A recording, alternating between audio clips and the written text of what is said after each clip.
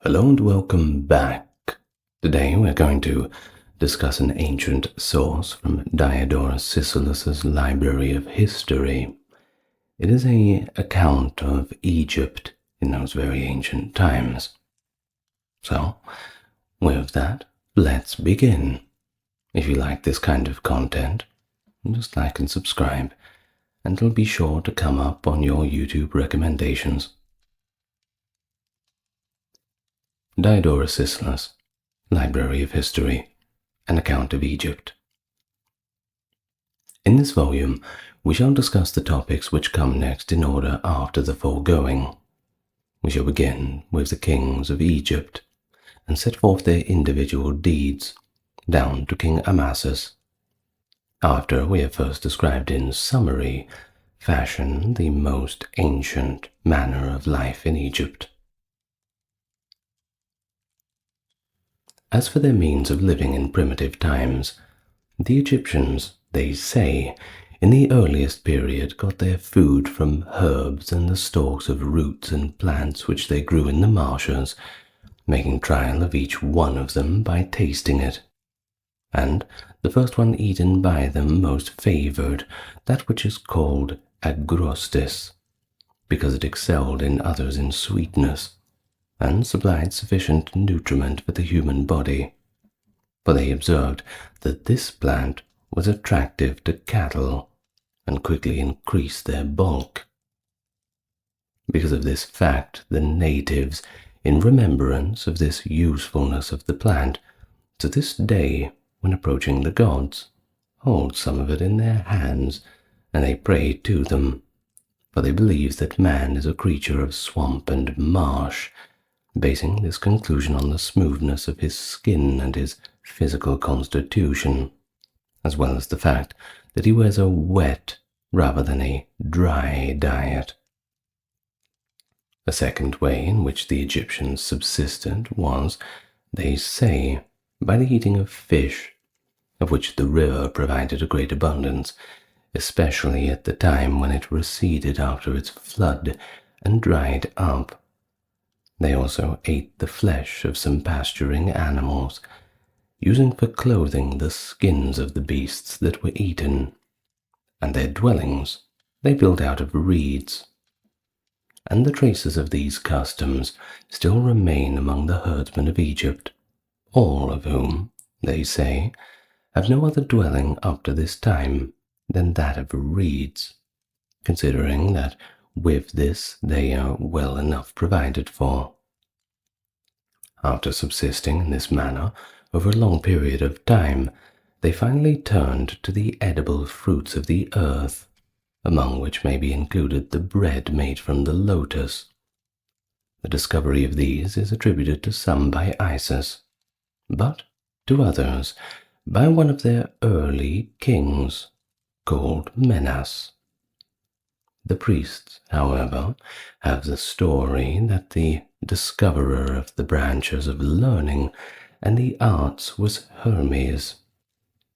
But that is their kings who discovered such things unnecessary for existence, and that this was the reason why kingship in early times was bestowed not upon the sons of their former rulers, but upon such as conferred the greatest and most numerous benefits unto the peoples, whether it be the inhabitants in this way sought to provoke their kings to useful service for the benefit of all, or that they have in the very truth received an account to this effect in their sacred writings.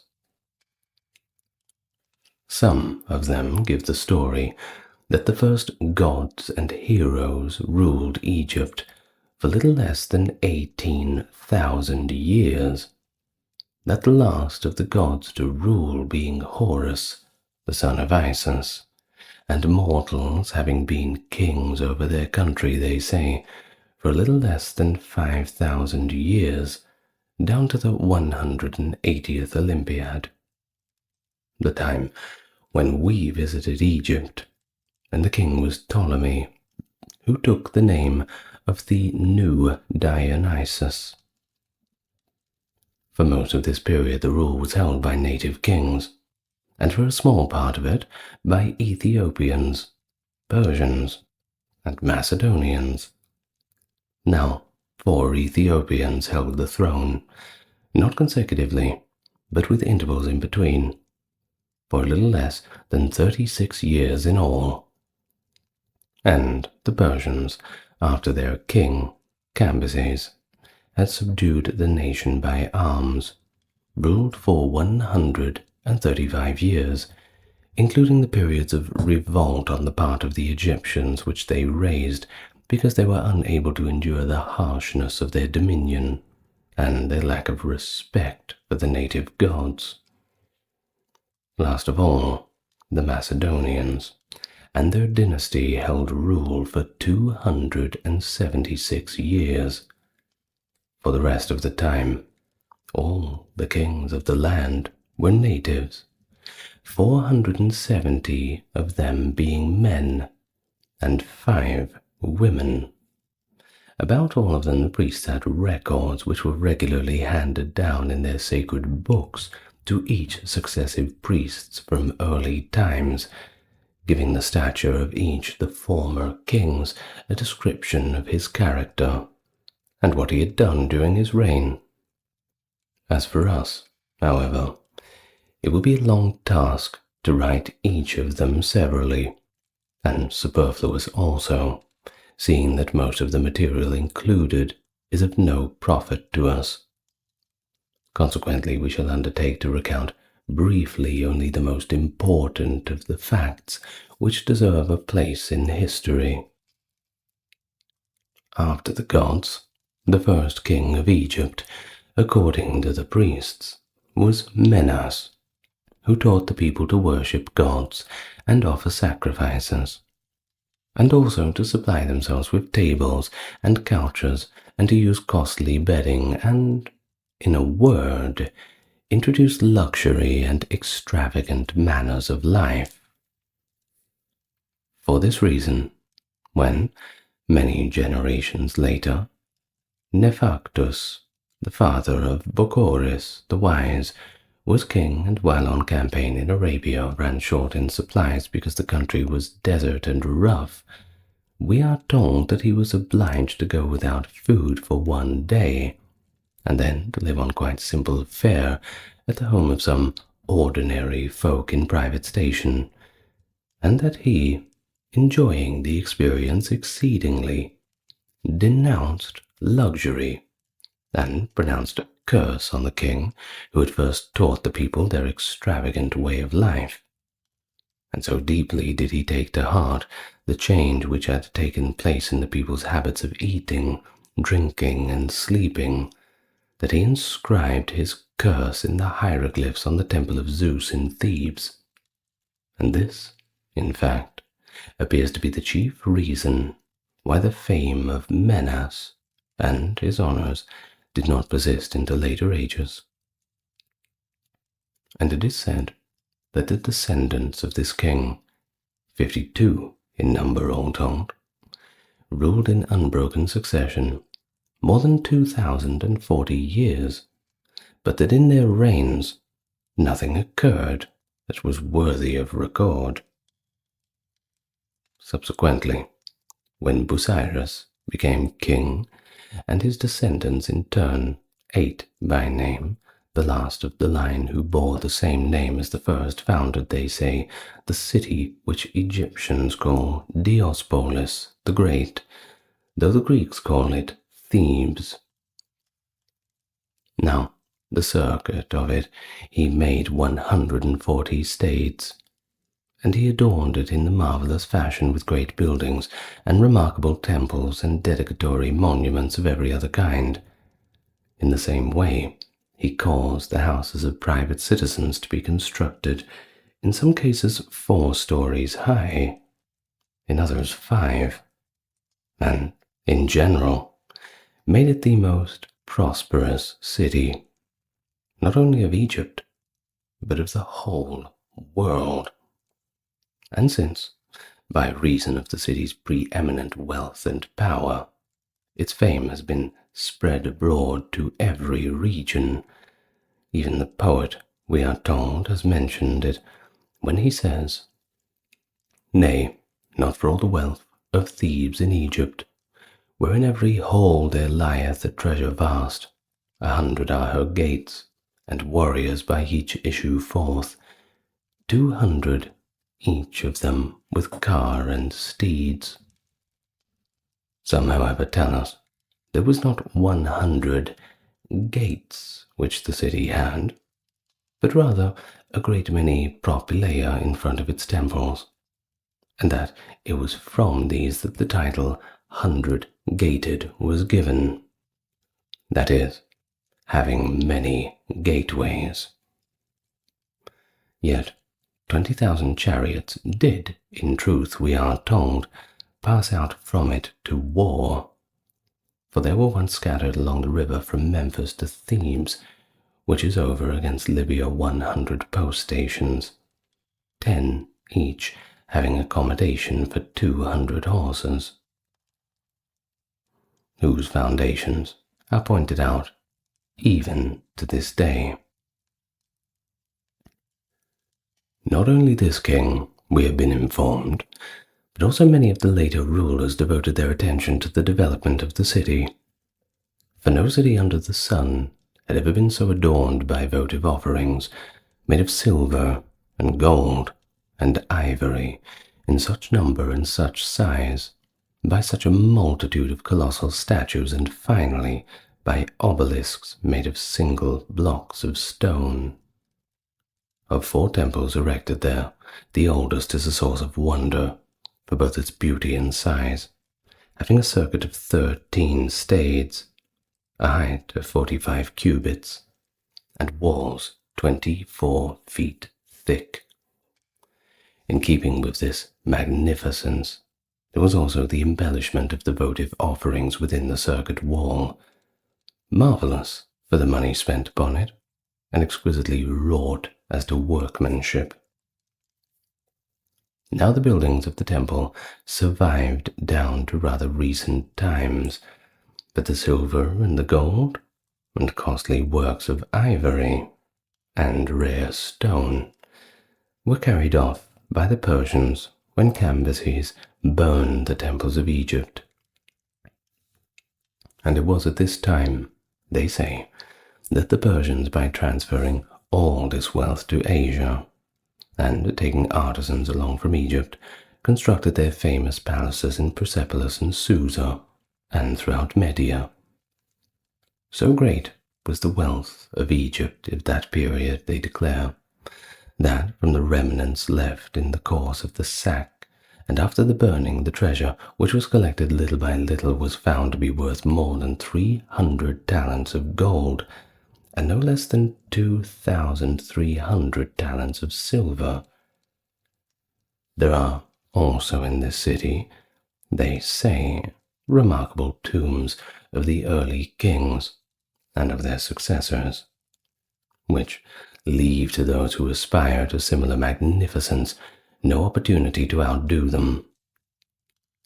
Now the priest said that in their records they find 47 tombs of kings, but down to the time of Ptolemy, son of Lagus, they say, only 15 remained, most of which had not been destroyed at the time we visited those regions.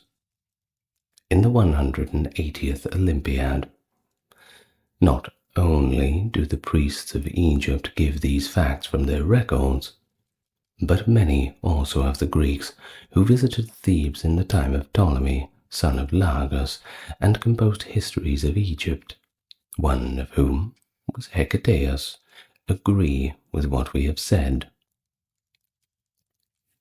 10 states from the first tombs, he says, in which, accordance and tradition, are buried the concubines of Zeus, stands a monument of the king known as Ozymandias.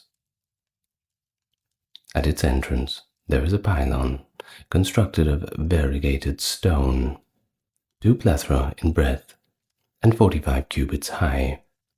Passing through this one enters a rectangular peristyle, built of stone, 4 plethra long on each side, It is supported in place of pillars by monolithic figures, 16 cubits high, wrought in the ancient manner as to shape, and the entire ceiling, which is 2 fathoms wide, consisting of a single stone, which is highly decorated with stars on a blue field.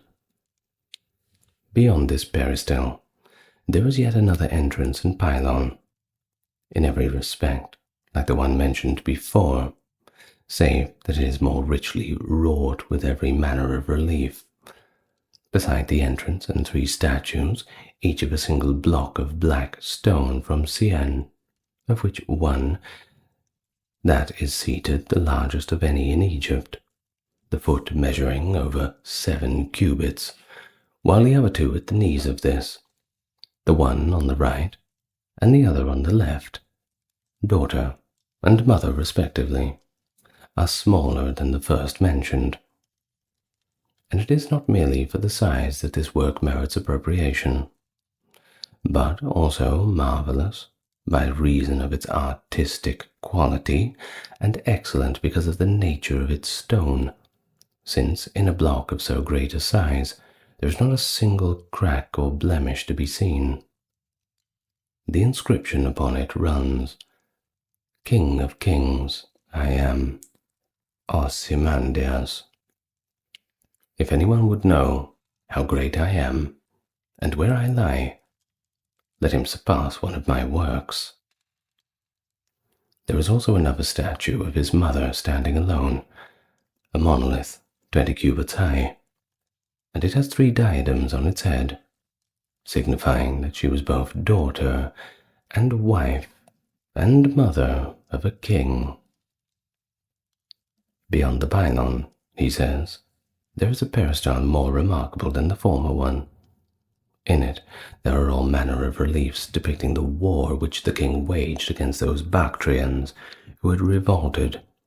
Against these he had made a campaign with 400,000 foot soldiers and 20,000 cavalry, the whole army having been divided into 4 divisions, all of which were under the command of the sons of the king. On the first wall of the king, he says, is represented in the act of besieging a walled city which is surrounded by a river, and of leading the attack against the opposing troops.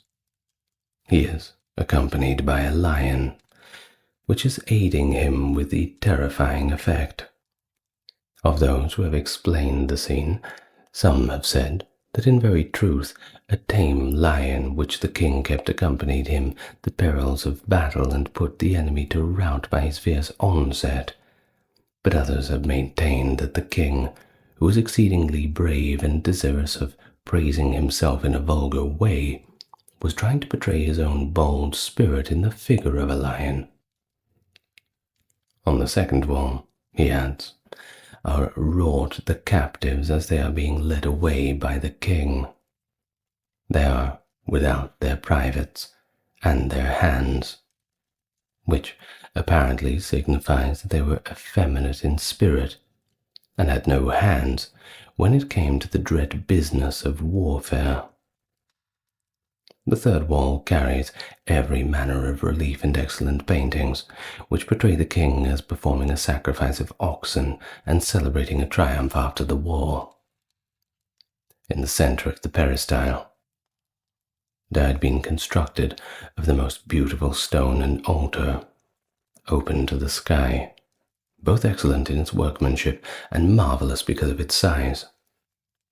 By the last walls are 2 monolithic seated statues, 27 cubits high, beside which are set the 3 entrances from the peristyle. And by the way of these entrances, one comes into a hall, whose roof was supported by pillars, constructed in the style of an odium, and measuring 2 plethra on each side. In this hall there are many wooden statues, representing parties in litigation, whose eyes are fixed upon the judges who decide their cases, and these in turn are shown in relief on one of the walls, to the number of 30, and without any hands, and in their midst the chief justice, with a figure of truth hanging from his neck and beholding his eyes closed. And at his side a great number of books, and these figures show by their attitude that the judges shall receive no gift, and that the chief justice shall have his eyes upon the truth alone. Next to these courts, he says, is an ambulatory crowded with buildings in every kind, in which there are representations of the foods which are sweetest to the taste of every variety. Here are to be found reliefs in which the king, adorned in colors, is represented as offering the god the gold and silver which he received each year from the silver and gold mines of all Egypt, and an inscription below gives the total amount, which, summed up according to its value in silver, is 32 million minas. Next comes the sacred library, which bears the inscription, Healing Place of the Soul. And contiguous to this building are statues of all the gods of Egypt, to each of whom the king in like manner makes the offering appropriate to him, as he thought he was submitting proof before Osiris and his successors in the underworld that to the end of his days he had lived a life of piety and justice towards both men and gods. Next to the library, and separated from it by a party wall, is an exquisitely constructed hall, which contains a table with couches for 20, and statues for Zeus and Hera, as well as of the king. Here, it would seem, the body of the king is also buried. In a circle about this building, there are many chambers which contain excellent paintings of all the animals which are held sacred in Egypt. There is an ascent leading through these chambers to the tomb as a whole. At the top of this ascent, there is a circular border of gold crowning the monument, 365 cubits in circumference and 1 cubit thick.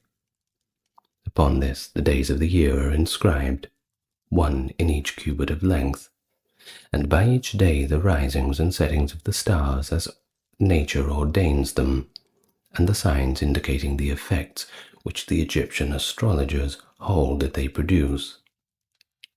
This border, they said, has been plundered by Cambyses and the Persians when he conquered Egypt.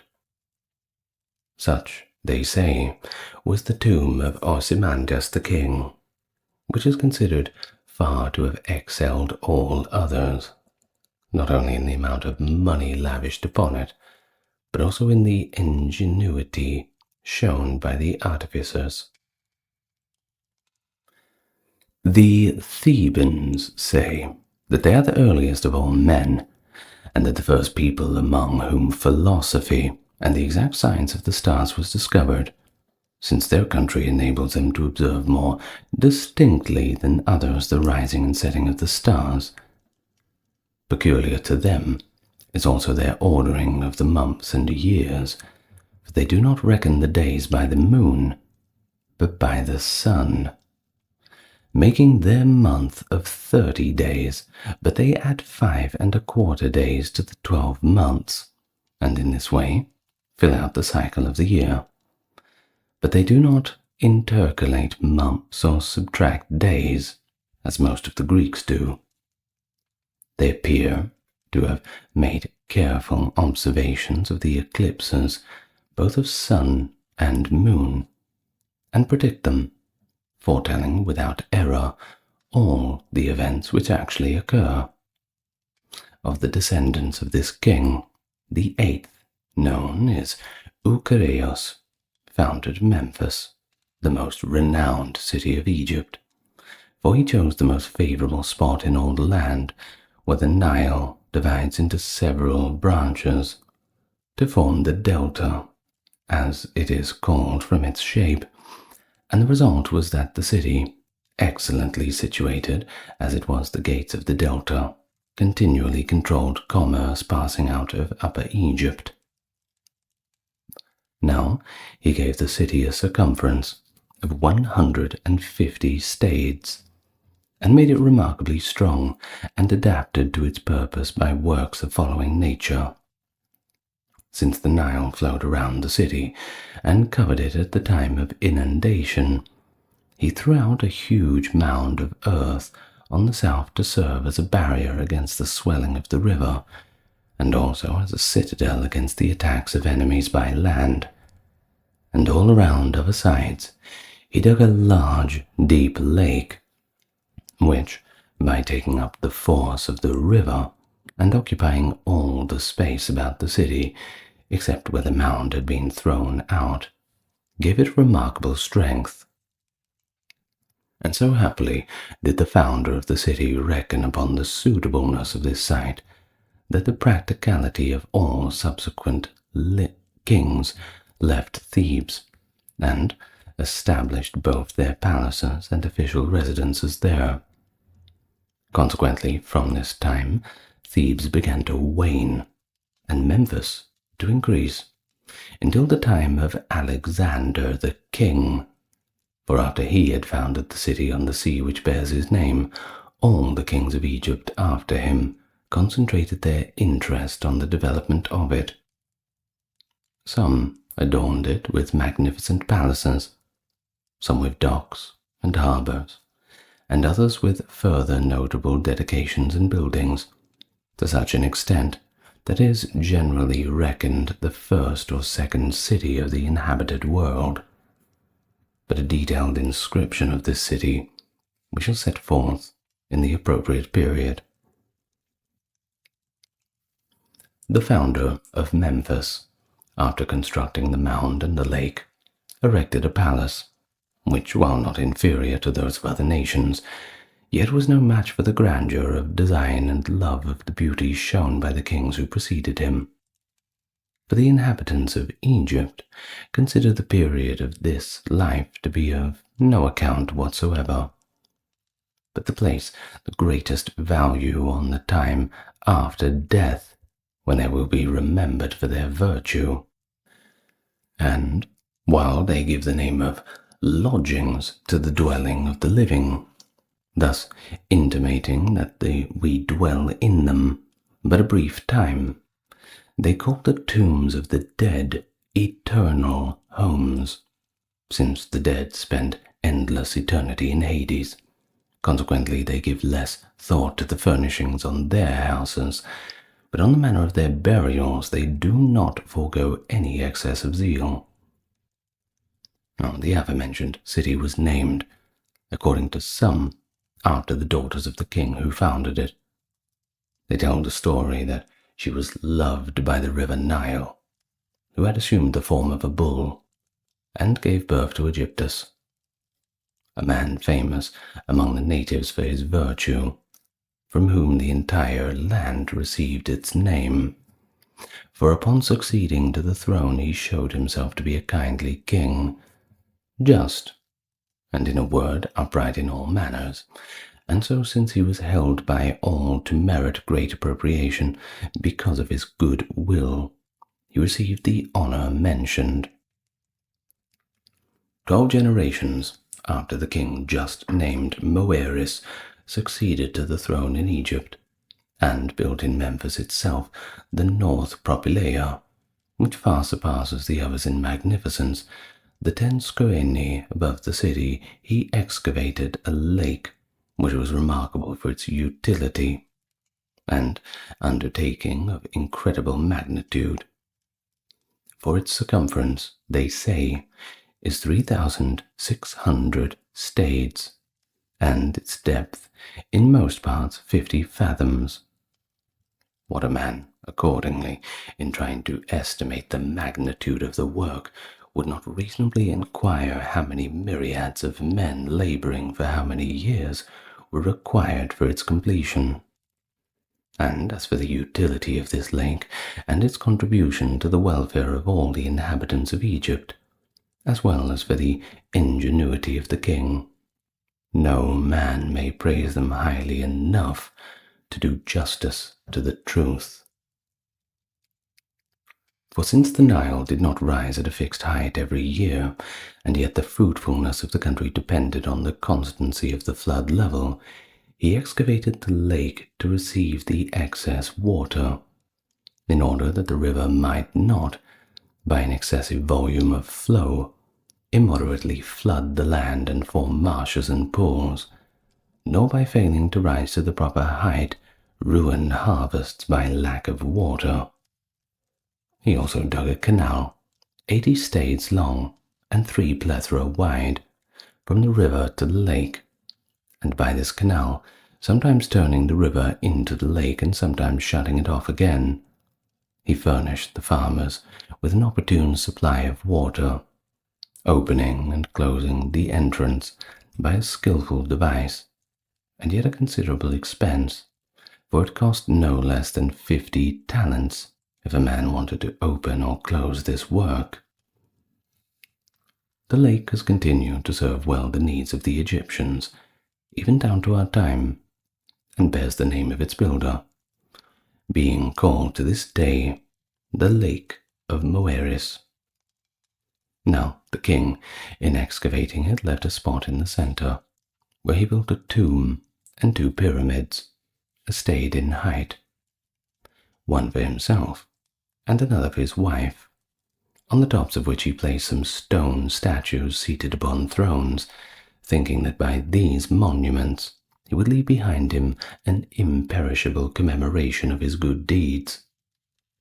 The income accruing from the fish taken from the lake he gave to his wife for her unguents and general embellishment, the value of the catch amounting to a talent of silver daily, for there are 22 different kinds of fish in the lake, they say, and they are caught in such abundance that the people engaged in salting them, though exceedingly many, can scarcely keep up with their task.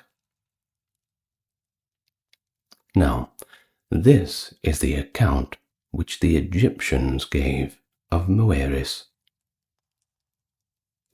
Sensois, they say, who became king 7 generations later, performed more renowned and greater deeds than did any of his predecessors.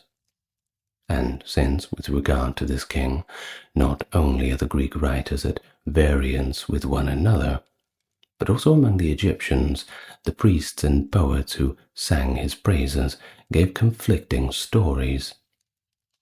We, for our part, shall endeavor to give the most probable account, and that which most nearly agrees with the monuments still standing in the land. Now, at the birth of Sensoris, his father did a thing worthy of a great man and a king, gathering together from all Egypt the male children which had been born on the same day, and assigning them nurses and guardians, he prescribed the same training and education for them all, on the theory that those who had been reared in closest companionship had enjoyed the same frank relationship, would be most loyal, and as fellow combatants in the wars most brave. He amply provided for their every need, and then trained the youths by unremitting exercises and hardships. For no one of them was allowed to have anything to eat unless he had first run 180 stades. Consequently, upon attaining to manhood, they were all veritable athletes of robustness of body, and in spirit qualified for leadership and endurance because of the training which they had received in the most excellent of pursuits. First of all, Sensoris, his companions also accompanying him, was sent by his father with an army into Arabia, where he was subjected to the laborious training of hunting wild animals, and after hardening himself to the privations of thirst and hunger, conquered the entire nation of the Arabs, which had never been enslaved before his day. And then, on being sent to the regions to the west, he subdued the larger part of Libya, though in years still no more than a youth. And when he ascended to the throne upon the death of his father, being filled with confidence by reason of his earlier exploits, he undertook to conquer the inhabited earth. There are those who say that he was urged to acquire empire over the whole world by his own daughter, Akhenaten, who, according to some, was far more intelligent than any of her day, and showed her father that the campaign would be an easy one, while according to others, she had the gift of prophecy, and knew beforehand, by means both of sacrifices and the practice of sleeping in temples, as well as from the signs which appear in the heavens, that would take place in the future. Some have also written that the birth of Hyksos, his father, had thought that Hephaestus had appeared to him in a dream, and told him that the son who had been born to rule over the whole civilized world, and that for this reason therefore his father collected the children of the same age as his son, and granted them royal training, thus preparing them beforehand for an attack upon the whole world, and that his son, upon attaining manhood, trusting in the prediction of the god, was led to undertake this campaign. In preparing for this undertaking, he first all confirmed the good will of all the Egyptians towards himself, feeling it to be necessary, if he were to bring his plan to a successful end, that his soldiers on the campaign should be ready to die for their leaders, and that those left behind in their native lands should not rise in revolt.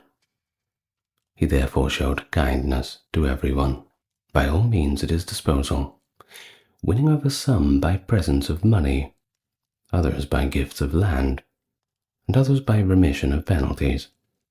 And the entire people he attached to himself by his friendly intercourse and kindly ways, for he set free unharmed everyone who was held for some crime against the king, and cancelled the obligations of those who were in prison for debt, there being a great many multitude in the jails.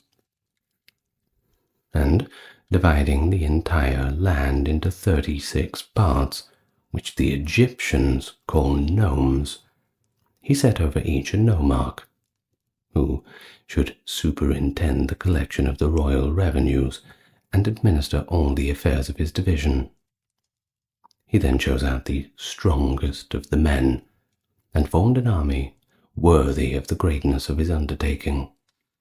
For he enlisted 600,000 foot soldiers, 24,000 cavalry, and 27,000 war chariots. In command of several divisions of his troops, he set up his companions, who were by this time inured to warfare, had striven for a reputation for valor from their youth, and cherished with a brotherly love both their king and one another, the number of them being over 1,700. And upon all these commanders he bestowed allotments of the best land in Egypt, in order that, enjoying sufficient income and lacking nothing, they might sedulously practice the art of war. After he had made ready his army, he marched first against all the Ethiopians who dwell south of Egypt, and after conquering them, he forced that people to pay a tribute in ebony, gold, and the tusks of elephants. Then he sent out a fleet of 400 ships into the Red Sea, being the first Egyptian to build warships, and not only took possession of the islands in these waters, but also subdued the coast of the mainland as far as India, while he himself made his way by land with his army and subdued all of Asia.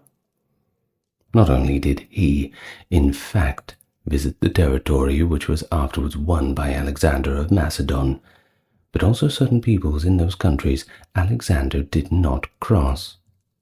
For he even passed over the river Ganges and visited all of India as far as the ocean, as well as the tribes of the Scythians as far as the river Tanais, which divides Europe from Asia, and It was in this time, they say, that some Egyptians, having been left behind near the lake of Maeotis, founded the nation of Colchi. And the proof which they offer of the Egyptian origin in this nation is the fact that the Colchi practice circumcision, even as the Egyptians do, the custom continuing among the colonists sent out from Egypt, as it also did in the case of the Jews. In some way, he brought all the rest of Asia into subjection, as well as most of the Cyclades islands. And after he had crossed into Europe and was on his way throughout the whole length of Thrace, he nearly lost his army through lack of food and difficult nature of the land. Consequently, he fixed the limits of his expedition in Thrace and set up stelae in many parts of the regions which he had acquired. And these carried forward the following inscription in Egyptian writing, which is called sacred. This land, the King of Kings, the Lord of Lords, Hyksos, subdued with his own arms. And he fashioned with stelae with a representation, in case the enemy people were warlike, of the privy parts of a man, and in this case they were abject and cowardly, of those of a woman, holding that the quality of the spirit of each people would be set forth most clearly to succeeding generations by the dominant member of the body. And in some places he also erected a stone statue of himself, armed with bow and arrows and a spear, in height 4 cubits and 4 palms, which was indeed his own stature. He dealt gently with all conquered peoples, and after concluding his campaign in 9 years, commanded the nations to bring presents each year to Egypt according their ability, while he himself, assembling a multitude of captives which has never been surpassed, and a mass of any other booty, returned to his country, having accomplished the greatest deeds of any king of Egypt to this day. All the temples of Egypt, moreover, he adorned with notable votive offerings and spoils, and honored with gifts according to his merits every soldier who had distinguished himself for bravery. And, in general, as a result of this campaign, not only did the army which had bravely shared in the deeds of the king, and had gathered great wealth, make a brilliant homeward journey, but it also came to pass that all Egypt was filled to overflowing with benefits of every kind. Hyksos now relieved his people of the labors of war and granted to the comrades who had bravely shared in his deeds a carefree life in the enjoyment of the good things which they had won, while he himself, being ambitious for glory and intent upon everlasting fame, constructed works which were great and marvelous in their conception, as well as in the lavishness with which the cost was provided, winning in this way immortal glory for himself and for the Egyptians, securely combined with ease for all time. For, beginning with the gods first, he built in each city of Egypt a temple to the god who was held in special reverence by its inhabitants. On these labors he used no Egyptians, but constructed them all by the hands of his captives alone, and for this reason he placed an inscription on every temple that no native had toiled upon it. And it is said that the captives brought from Babylon revolted from the king, being unable to endure the hardships entailed by his works, and they seized a strong position on the banks of the river, maintained a warfare against the Egyptians, and ravaged the neighboring territory. But finally, on being granted an amnesty, they established a colony on the spot, which they also named Babylon after their native land. For similar reason, they say, the city of Troy, likewise, which even to this day exists on the bank of the Nile, received its name. For Menelaus, on his voyage from Ilium with a great number of captives, crossed over into Egypt, and the Trojans, revolting from him, seized a certain place and maintained warfare until he granted them safety and freedom, whereupon they founded a city, to which they gave the name of their native land. I am not unaware that regarding the cities named above, Ctesias of Cnidus has given a different account, saying that some of those who had come into Egypt with Semiramis founded them, calling them after their native lands. But on such matters as these it is not easy to set forth the precise truth, and yet the disagreements among historians must be considered worthy of record, in order that the reader may be able to decide upon the truth without prejudice. Now, Cisseus threw up many great mounds of earth, and moved to them such cities as happened to be situated on the ground that was not naturally elevated, in order that at the time of the flooding of the river both the inhabitants and their herds might have a safe place of retreat. And over the entire land from Memphis to the sea he dug frequent canals leading from the river, his purpose being that the people might carry out the harvesting of their crops quickly and easily, and that, though through constant intercourse of the peasants with one another, every district might enjoy both an easy livelihood and a great abundance of things to which minister a man's enjoyment. The greatest result of this work, however, was that he made the country secure and difficult to access against attacks by enemies, for practically all the best parts of Egypt, which before this time had been easy of passage for horses and cart, has from this time on been very difficult for an enemy to invade by reason of the great number of canals leading from the river. He also fortified a wall, the side of Egypt which faces east, as a defense against the inroads from Syria and Arabia. The wall extended through the desert from Pelusium to Heliopolis, and its length was some 1,500 stades.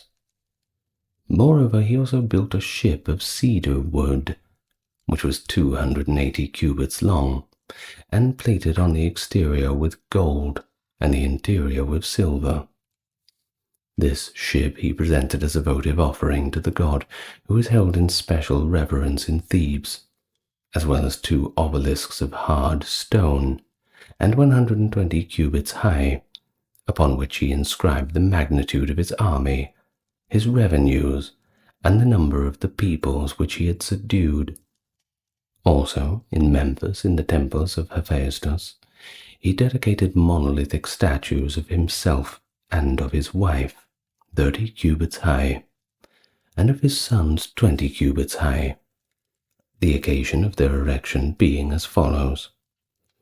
When Cisseus had returned to Egypt after his great campaign and was tarrying at Pelusium, his brother, who was entertaining Cisseus and his wife and children, plotted against them, for when they had fallen asleep after the drinking, he piled great quantities of dry rushes, which he had kept in readiness for some time around the tent at night, and set them afire. When the fire suddenly blazed up, those who had been assigned to wait upon the king came to his aid in a churlish fashion, as men would, heavy with wine. But Cisseus, raising both hands to the heavens with a prayer to the gods for preservation of his children and wife, dashed out safe through the flames. For this unexpected escape, he honored the rest of the gods with votive offerings, as stated above, and Hephaestus most of all, on the ground that was with his intervention that he may be saved. Although many great deeds have been credited to Sesostris, his magnificence seems best to have been shown in the treatment which he accorded to the foreign potentates when he went forth from his palace. The kings whom he had allowed to continue their rule over the peoples which he had subdued, and all others who received from him the most important positions of command, would present themselves in Egypt at specified times, bring him gifts, and the king would welcome them. In all other matters show them honor and special preference. But whenever he intended to visit a temple or a city, he would remove the horses from his four-horse chariot, and in their place yoke the kings and other potentates, taking them 4 at a time. In this way, showing to all men, as he thought, that having conquered the mightiest of other kings and those renowned for their excellence, he now had no one who could compete with him for the prize of excellence. This king is thought to have surpassed all former rulers in power and military exploit, and also in the magnitude and number of the votive offerings and public works which he built in Egypt. And after a reign of 33 years, he deliberately took his own life, his eyesight having failed him. And this act won him the admiration not only of the priests of Egypt, but of the other inhabitants as well, for it was known that he had caused the end of his life to comport with the loftiness of spirit shown in his achievements. So great became the fame of this king, and so enduring through the ages, that when many generations later Egypt fell under the power of the Persians and Darius, the father of Xerxes, he bent upon a placing statue of himself in Memphis before that of Sesostris.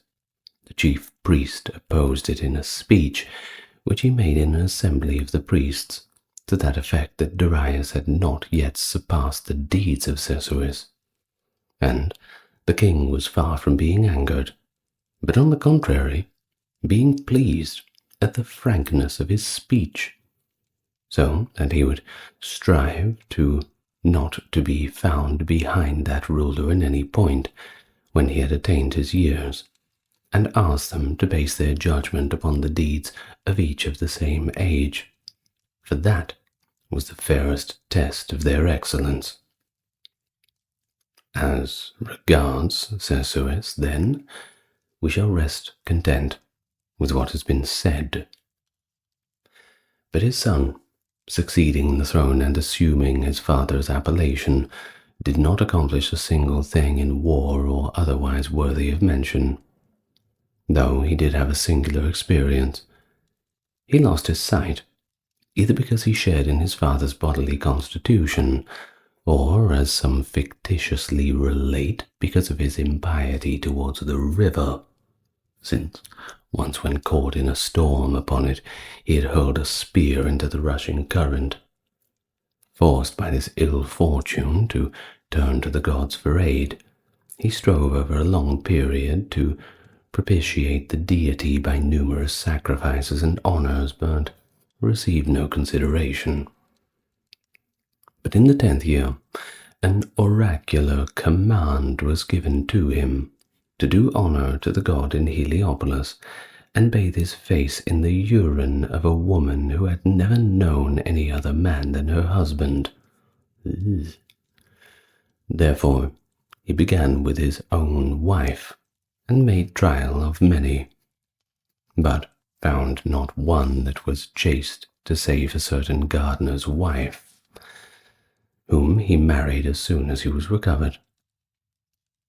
All the other women he burned alive in a certain village to which the Egyptians, because of this incident, gave the name Holy Field, and to the god in Heliopolis, out of gratitude for his benefaction, he dedicated, in accordance with the injunction of the oracle, 2 monolithic obelisks, 8 cubits wide and 1/100th high. After this, King A long line of successors and to the throne accomplished no deed worth recording. But Ramesses, who became king many generations later, ruled the masses of people with great harshness. Many he punished unjustly, great numbers he deprived of their possessions, and towards all his conduct was without exception contemptuous and arrogant. Now, for a time, his victims bore up under this, being unable in any way to protect themselves against those of greater power.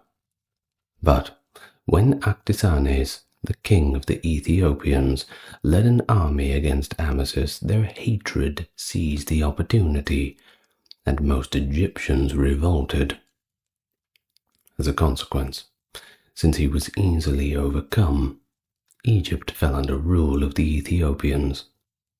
But Akhenaten carried his good fortune as a man should, and conducted himself in a kindly manner toward his subjects. For instance, he had his own manner of dealing with thieves, neither putting to death such as were liable to that punishment, nor letting them go without punishment at all.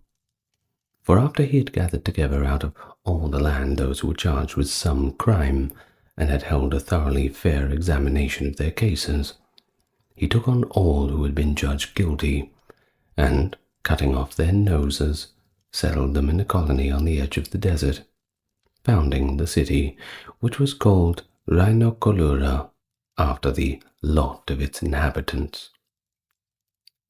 This city, which lies on the border between Egypt and Syria not far from the sea coast, is wanting in practically everything which is necessary for a man's existence, for it is surrounded by land which is full of brine, while within the walls there is but a small supply of water from wells, and this is impure and very bitter to the taste.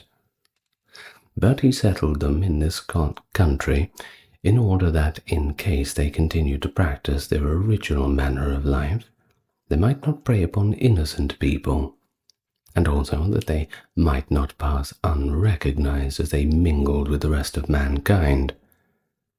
And yet, despite the fact that they had been cast out into a desert country which lacked practically everything useful for them, they contrived a way of living appropriate to the dearth about them, since nature forced them to devise every possible means to combat their destitution.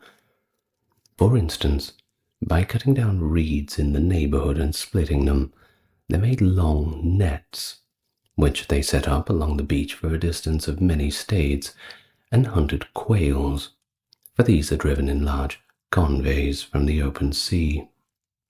And in hunting them they got a sufficient number to provide themselves with food. After the death of this king, the Egyptians regained control of their government and placed on the throne a native, Mendes, who some called Maras. So far as war is concerned, this ruler did not accomplish anything at all, but he did build himself a tomb known as the Labyrinth, which was not so remarkable for its size, as it was impossible to imitate in respect to its ingenious design, for a man who enters it cannot easily find his way out, unless he gets a guide who is thoroughly acquainted with the structure. And some say that Diodorus, visiting Egypt and admiring the skill shown in the building, also constructed for Minos, the king of Crete, a labyrinth like the one in Egypt, in which was kept, as the myth relates, the beast called Minotaur. However, the labyrinth in Crete has entirely disappeared, whether it be that some ruler razed it to the ground, or that time effaced the work, but the one in Egypt has stood intact in its entire structure down to our lifetime. After the death of this king, there were no rulers for 5 generations, and then a man of obscure origin was chosen king, whom the Egyptians call Cetes, but who among the Greeks is thought to be that of Proteus, who lived at the time of the war about Ilium. Some tradition records that this Proteus was experienced in knowledge of the winds, and that he would change his body, sometimes into the form of different animals, sometimes into a tree or a fire or something else. And it so happens that the account of which the priest gave of Cetes is in agreement with this tradition. For according to the priests, from the close association which the king constantly maintained with the astrologers, he had gained experience in such matters, and from a custom which has been passed down among the kings of Egypt has arisen the myths current among the Greeks about the way Proteus changed his shape. For it was a practice among the rulers of Egypt to wear upon their heads the forepart of a lion or bull or snake as part of the symbols of their rule. At times also trees or fire, and in some cases they even carried on their heads large bunches of fragrant herbs or incense, these last serving to enhance their comeliness, and at the same time to fill all other men with fear and religious awe. On the death of Proteus, his son Ramesses succeeded to the throne. This ruler spent his whole life looking after the revenues and amassing riches from every source. Now, because of his miserly character, he spent nothing either on votive offerings to the gods or benefactions to the inhabitants. Consequently, since he had not been so much king as only an efficient steward, in the place of a fame based upon the virtue, he left a treasure larger than of any king before him. For according to tradition, he amassed some 400,000 talents of silver and gold. After Ramesses died, kings succeeded to the throne for 7 generations who were confirmed sluggards and devoted only to indulgence and luxury. Consequently, in the priestly records, no costly building of theirs nor any deed worthy of historical record is handed down in connection with them, except in the case of one ruler, Neleus, from whom the river came to be named the Nile, though formerly called Egyptus. This ruler constructed a great number of canals at opportune places, and in many ways showed himself eager to increase the usefulness of the Nile, and therefore became the cause of the present appellation of the river. The 8th king, Chemmis of Memphis, ruled 50 years and constructed the largest of the 3 pyramids, which are numbered among the 7 wonders of the world. These pyramids, which are situated on the side of Egypt which is toward Libya, are 120 stades from Memphis and 45 from the Nile, and by the immensity of their structures and skill shown in their execution, they fill the beholder with wonder and astonishment. For the largest is in the form of a square, and has a base length on each side of 7 plethra and a height of over 6. It also gradually tapers to the top, where each side is 6 cubits long. The entire construction is of hard stone, which is difficult to work, but lasts forever. For though no fewer than 1,000 years have elapsed, as they say, to our lifetime, or as some writers have it, more than 3,400, the stones remain to this day still preserving the original position that the entire structure is undecayed. It is said that the stone was conveyed over a great distance from Arabia, and that the construction was effected by means of mounds, since cranes had not been invented at the time. And the most remarkable thing in that account is that though the constructions were on great scale and the country round them consists of nothing but sand, no trace remains of either any mound or the dressing of the stones, so that they do not have the appearance of being slow handiwork of men, but look like a sudden creation, as though they had been made by some god and set down bodily in the surrounding sand. Certain Egyptians would make a marvel of these things, saying that inasmuch the mounds were built of sand and saltpeter, when the river was let in, it melted them down and completely effaced them without the intervention of man's hand. However, there is not a word of truth in this, but the entire material for the mounds, raised as they were by labor of many hands, was returned by the same means to the place from which it came. For 360,000 men, as they say, were employed on the undertaking, and the whole structure was scarcely completed in 20 years. Upon the death of this king, his brother, Khephren, succeeded to the throne and ruled nearly 56 years. But some say that it was not the brother of Chemmis, but his son, named Chabrias, who took the throne. All writers, however, agree that it was the next ruler who, emulating the example of his predecessor, built the second pyramid, which was equal to the one just mentioned in the skill displayed in its execution, but far behind it in size, since its base length on each side is only a stade. And an inscription on the larger pyramid gives the sum of money expended upon it, since the writing sets forth that on vegetables and purgatives for the workmen were there paid out of 1,600 talents.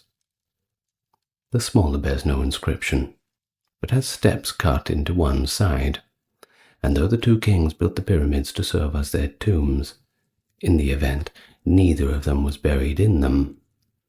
For the multitudes, because of the hardships which they had endured in the building of them, and many cruel and violent acts of these kings, were filled with anger against those who had caused their sufferings, and openly threatened to tear their bodies asunder and cast them in despite out of the tombs.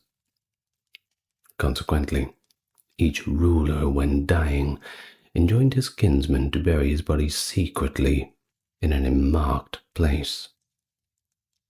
After these rulers, Mykerinus, to whom some give the name Mencherinus, a son of the builder of the first pyramid, became king. He undertook the construction of a third pyramid, but died before the entire structure had been completed. The base length of each side he made 3 plethra, and for 15 courses he built the walls of black stone, like that found in Thebes, but the rest of it he filled out with stone like that found in the other pyramids. In size, this structure falls behind those mentioned above, but far surpasses them in skill displayed in its execution, and the great cost of the stone. And on the north side of the pyramid is an inscription stating that its builder was Mykerinus.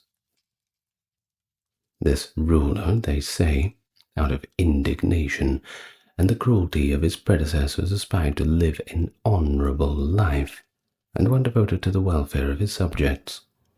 And he continually did many things that might best help evoke the goodwill of the people toward him, and more especially, when he gave audiences, he spent a great amount of money giving presents to such honest men as he thought that had not fared well in the courts of law as they deserved.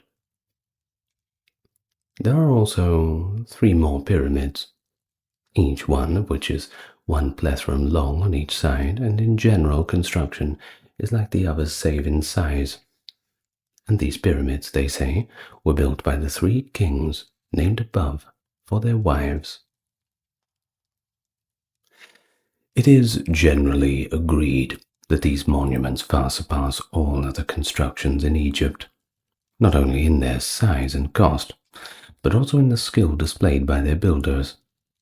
And they say that the architects of the monuments are more deserving of admiration than the kings who furnished the means for their execution, for in bringing their plans to completion, the former called upon the individual souls and their zeal for honor, but the latter only used the wealth which they had inherited and the grievous toil of other men. But with regard to the pyramids, there is no complete agreement among either the inhabitants of the country or the historians, for according to some the kings mentioned above were the builders, according to others there were different kings.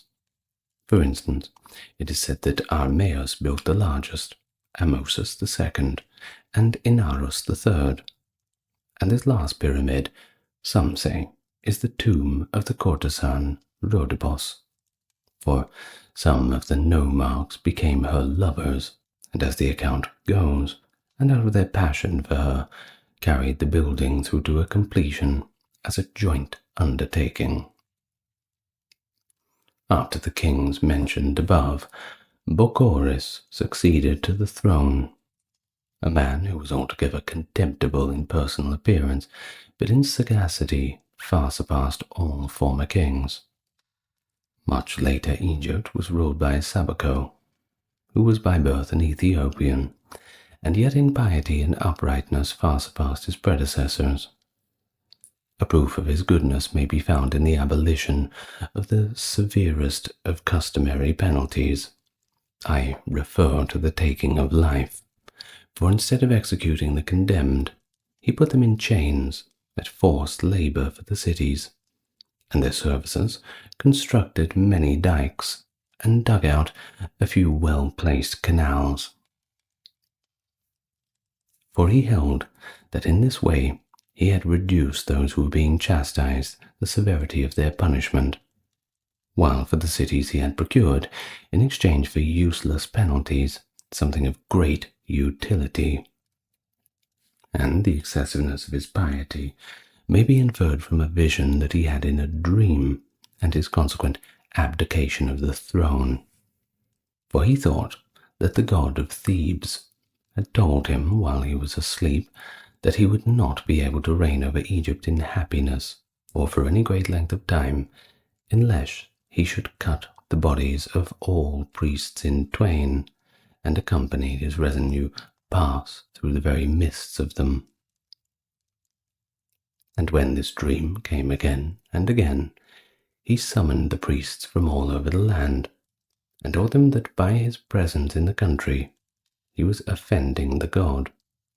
For were that not the case, such a command would not be given to him in his sleep, and so he would rather, he continued, departing pure of all defilement from the land, deliver his life to destiny, than offend the Lord, stain his own life by an impious slaughter and reign over Egypt. And in the end he returned to the kingdom of the Egyptians, and retired again to Ethiopia. There being no head of government in Egypt for 2 years, the masses betaking themselves to tumults and the killing of one another, the 12 most important leaders formed a solemn league among themselves, and after they had met together for the council in Memphis, and had drawn up agreements setting forth their mutual goodwill and loyalty, they proclaimed themselves kings. After they had reigned in accordance with their oaths and promises, and had maintained their mutual concord for a period of 15 years, they set about to construct a common tomb for themselves, their thought being that, just as in their lifetime they had cherished a cordial regard for one another, and enjoyed equal honors, so that after their death their bodies would rest in one place, and the memorial which they had erected would hold one embrace the glory of those buried within. Being full of zeal for this undertaking, they eagerly strove to surpass all preceding rulers in the magnitude of their structure. For selecting a site at the entrance to Lake Moeris in Libya, they constructed their tomb of the finest stone, and they made it in the form of a square, but in magnitude stayed in length one side, and in the carvings, and indeed in all the workmanship, they left nothing wherein succeeding rulers could excel them. for as a man passed through the enclosing wall, he found himself in a court, surrounded by columns, 40 on each side, and the roof of the court consisting of a single stone, which was worked into coffers and adorned with excellent paintings. The court also contained memorials of the native district of each king, and of the temples and sacrificial rites therein, artistically portrayed in the most beautiful of paintings. And in general, the kings are said to have made the plan of their tomb on such expensive and enormous scale that had they not died before the execution of their purpose, they would have left no possibility for others to surpass them, so far as the construction of monuments is concerned. After these kings had reigned over Egypt for 15 years, it came to pass that the sovereignty devolved upon one man for the following reasons. Psammetichus of Sais, who was one of the 12 kings in charge of the regions lying along the sea, furnished wares for all merchants, and especially for the Phoenicians and the Greeks. And since in this manner he disposed of the products of his own district and profit, and exchanged them for those of other peoples, he was not only possessed of great wealth, but also enjoyed friendly relations with peoples and rulers. And this was the reason, they say, why other kings became envious and opted for war against him. Some of the early historians, however, tell this fanciful story. The generals had received an oracle to the effect that the first one of their number to pour a libation from a bronze bowl to the god in Memphis should rule over Egypt. And when one of the priests brought out of the temple 11 gold bowls, Psammetichus took off his helmet and poured the libation from it. Now his colleagues, although suspecting his act, were not ready to put him to death, but drove him instead from public life, with orders that he should spend his days in the marshes along the sea. Whether they fell out for this reason or because of the envy which is mentioned above they felt towards him, at any rate, Psammetichus, calling mercenaries from Caria and Ionia, overcame the others in a pitched battle near the city called Memphis. And of the kings who opposed him, some were slain in battle, and some were driven out into Libya, and were no longer able to dispute with him for the throne. After Psammetichus had established his authority over the entire kingdom, he built for the god in Memphis the east propylon, and the enclosure about the temples, supporting it with colossi 12 cubits high in place of pillars. And among the mercenaries he distributed notable gifts, over and above the promised pay, and gave them the region called the camps to dwell in, and apportioned to them much land in the region, lying a little up from the river to the Pelusiac mouth, they being subsequently removed thence by Amasis, who reigned many years later, and settled by him in Memphis. And since Psammetichus had established his rule with the aid of the mercenaries, he henceforth entrusted before others the administration of the empire, and regularly maintained large mercenary forces. Once in connection with the campaign in Syria, when he was going to give the mercenaries more honorable place in honor by battle, by putting them on the right wing and showing the native troops less honor, by assigning them to the position on the left wing of the phalanx, the Egyptians, angered by this slight, and being over 200,000 strong, revolted and set out for Ethiopia, having determined to win for themselves a country of their own.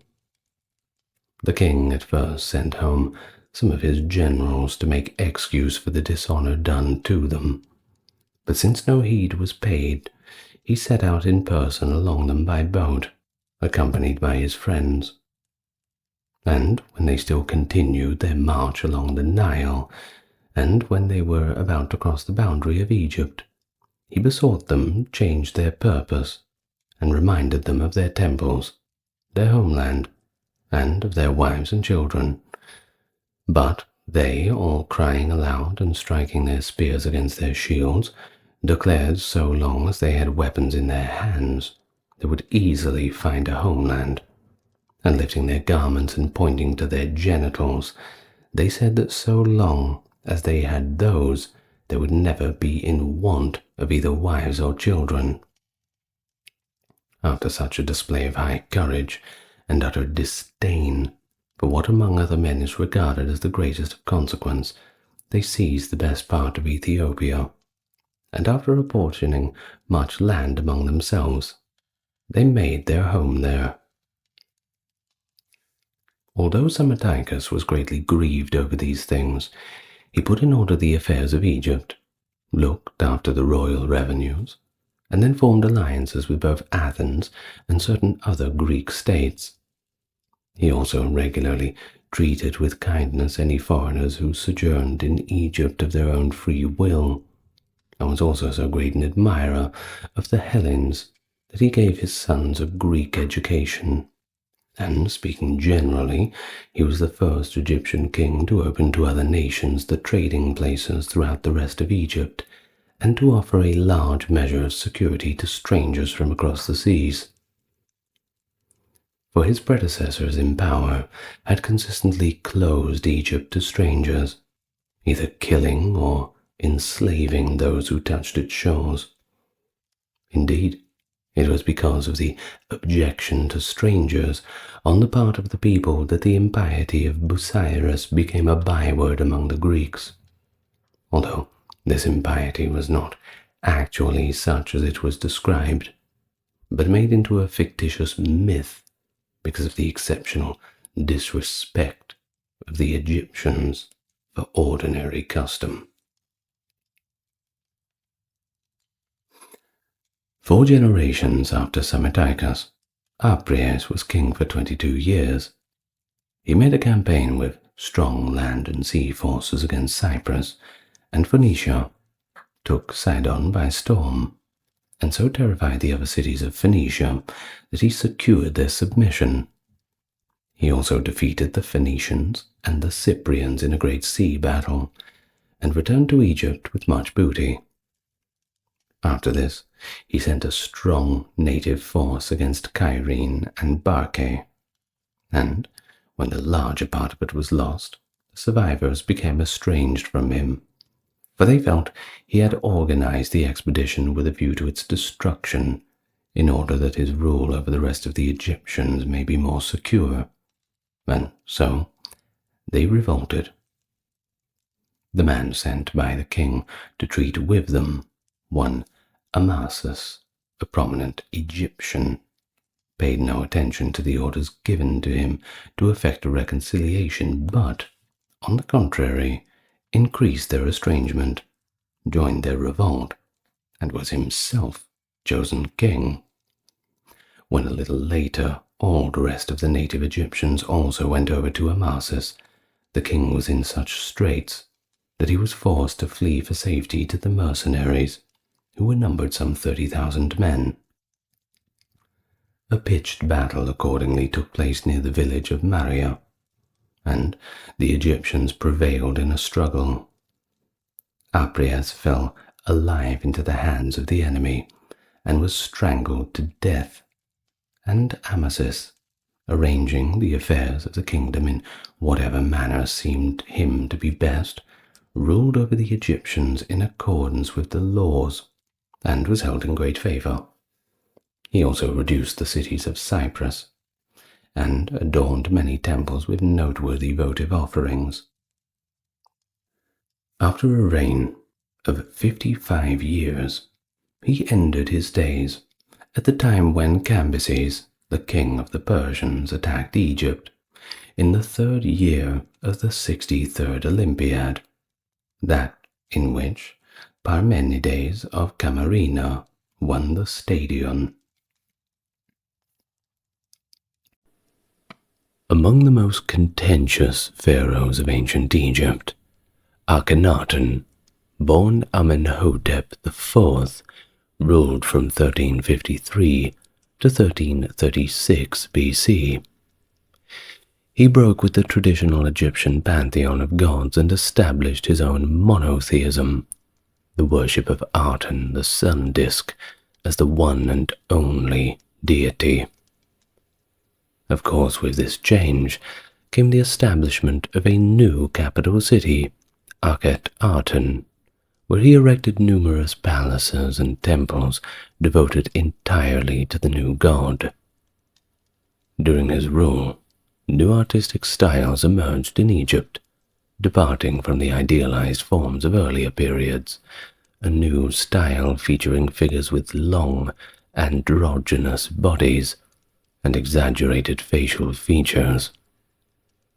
In sharp contrast to the more ceremonial portrayals of his predecessors, Akhenaten also altered his own representation, which frequently featured him in close-up and informal situations surrounded by his family.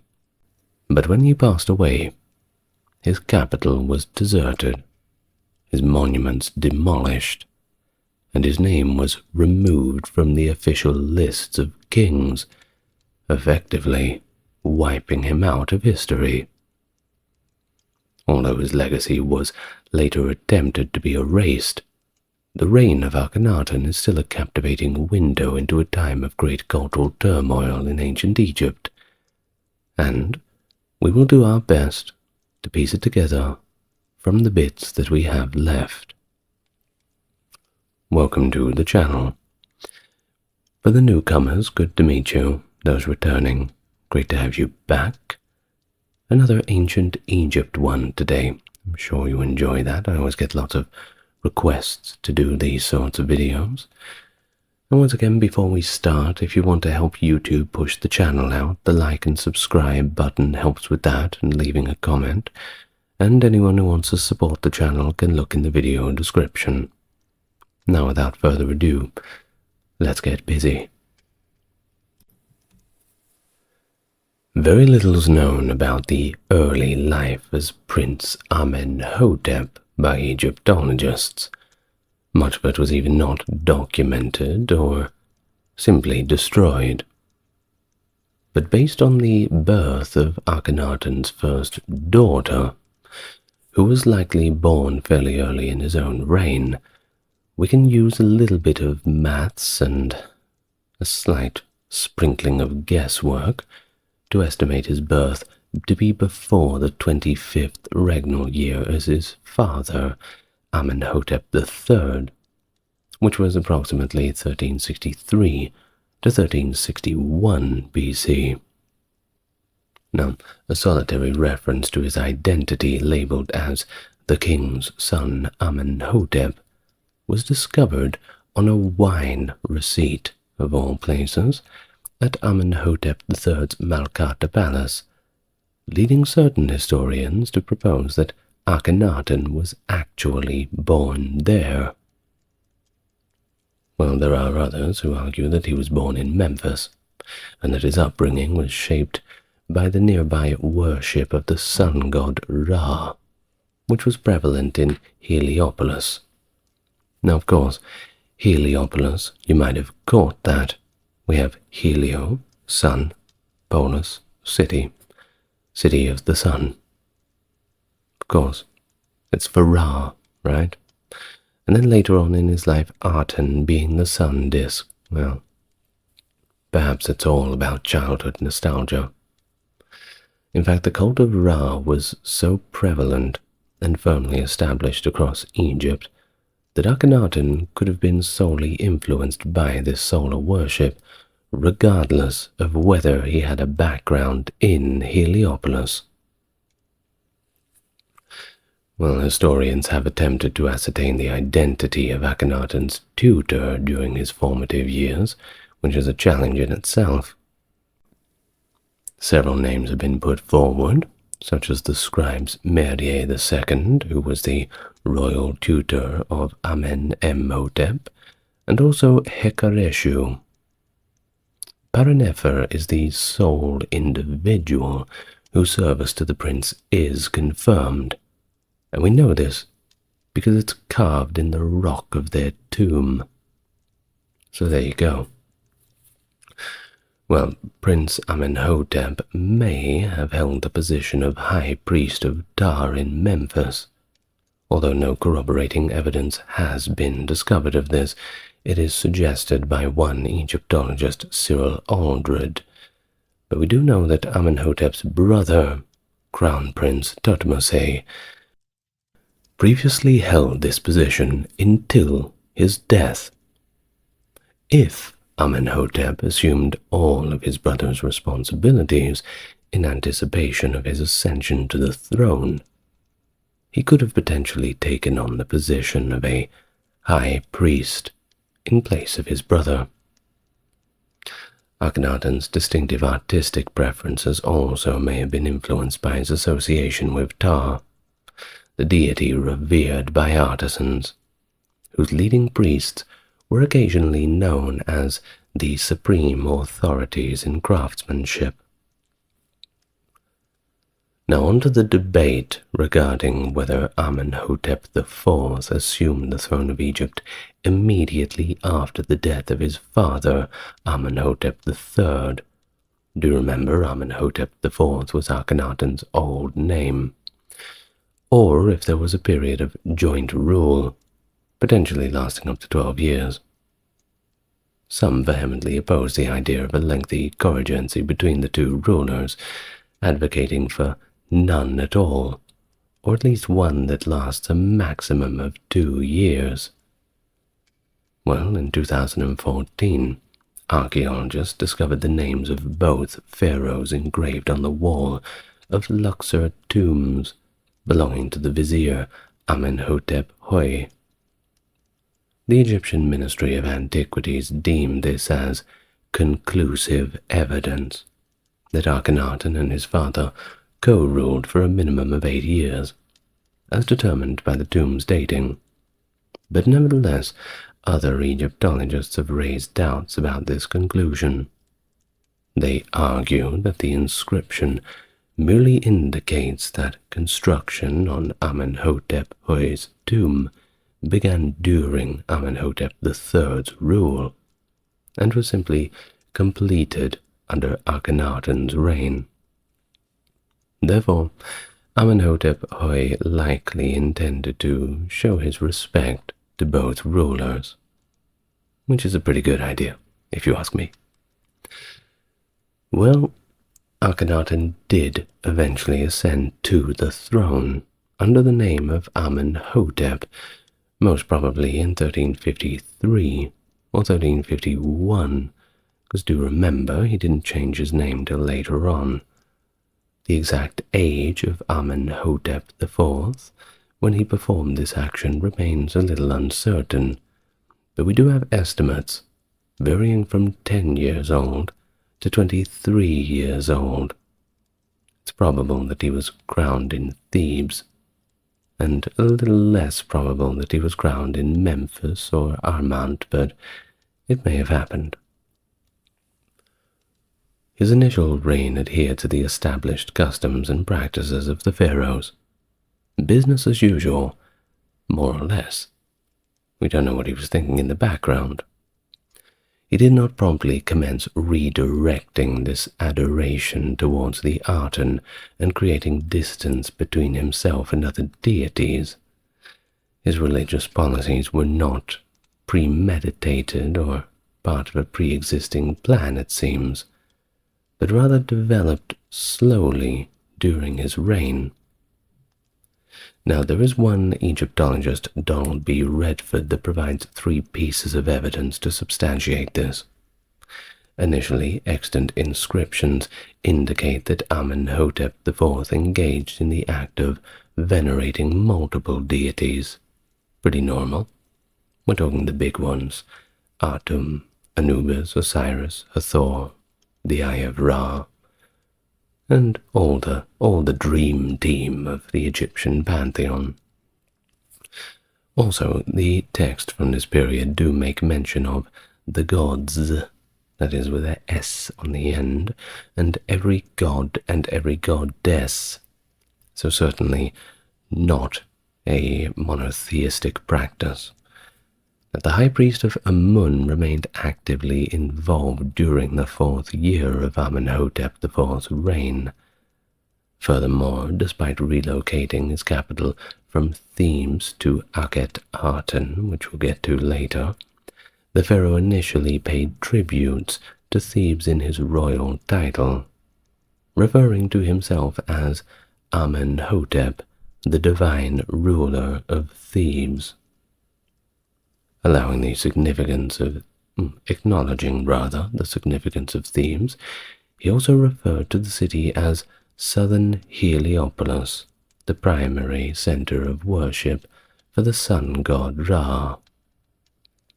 Furthermore, he refrained from demolishing temples dedicated to other deities, and in fact, he carried on with his father's architectural endeavors at the precinct of Amon-Re in Karnak. This individual adorned the walls of the precinct's 3rd pylon with depictions of his own act of worship towards Ra, represented in the customary manifestation of a man with the head of a falcon. Well, during the early years of Amenhotep IV's reign, artistic representations remained pretty much unchanged.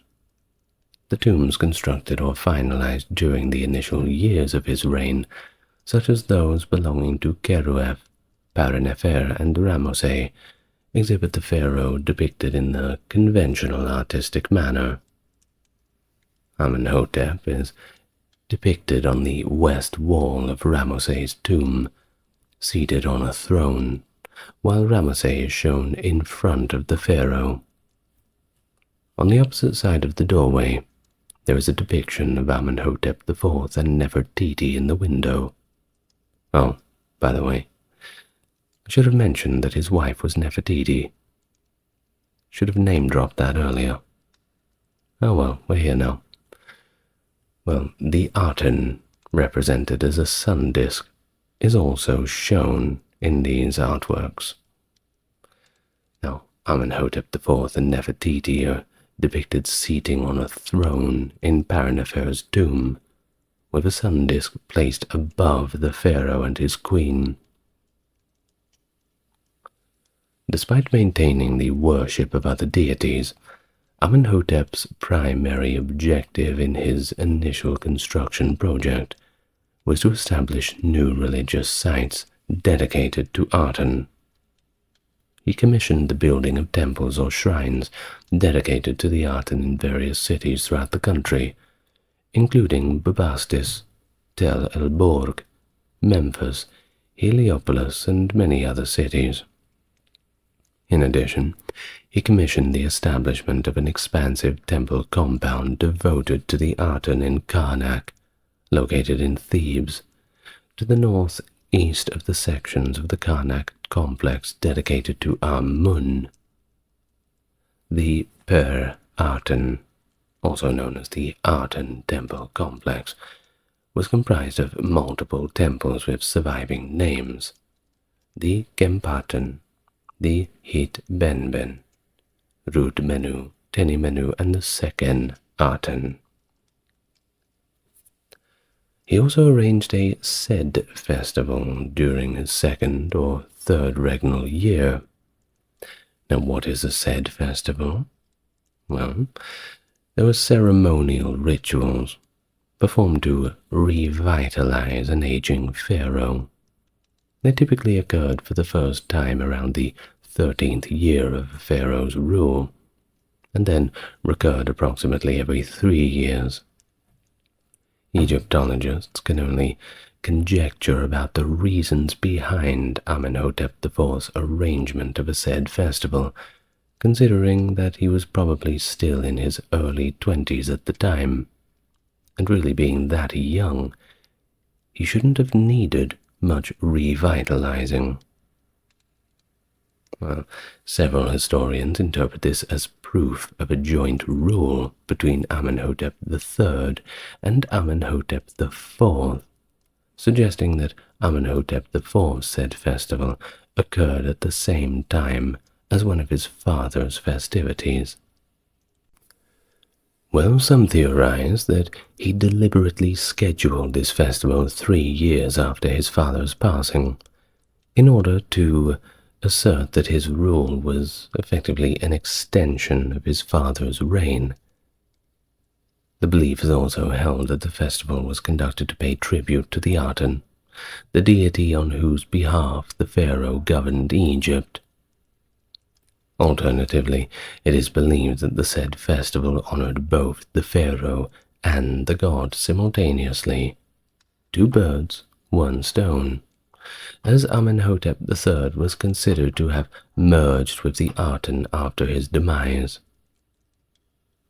Additionally, the ceremony may have served to symbolically imbue Amenhotep IV with vigor prior to his significant undertaking, i.e. the establishment of the Aten cult and the creation of the new capital, Akhenaten, which by the way means the Aten gleams or the Aten shines. Now, irrespective of the purpose of the celebration, Egyptologists assert that Amenhotep IV only presented offerings to the Aten, rather than the customary practice of making offerings to multiple gods and goddesses. It was all about the new kid in town. Well, there are 2 extant copies as well of a letter addressed to the pharaoh by Epi, the high steward of Memphis, and they're among the last documents that mention Akhenaten as Amenhotep IV. The discovered letters, located in Gurob, convey to the pharaoh that the royal estates in Memphis are in a state of good organization, and that the temple of Ptah is prosperous and doing quite well. These letters are specifically dated to the 5th year of the pharaoh's reign, on the 19th day of the 3rd month of the growing season, and approximately 1 month later, on the 13th day of the 4th month of the growing season, it is observed that one of the boundary stelae at Akhenaten already bore the name Akhenaten, indicating that the pharaoh had altered his name between the time of these 2 inscriptions. Thus, he changed his regal name as a manifestation of his unwavering love and dedication to the Aten. He would abandon that previous name of Amenhotep IV and completely disassociate himself from the god Amun, instead fully devoting himself to the worship of the Aten. Now, there is a discussion regarding the precise interpretation of Akhenaten as his newly adopted personal name. The term Ak has multiple possible translations, and it's a bit tricky. Some of them mean satisfied, effective spirit, or serviceable too. So we can pick from a few translations that are pretty much what he was getting at, whether that be serviceable to the Aten, the spirit of the Aten, or Aten is satisfied. Of course, when you put it back into the English, I suppose it doesn't make too much sense. I don't think back when he chose his name he was thinking about how it would be translated effectively. Well, simultaneously with his modification of his royal title, he issued a decree on the 13th day of the 4th month of the agricultural season, ordering the construction of a new capital city called Akhenaten, which translates to the horizon of the Aten, or the Aten gleams. These days they don't call it that, though. They call it Amarna. Well, the most documented events in Akhenaten's life, according to Egyptologists, are relatable to the establishment of this city. Numerous boundary stelae were discovered around the city, serving as markers to define its limits. The pharaoh selected a location that was equidistant from Thebes, the contemporary capital, and Memphis, situated on the eastern bank of the Nile. Now this site was characterized by a wadi and a natural depression in the adjacent cliffs, which created a silhouette that resembled the horizon hieroglyph. Furthermore, the site had formerly been devoid of human habitation. Based on the inscriptions found on a boundary stela, the site was deemed suitable for the establishment of Aten city because it did not belong to any deity, ruler, or any group that could assert ownership to it. The reasons behind Akhenaten's decision to establish a new capital and abandon Thebes remain a little uncertain.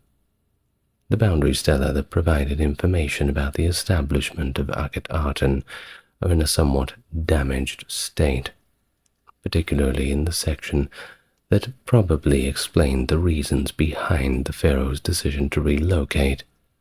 And that's a horrible tragedy, of course. The fragments that do survive assert that the events that transpired with Akhenaten were a little more severe than any of the previously reported during his reign, surpassing even the accounts heard by other monarchs. Now these fragments also imply the existence of derogatory remarks made against the Aten. Egyptologists suggest that Akhenaten may have been alluding to a confrontation with the clergy and adherents of Amun, the deity revered as the guardian of Thebes. And of course, those who were worshipping Amun and pretty much had an entire career around it were not too happy with the shake-up in the Pantheon's leadership, that's to be sure. While the magnificent temples of Amun, including Karnak, were situated exclusively in Thebes. During the earlier period of the 18th dynasty, particularly under the reigns of Hatshepsut and Thutmose III, the priests in Thebes gained significant influence. This was made possible by the pharaohs generously dedicating a substantial portion of Egypt's increasing wealth to the worship of Amun. Consequently, it's been suggested that Akhenaten's decision to establish a new capital may have simply been an attempt to distance himself from the powerful priests of Amun and the deity himself. Well, Akhenaten itself was a meticulously designed urban settlement, featuring the imposing Great Temple of the Aten and a few other smaller temples surrounded by opulent royal dwellings, an administrative hub for record-keeping, and all of the various governmental edifices, all situated within the very heart of the city. Akhenaten commissioned the construction of certain buildings, including the Aten temples, as stated in the boundary stela that established the city. The whole point of the city was to worship Aten. Well, it was rapidly constructed too, using novel construction techniques that employed significantly smaller building blocks compared to those used by previous pharaohs. The talatats, which were ancient Egyptian building blocks, had dimensions of about 1/2 by 1/2 by 1 cubits, which is approximately 27 by 27 by 54 centimeters. Due to their smaller weight and standardized size, they were more efficient to use in construction compared to heavier blocks of different sizes. By the 8th regnal year, Akhenaten had reached a level of development that allowed it to be inhabited by the royal family themselves. But Akhenaten and his family were only accompanied by their most devoted followers to the new city. Not everybody was keen to pack up and leave to live in the middle of the desert. Well, during the period from year 5 to year 8, construction activities in Thebes also started to decline. The construction of the Theban Aten temples was also halted, and the workers who were involved in building the tombs in the Valley of the Kings were moved to the workers' village at Akhenaten. Nevertheless, construction activities persisted in other regions of Egypt, as prominent religious hubs like Heliopolis and Memphis also witnessed the erection of temples dedicated to Aten. The Amarna letters have yielded significant evidence regarding Akhenaten's reign and his approach to foreign policy too. We have a cache that consists of 382 diplomatic texts, as well as literary and educational materials that were found between 1887 and 1979. The great thing about having a lot of these Near Eastern artifacts is many of them are carved on clay tablets. It makes it very handy to preserve them. It is referred to as the Amarna letters, named after the Akhenaten city's capital Akhenaten, which is now known as Amarna. The diplomatic correspondence consists of clay tablet messages exchanged among Amenhotep III, Akhenaten, and Tutankhamun. These messages cover a wide range of topics, including communication between Egyptian military outposts, discussions with rulers of vassal states, and interactions with foreign rulers. We're talking the big Bronze Age states: Babylonia, Assyria, Canaan, Arzawa, Mitanni, and even the Hittites up in Anatolia. Which, well, I guess the Hittites are my favorite. I like talking about the Hittites. Go watch my video on the Hittites. You'll enjoy it. Well, the Amarna letters depict the geopolitics of the Eastern Mediterranean that Akhenaten inherited from his predecessors. During the 2 centuries before Akhenaten became ruler, after the Hyksos were forced out of Lower Egypt at the end of the Second Intermediate Period, the kingdom's power and military strength grew significantly. Thutmose III, who reigned about a century before Akhenaten, significantly enhanced Egypt's influence through various military expeditions in Nubia and Syria. Egypt's territorial expansion resulted in a clash with the Mitanni, but this conflict ultimately concluded with the 2 nations forming an alliance. But gradually, the influence of Egypt began to diminish.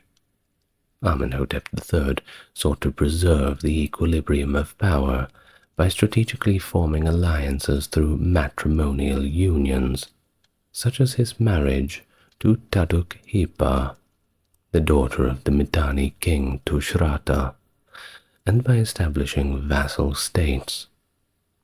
During the reigns of Amenhotep III and Akhenaten, Egypt lacked the capacity or even the willingness to resist the emergence of the Hittite Empire in the region of Syria. During a period of shifting power among Egypt's neighboring states and rivals, the pharaohs appeared to deliberately avoid engaging in any kind of military conflict. Meanwhile, the Hittites were quite confrontational. They even had chariots, and they surpassed the Mitanni in terms of influence. Akhenaten displayed a clear concern regarding the growing influence of the Hittite Empire, led by Suppiluliuma I during the early years of his rule. You see, if the Hittites had successfully attacked Mitanni and its ruler Tushratta, it would have had significant impact on the international balance of power in the ancient Middle East. This was because Egypt had already made peace with Mitanni, and as a result, some of Egypt's vassals would have likely changed their loyalties and aligned with the Hittites, as subsequent events would demonstrate. A coalition of Egypt's allies, who made an unsuccessful attempt to revolt against the Hittites, were apprehended and taken care of. I'm sure they regretted that. Well, they composed letters imploring Akhenaten for military assistance, begging even, but he more or less just ignored them. He seemed to not care at all, too busy setting up his own little city. Indications point to the fact that the problems occurring on the northern border resulted in challenges in Canaan, specifically in a power struggle between Labaya of Shechem and Abdi-Heba of Jerusalem. The situation necessitated the pharaoh's intervention in the region, who sent Magi troops northwards. Akhenaten deliberately declined to provide assistance to his vassal Ribhadar of Byblos, whose kingdom was under siege by the advancing state of Amurru, led by Abdi Ashirta, and later Aziru, the son of Abdi Ashirta. Despite Ribhadar's repeated appeals for help, the pharaoh chose to not intervene. Ribhadar corresponded with Akhenaten by writing a total of 60 letters, each one of them becoming increasingly more desperate for help. But Akhenaten ignored them all and even grew tired of the incessant letters, and he did reply once back, remarking to him, "You are the individual who writes to me more frequently than all the other mayors or Egyptian vassals." Ribhadar failed to understand that the Egyptian king had absolutely zero intention of mobilizing and sending a complete army to the north solely to maintain the existing political situation of a few insignificant little city-states on the outskirts of Egypt's Asiatic empire. Thus, Ribhadar was subjected to the most severe of consequence, his banishment from Byblos as a result of a coup orchestrated by his own brother, Ilirabi, as indicated in a single correspondence.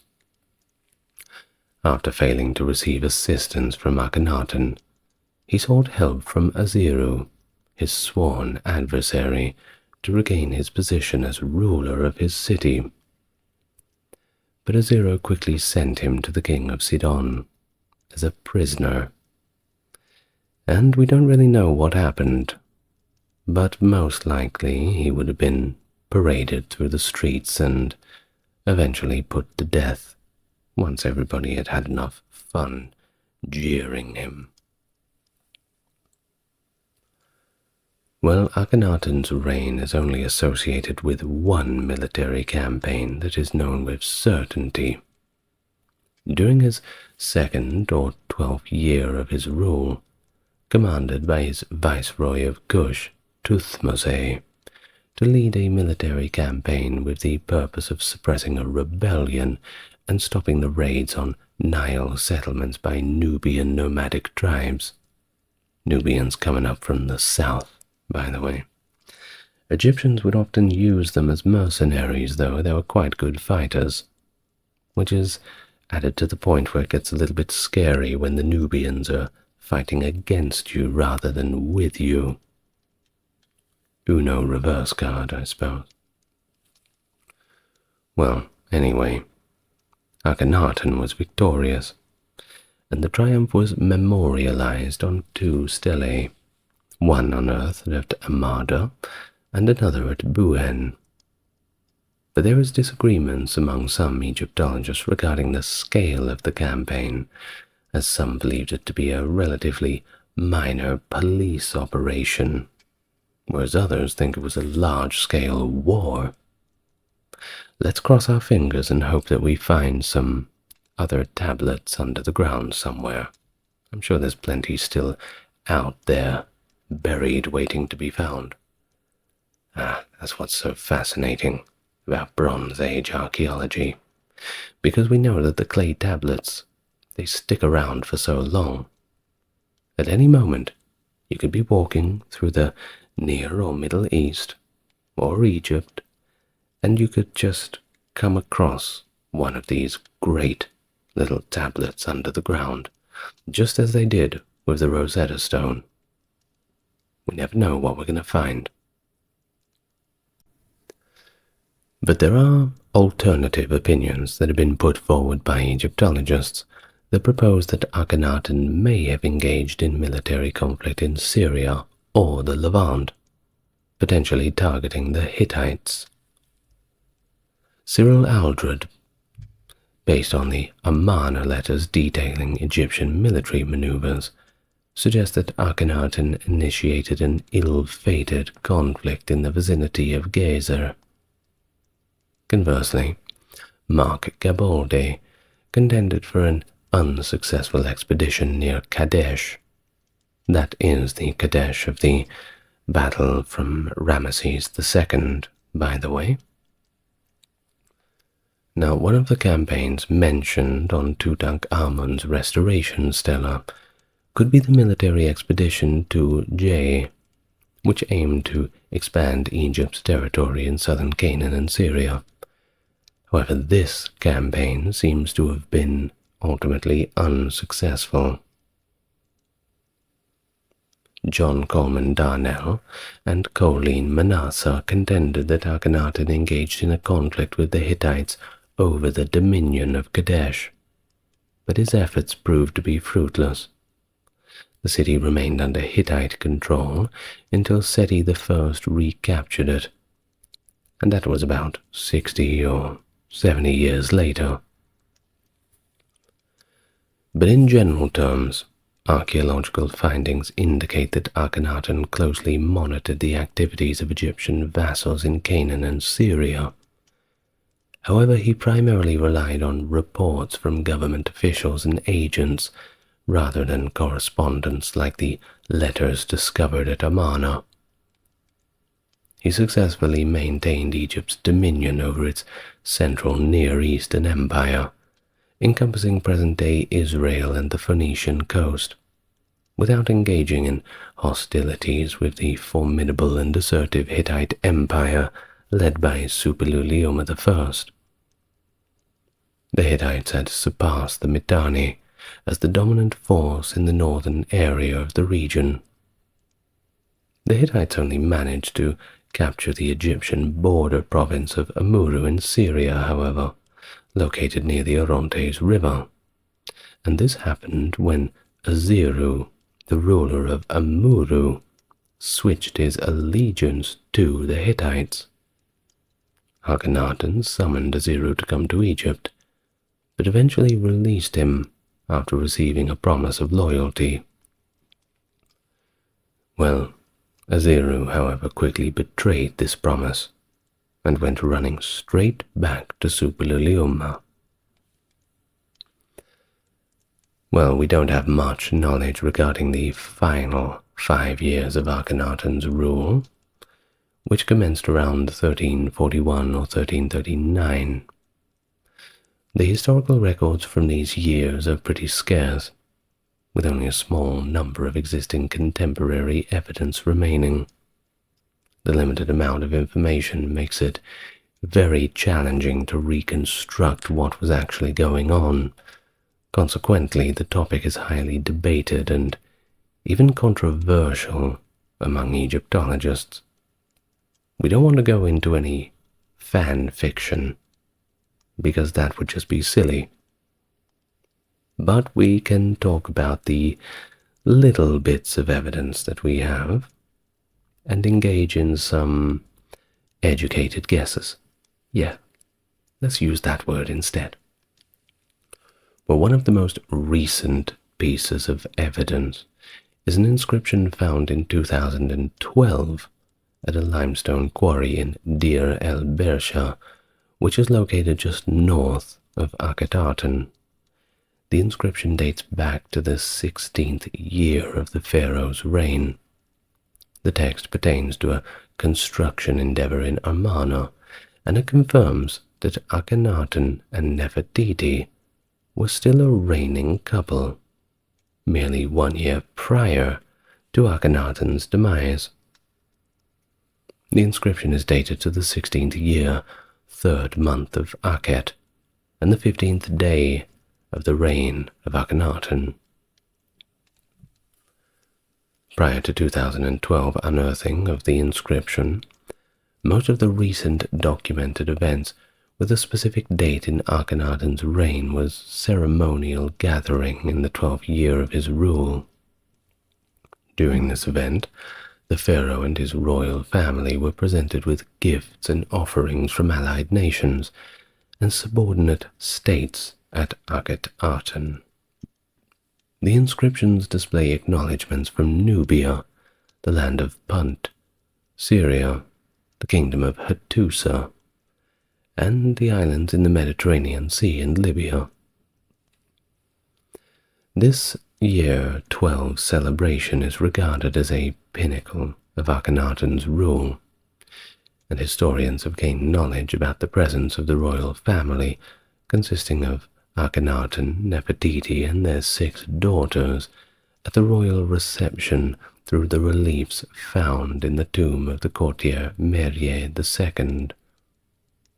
Nevertheless, it's kind of uncertain regarding the factors that contributed to the reception.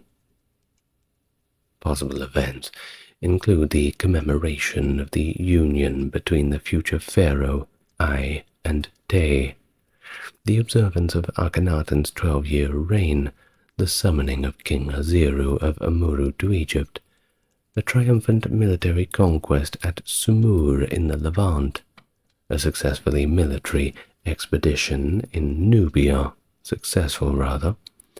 Nefertiti's rise to power as co-regent, and also the finalization of the construction of the new capital Akhenaten. Well, after completing year 12, it is suggested that Egypt was affected by an epidemic, most probably a plague.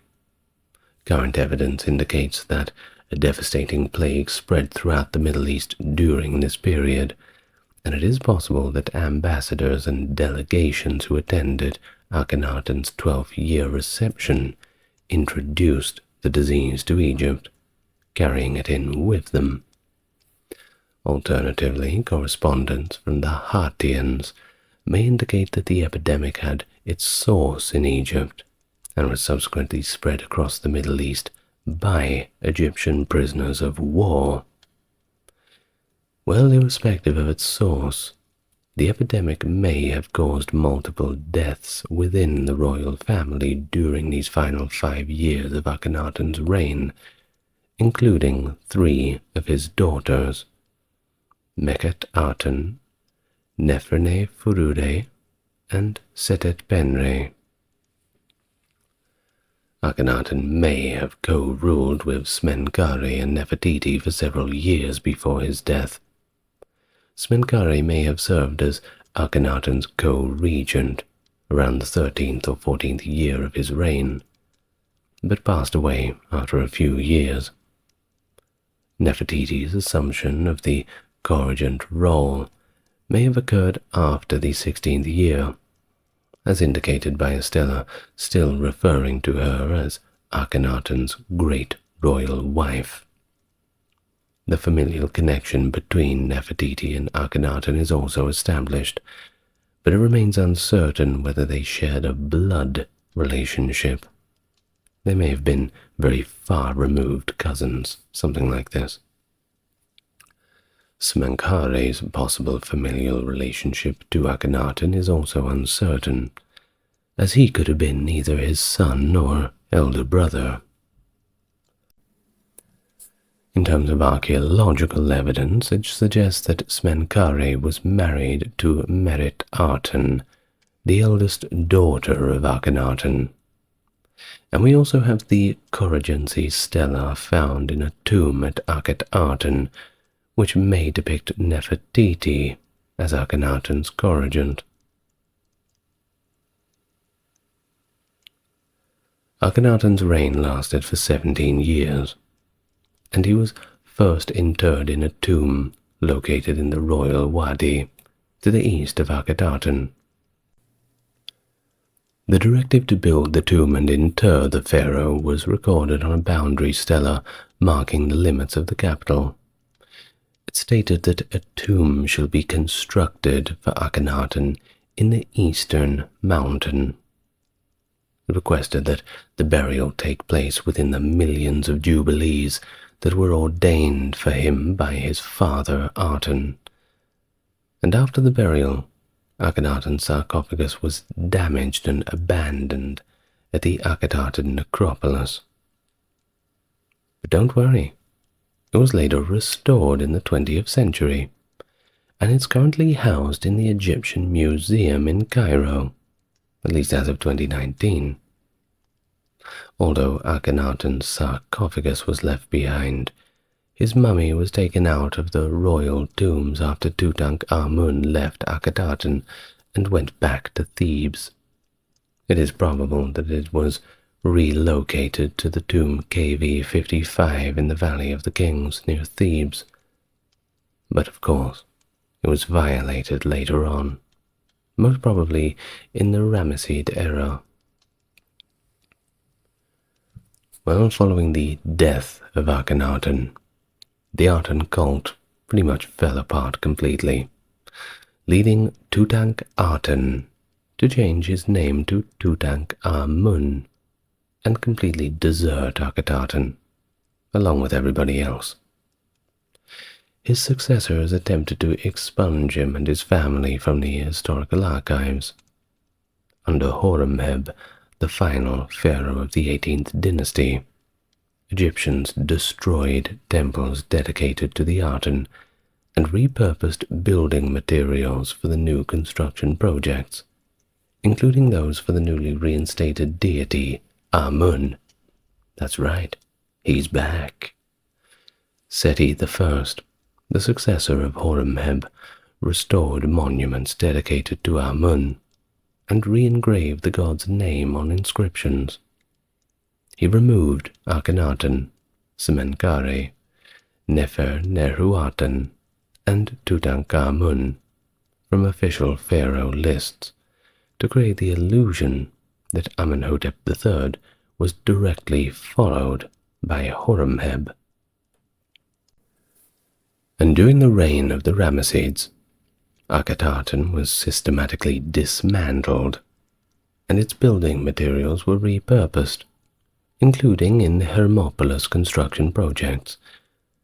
Unfavorable sentiments towards Akhenaten were demonstrated through inscriptions in the tomb of the scribe Mose, where Akhenaten's rule is described as the time of the enemy of Akhenaten. Well, according to Egyptologists, the reign of Akhenaten and the Amarna period initiated a gradual deterioration in the authority of the Egyptian government and the status of the pharaoh in Egyptian society and religious aspects.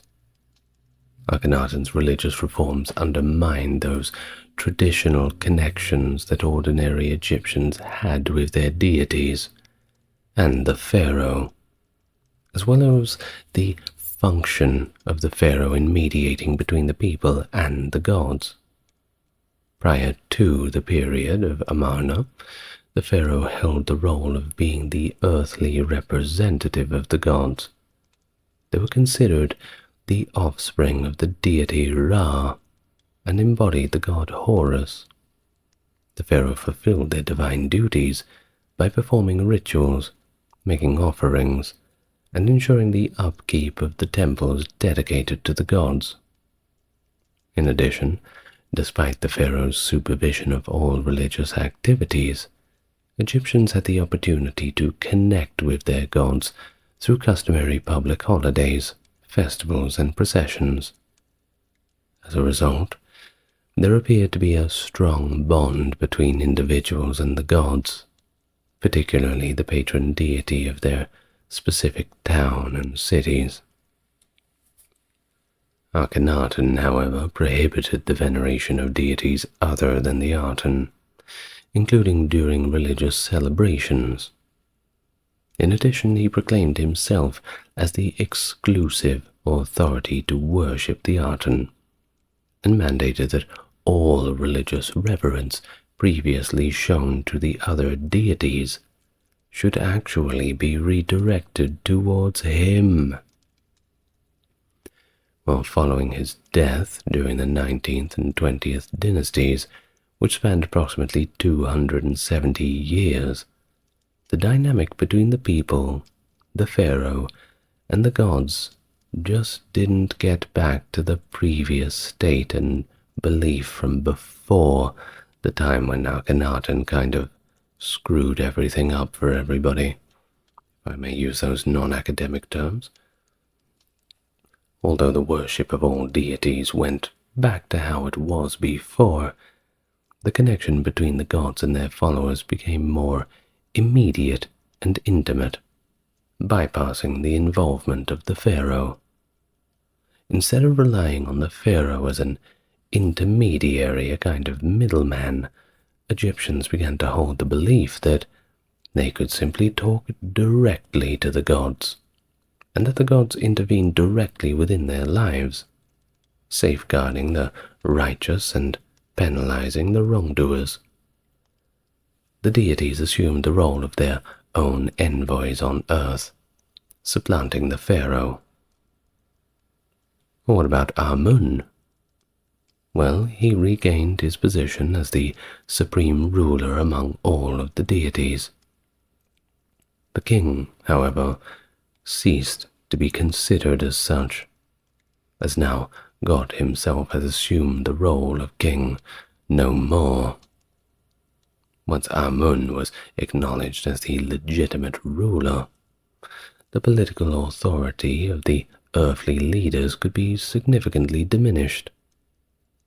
As a result, the Amun priesthood's influence and authority steadily increased until the 21st dynasty, around 1077 BC.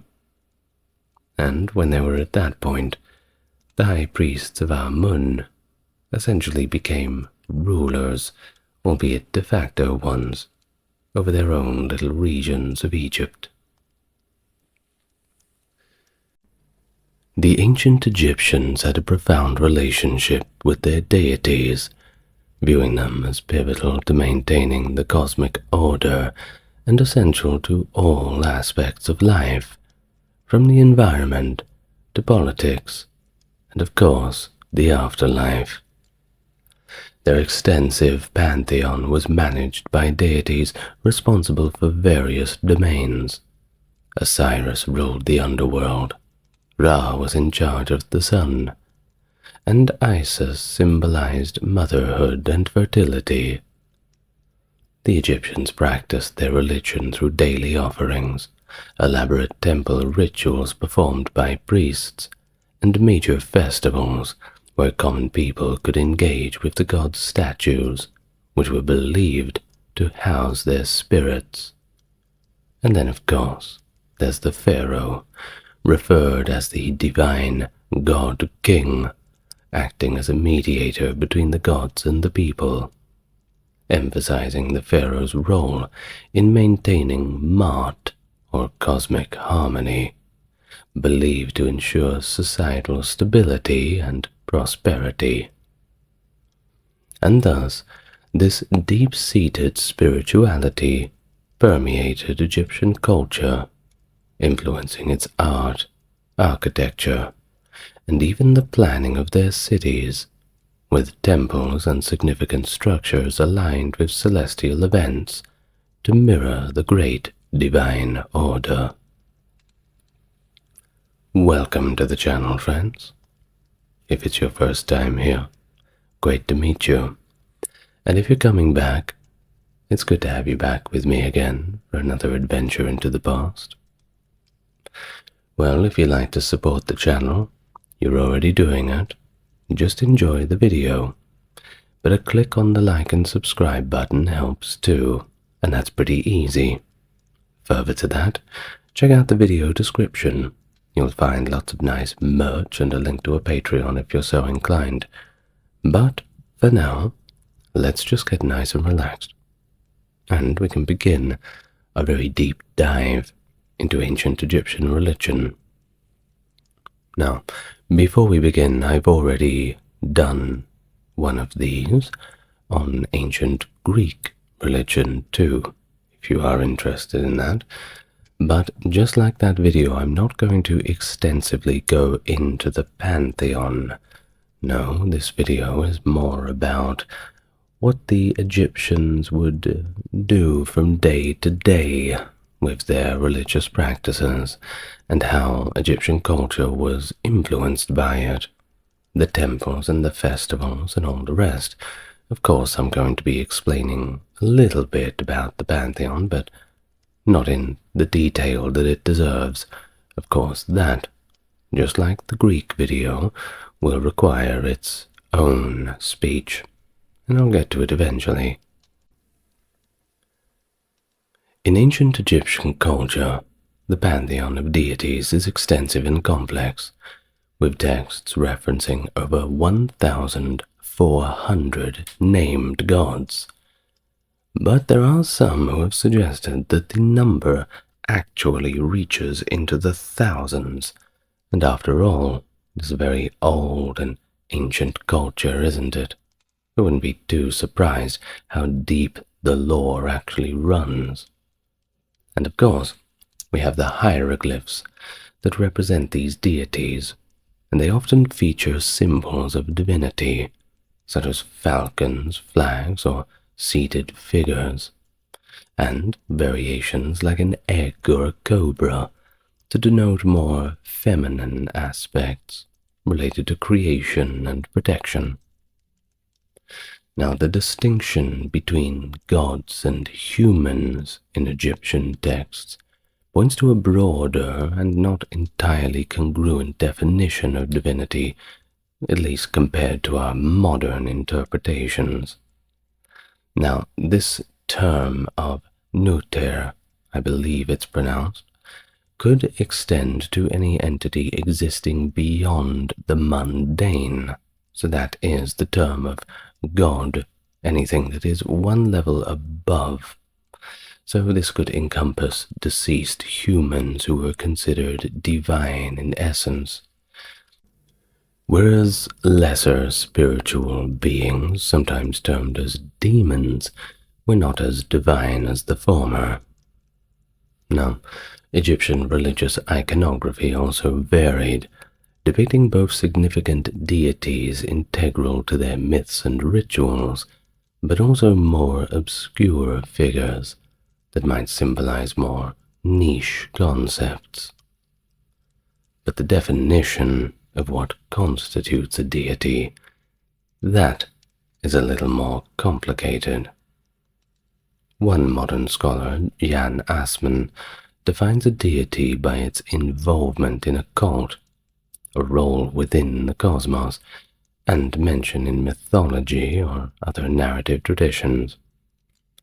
But this definition can be broadened somewhat to include any focus of ritual activity, thus including deified kings post-coronation and souls of the deceased transformed through burial rites.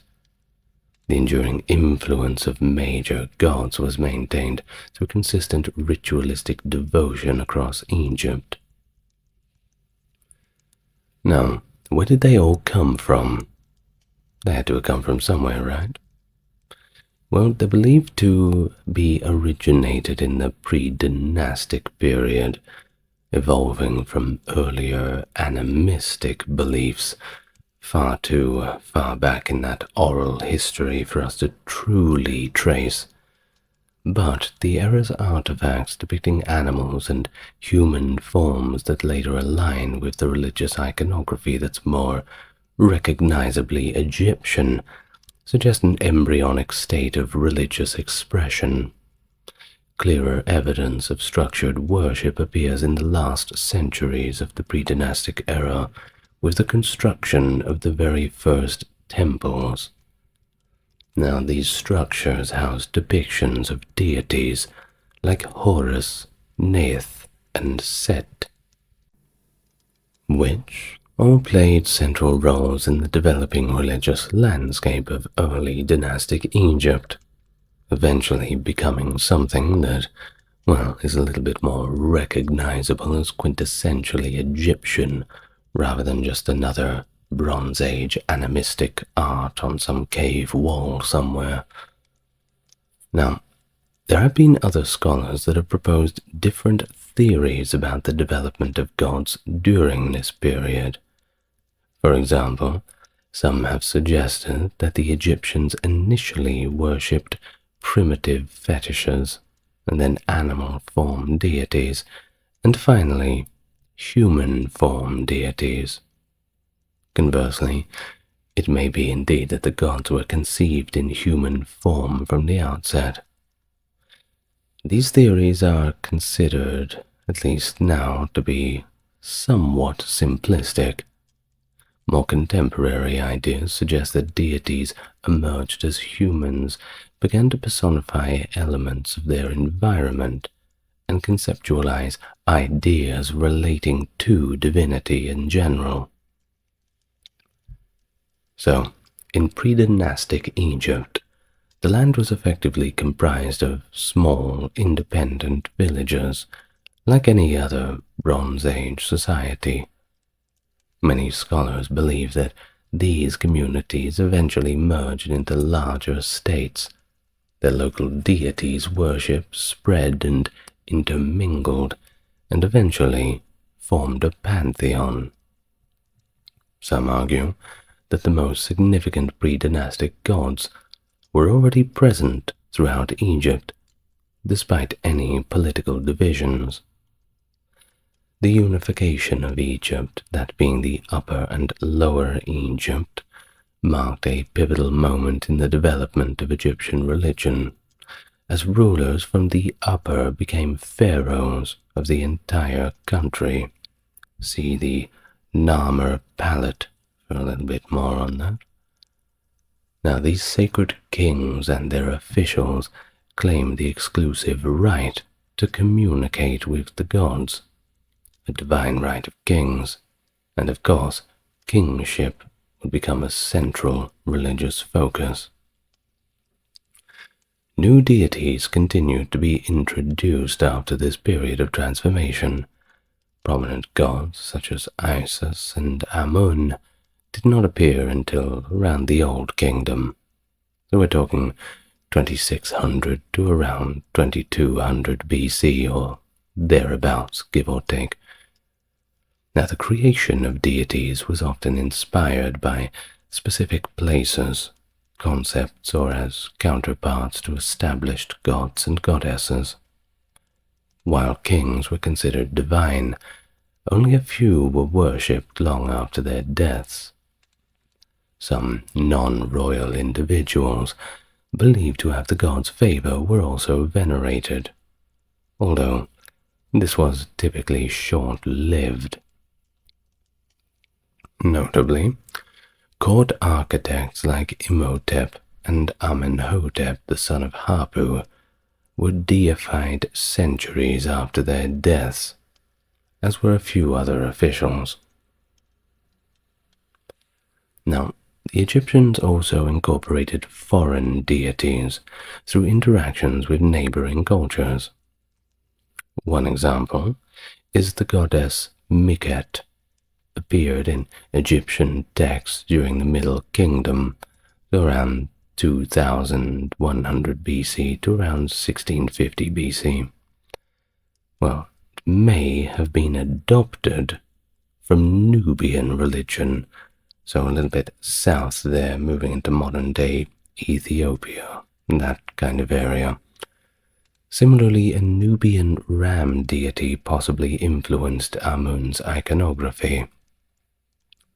Moving into the New Kingdom around 1550 to 1070 BC, several Canaanite deities, including Baal, Reseph, and Anat, were assimilated into Egyptian religion to varying degrees, and in Greek and Roman times, from around 330 BC to the early centuries AD, deities from across the Mediterranean were also worshipped in Egypt, often integrated into the native Egyptian religious framework.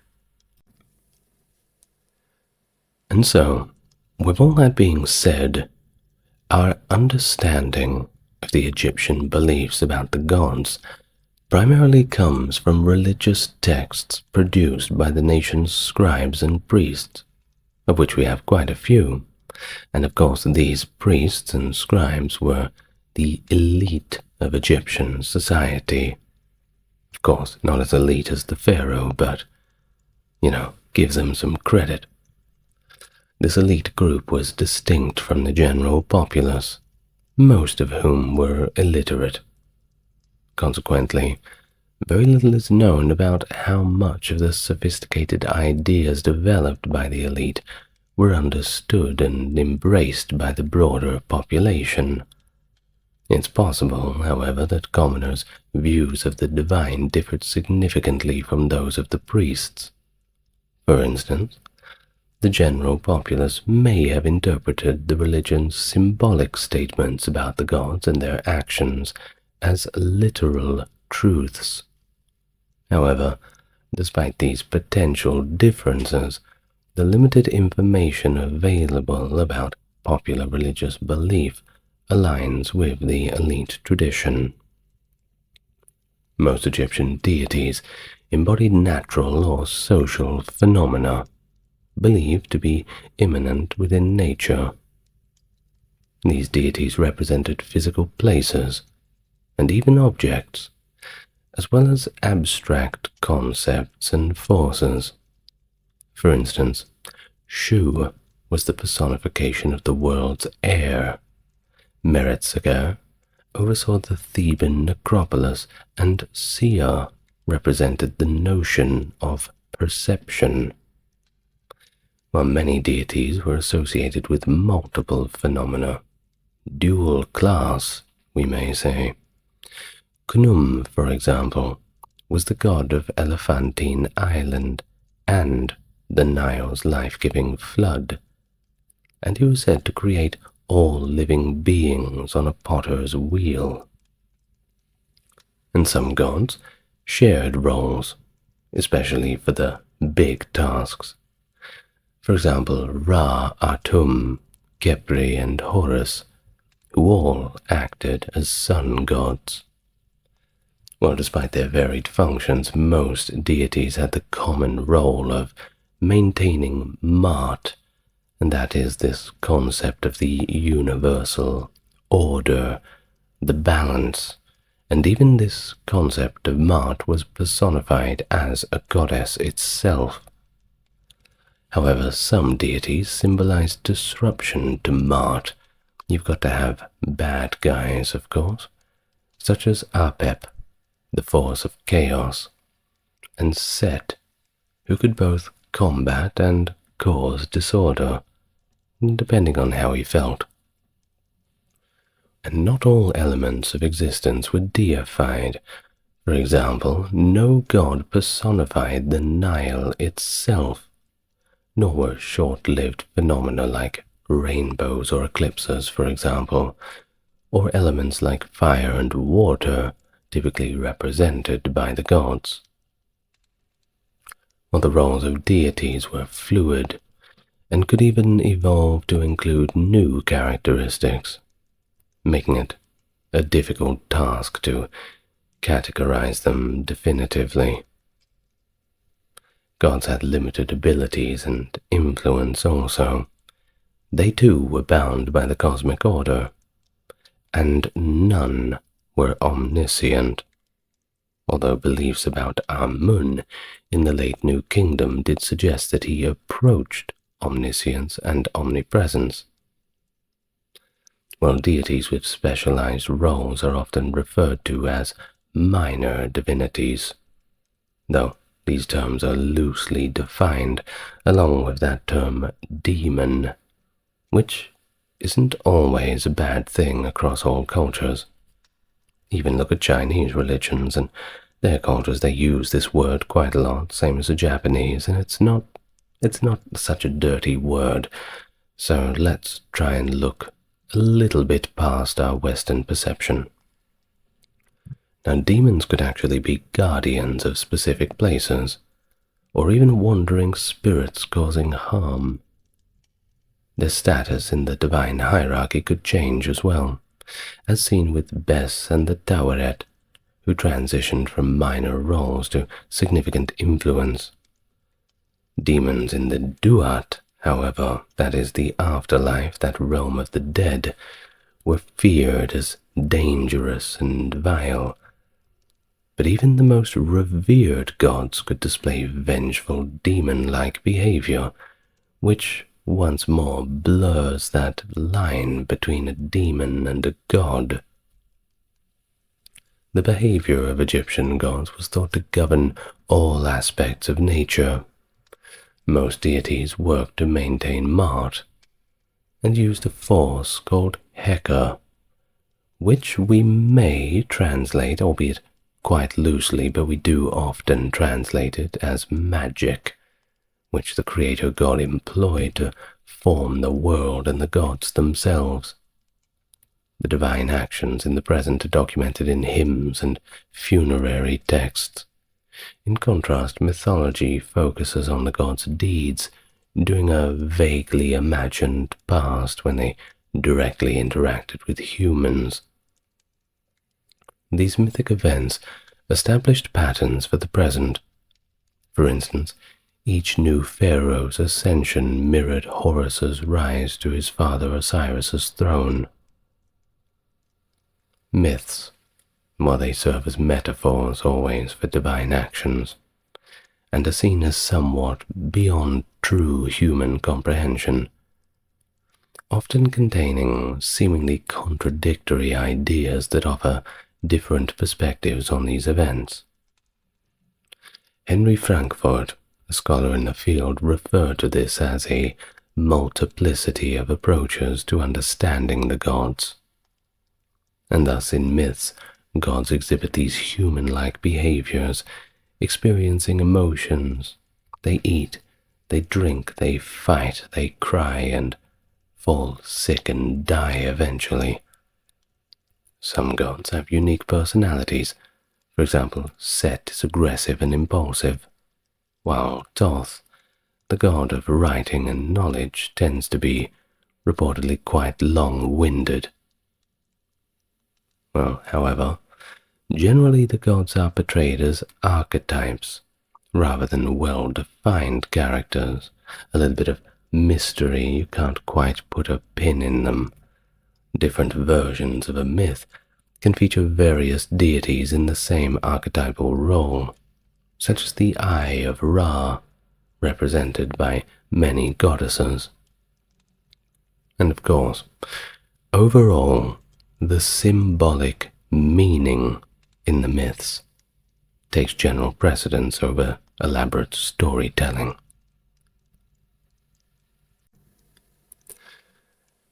While creation myths detail the first divine act of forming the cosmos, focusing on different gods as creators, the Ogdoad represents the pre-creation chaos, giving birth to the sun god, who comes out of the darkness and establishes order.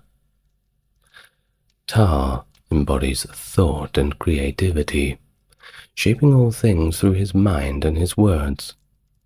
Atum generates everything as extensions of himself, while Amun, according to the priesthood's theology, predates and creates other creator gods.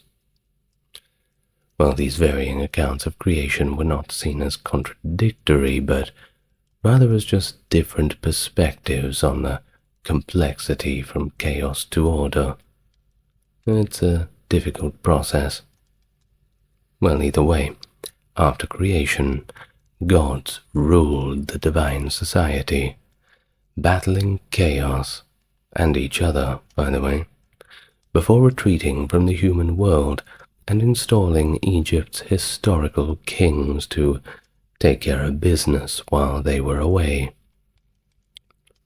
There is a recurring theme in the Egyptian myths, and that is the gods' struggle to maintain mart against disorder, effectively the cosmic balance of good and evil.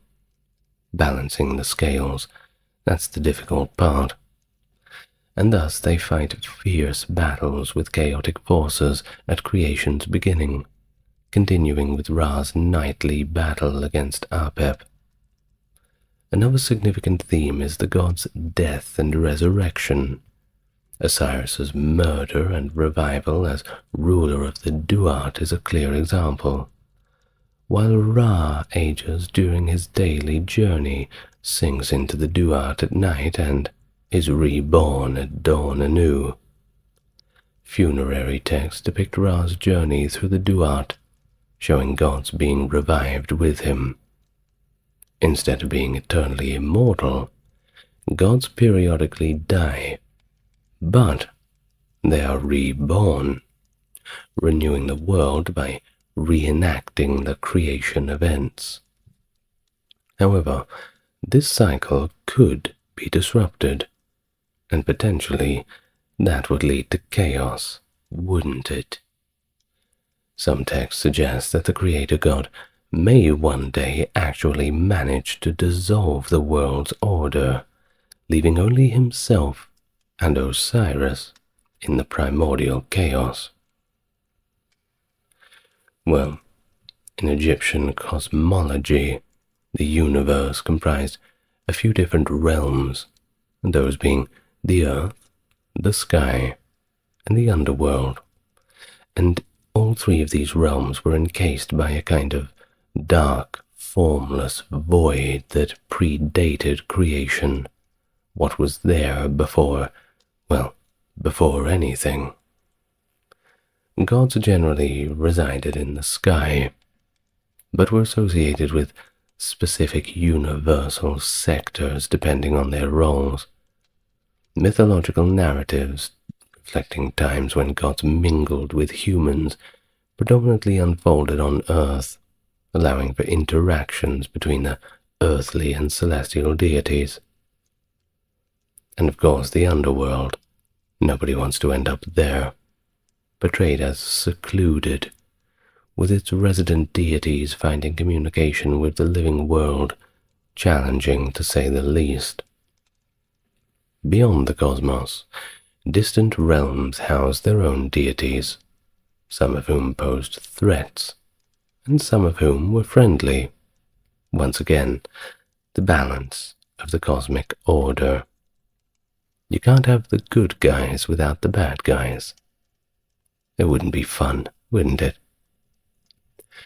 Well, post-mythological beliefs suggested that gods primarily existed in the sky or simply remained unseen within the earthly realm, and thus temples served as critical points of interaction between humans and the divine, where gods were thought to inhabit cult statues during daily rituals, symbolizing their journey between the divine and earthly planes.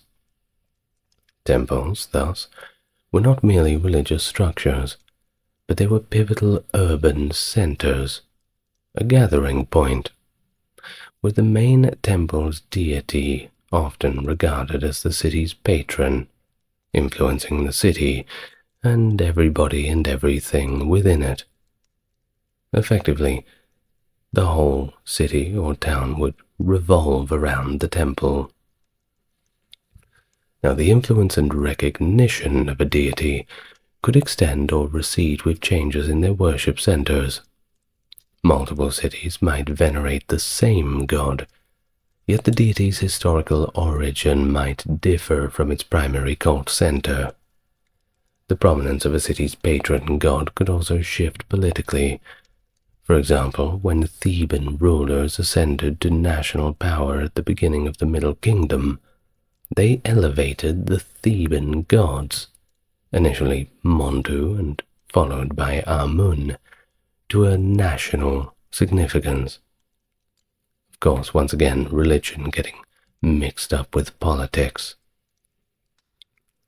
Well, back to Egyptian culture in general. Names were believed to encapsulate the essence of the beings that they described, a concept that extended significantly into their theology. The names of gods often reflected their divine attributes or spheres of influence. Sekhmet, the warlike goddess, is named for her strength, being the powerful one. Amun, whose influence and presence were mysteriously elusive, is called the Hidden One, and Nekhbet, associated with the city of Nekheb, is known as She of Nekheb. Unfortunately, she got the boring name, I think. I'd rather be called the Powerful One. Hell yeah. Well, further explaining on the significance of names, Egyptians engaged in creating false etymologies to imbue names with additional layers of meaning. For example, the funerary god Sokar is associated through etymology with the cleaning of the mouth, which links him to the opening of the mouth ceremony, a ritual to restore the senses of the deceased. It's kind of hard to explain exactly what it is, but effectively it was to prepare you for your journey into the underworld, so you could effectively defend yourself and, well, I've done a video on the Book of the Dead. You go and watch that. We're not going to go too off the rails in this video. I promised myself I wouldn't. So let's get back to just the general religion talk, okay? Maybe we'll talk about the Book of the Dead later. We'll see. Now, of course, names, always important. They held such power that they were even sometimes kept a secret to maintain a deity's mystique and control, if we may put it that way. And there is a famous myth that illustrates this power. For example, Isis, by learning the secret name of Ra, coerced him into revealing it by withholding a cure for a poison she had given him, thus gaining magical power over him. Gods also bore multiple epithets, reflecting their diverse roles and attributes. These epithets could accumulate extensively for major gods and could vary widely. For instance, an epithet such as the Great Enchantress was originally applied to several goddesses, but eventually personified into its own deity, Werthekau. While the Egyptian deities were intricately connected, of course, all a big chain, they all knew each other somehow. Everything led back to another, and their relationships defined their roles and attributes. For example, Isis, known as a healer and protector due to her relationship with her son Horus, also served as the patroness of kings. These familial and relational dynamics were more than mere love and family affairs, but they were central to the Egyptians' understanding of the divine, more so than the myths themselves, which everybody, of course, had their own interpretation of. Gods frequently formed familial triads, which mirrored royal succession and emphasized creation and continuity. Notable examples include the triad of Osiris, Isis, and Horus, and similar arrangements in local cult centers, like the triad of Ptah, Sekhmet, and Nefertum in Memphis. These relationships, of course, could vary. Hathor could be a mother, consort, or daughter of the sun god, showing once again the flexibility of divine roles. Beyond family, gods were grouped by their functions or associations with certain regions of the cosmos. For instance, There were deities for each hour of the day and night, and for each of Egypt's nomes. A nome is like a province, I suppose we can say. Now, some deities were paired because of similar functions, like Isis and Nephthys in their roles supporting Osiris, or because they represented interconnected concepts such as the dynamic Ra and the static Osiris merging nightly. Deities were also grouped numerically to symbolize concepts. 3 emphasizes plurality, and 4s denoted completeness. During the New Kingdom, the trio of Amun, Ra, and Ta represented major cult centers and key concepts, became central, sometimes expanded to include Set to emphasize unity amidst the gods' diversity. Now, the concepts of Enneads, or groups of 9 deities, illustrated the multitude within the pantheon, with the most famous, of course, being the Heliopolis Ennead, descended from Atum and incorporating major gods. The divine hierarchy was fluid, influenced by the mythological age and cosmic role of the gods. The king of the gods, usually a creator deity, varied over time. Horus in the early dynastic, Ra in the Old Kingdom, and Amun in the New Kingdom, along with Isis in the Ptolemaic and Roman periods, Ptolemaic being the rule of the Ptolemies, as essentially the successor kingdoms of Alexander the Great, Macedonian Greeks ruling Egypt for quite a time.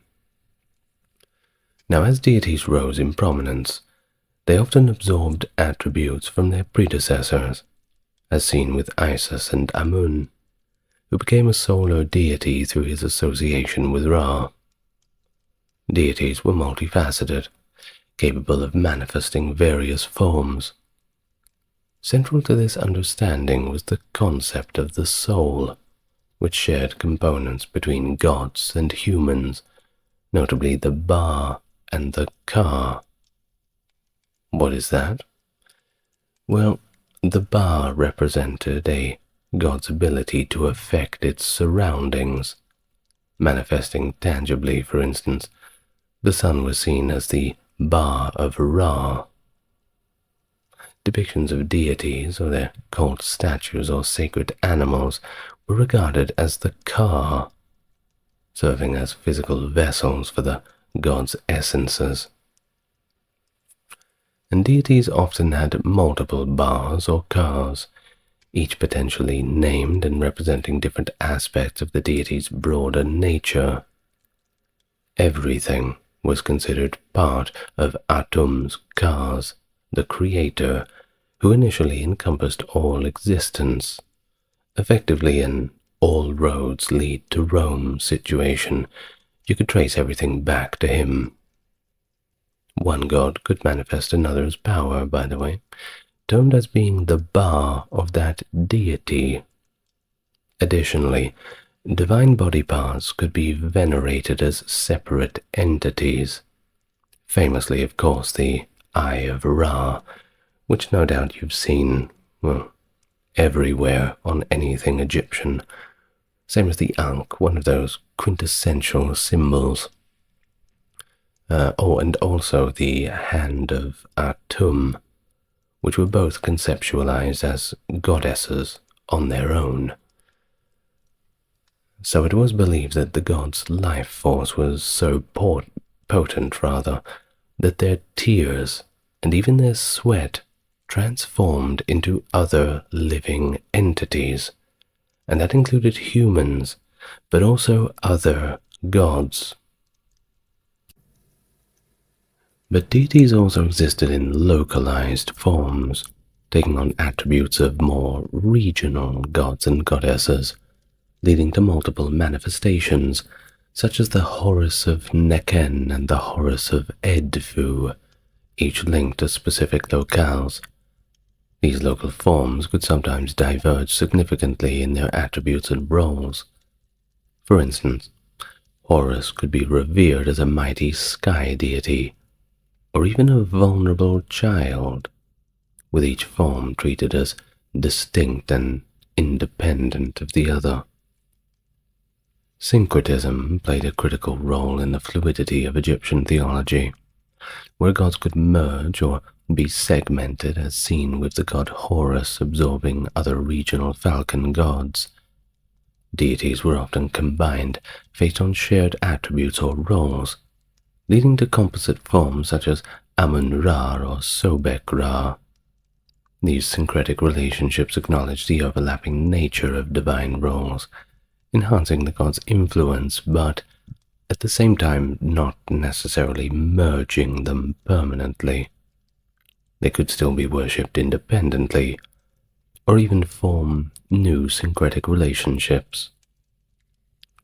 The debate over the perceived monotheism, polytheism, and pantheism within ancient Egyptian religion is a persistent one among scholars. Some early 20th century Egyptologists like E. A. Wallace Budge, who, by the way, did a very good translation on the Book of the Dead, which I do recommend, and also James Henry Breasted, proposed that while commoners practiced a straightforward polytheism, the elite, they understood the religion's supposedly true monotheistic or pantheistic nature. Budge suggested a hidden monotheism reserved for the elite, while Breasted considered the religion fundamentally pantheistic, centered around the omnipresence of the sun god. And there was one scholar, Hermann Juncker, diverging from these views. He argued for an original monotheism that evolved into a polytheism over time. Could be, but contrary to these earlier theories, Erich Hornung in 1971 had his own ideas emphasizing the independent and simultaneous supremacy attributed to various deities, and that includes the minor ones. He critiqued the notion of a singular divine essence overarching the multiple gods, suggesting instead that the term God, as I do my quotations with my fingers, used in wisdom literature, refers flexibly to any deity pertinent to a given context. Hornung proposed henotheism as a more fitting description of Egyptian religious practice, where devotion could be directed towards any god as supreme at different times without undermining the existence of others.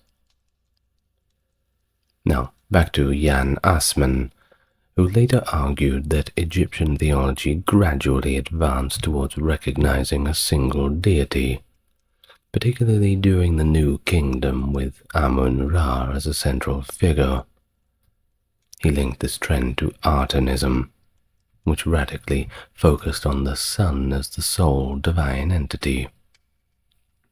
Well, long story short, there was one pharaoh, Akhenaten, who basically established his own new religion throughout the entire pantheon and thought that he just worshipped Aten instead. It's a very, very long and, yes, interesting story. I'll make a video on it soon, don't worry. Actually, if you want me to make a video on it, leave a comment below. Yes.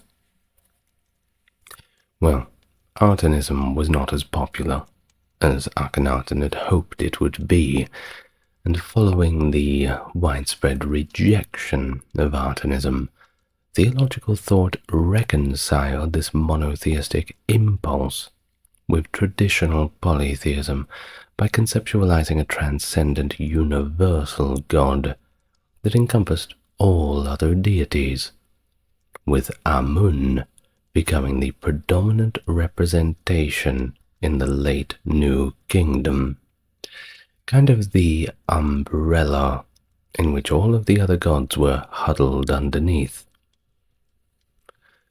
Now, the gods of ancient Egypt were portrayed in diverse and symbolic forms in their religious art and text.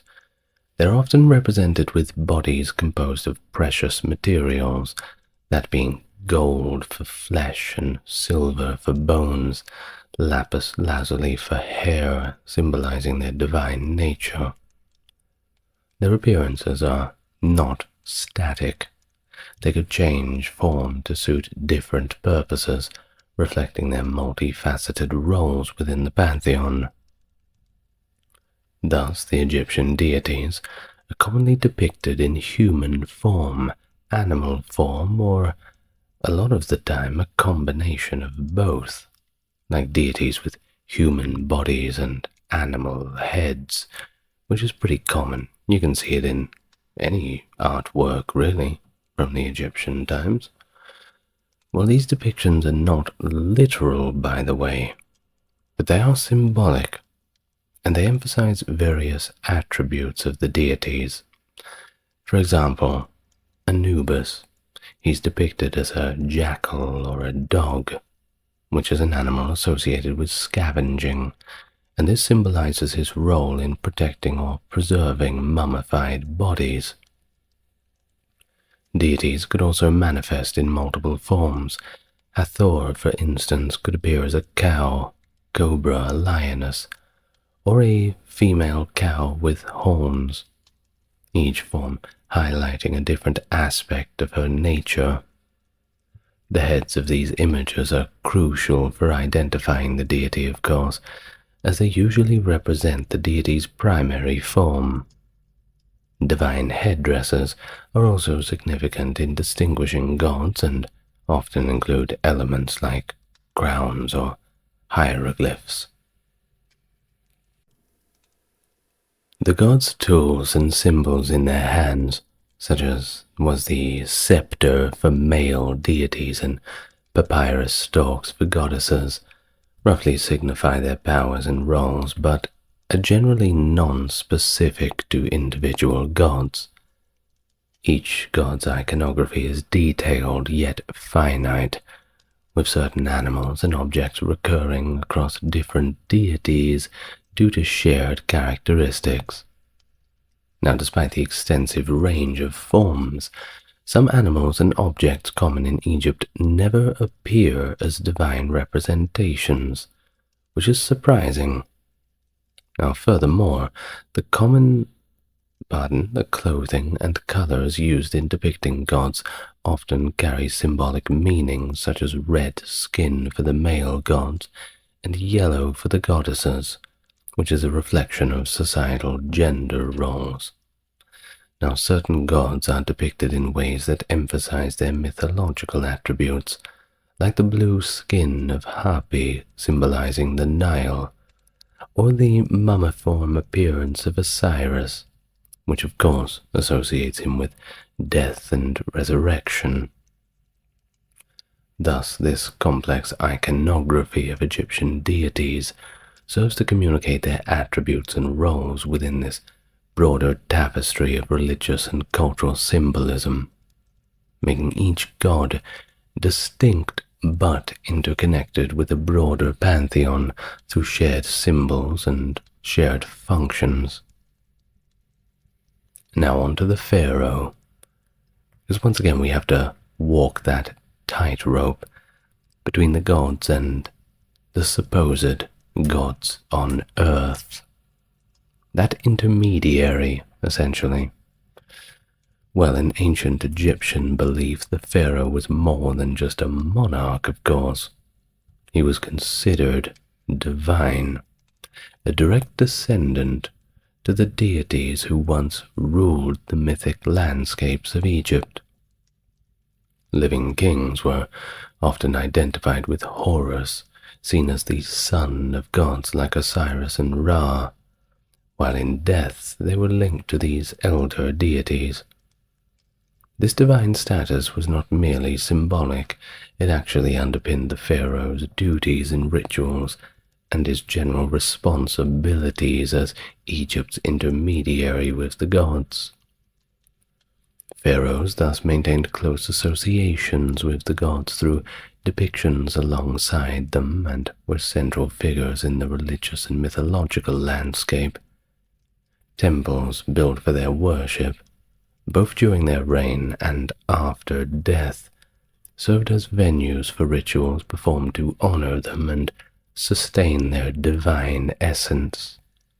Notably, the few female rulers, such as Hatshepsut for example, also adopted similar divine associations, albeit with the necessary adjustments to fit the traditionally masculine role of kingship.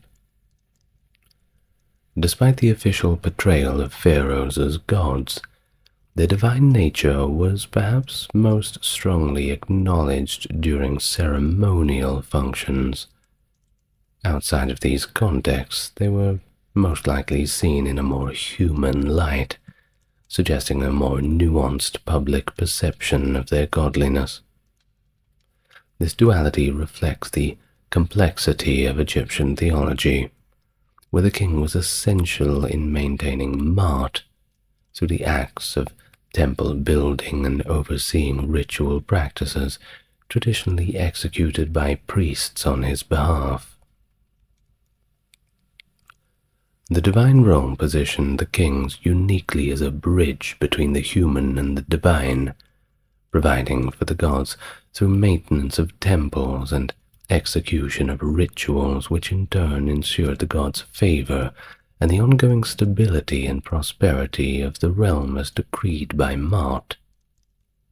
While the Egyptians felt the presence of their gods in the world around them, direct interactions between deities and humans were exceptional, mostly confined to the literary and mythic realms. In everyday life, Egyptians engaged with their gods through more indirect means, we could say.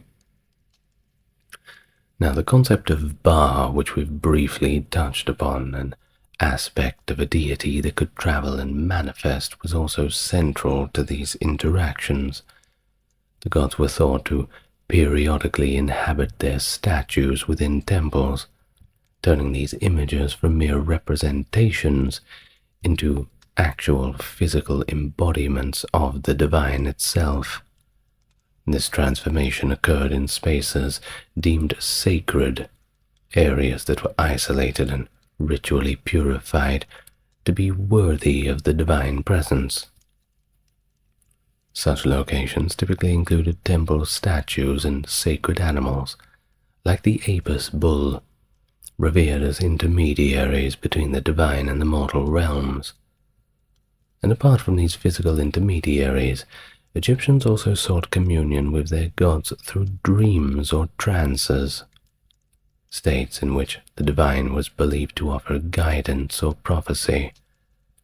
Moreover, the journey of the soul into the afterlife, the duat, was seen as a transition to a divine existence, where the mysteries of the gods would finally be somewhat comprehended by the mortal. Well, temples, they served as the primary venues for official religious practices, housing the cult statue of the gods crafted from precious materials and considered almost alive with divine essence. Fortunately, we've got a fair few of them left. These statues, often housed in the inner sanctums of the temple, were accessible only to the pharaoh and the high-ranking priests, underscoring the exclusivity of the club. Well, major temples could have multiple sanctuaries, of course, for different deities, especially in cities where a particular god was venerated as the local lord. The sanctity of these divine abodes was protected by stringent restrictions on access and physical barriers that shielded the gods from the impurities of the external world. During special festivals, however, these statues were paraded outside the temples in portable shrines, though often still concealed from the public gaze, allowing the broader community a closer, albeit still pretty limited, engagement with the divine.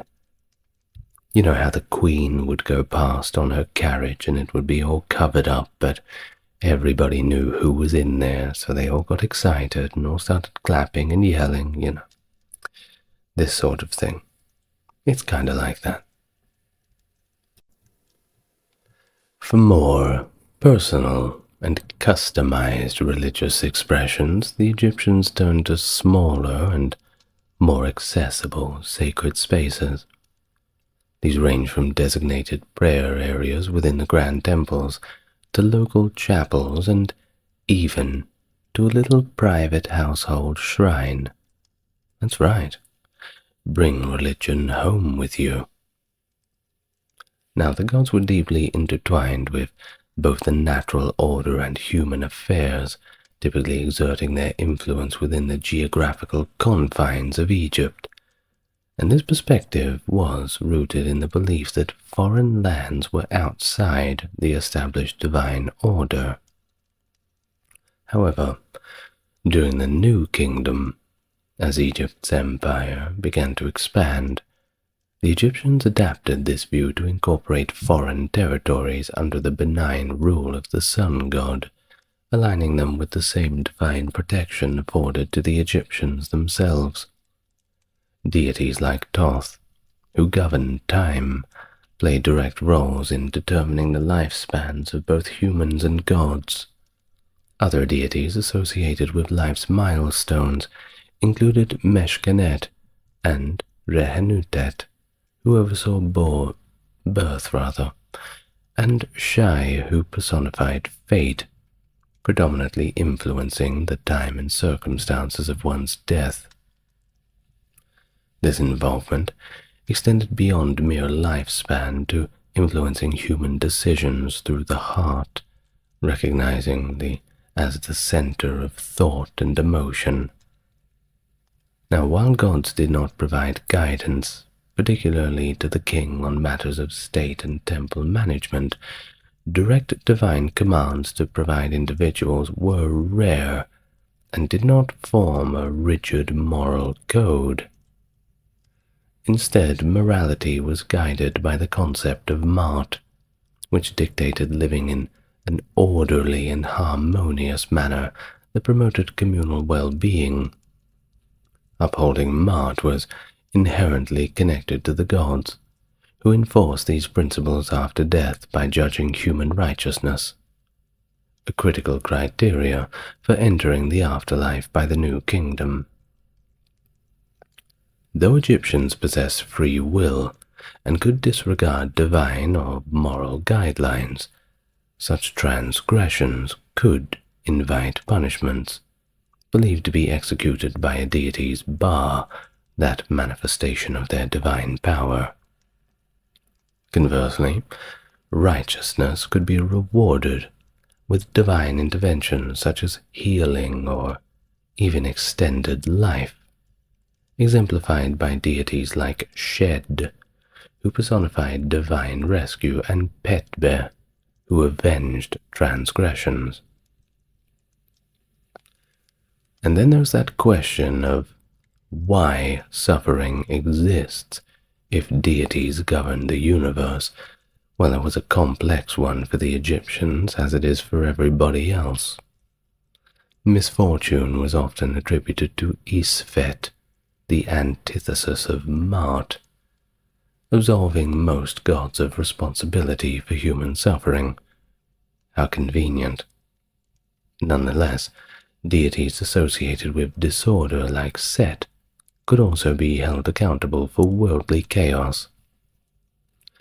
Egyptian theodicy varied over time, with earlier texts questioning divine justice more skeptically, while later narratives formed the New Kingdom focused on personal relationships with protective deities rather than the overarching order of Ma'at. This shift in focus reflected a broader change in Egyptian society, where personal piety and divine favor became paramount, overshadowing shadowing rather the communal duty to uphold Ma'at. Official religious practices aimed at maintaining the cosmic order, and they were distinct, yet related to the personal religious activities of the common people, who sought the gods' assistance for all of their individual concerns. Official religion was structured around a variety of rituals performed within temples. Daily rituals involved presenting offerings to the gods, dressing their statues, anointing them, and reciting hymns. These offerings not only sustained the gods, but also celebrated their life-giving attributes and encouraged their benevolence.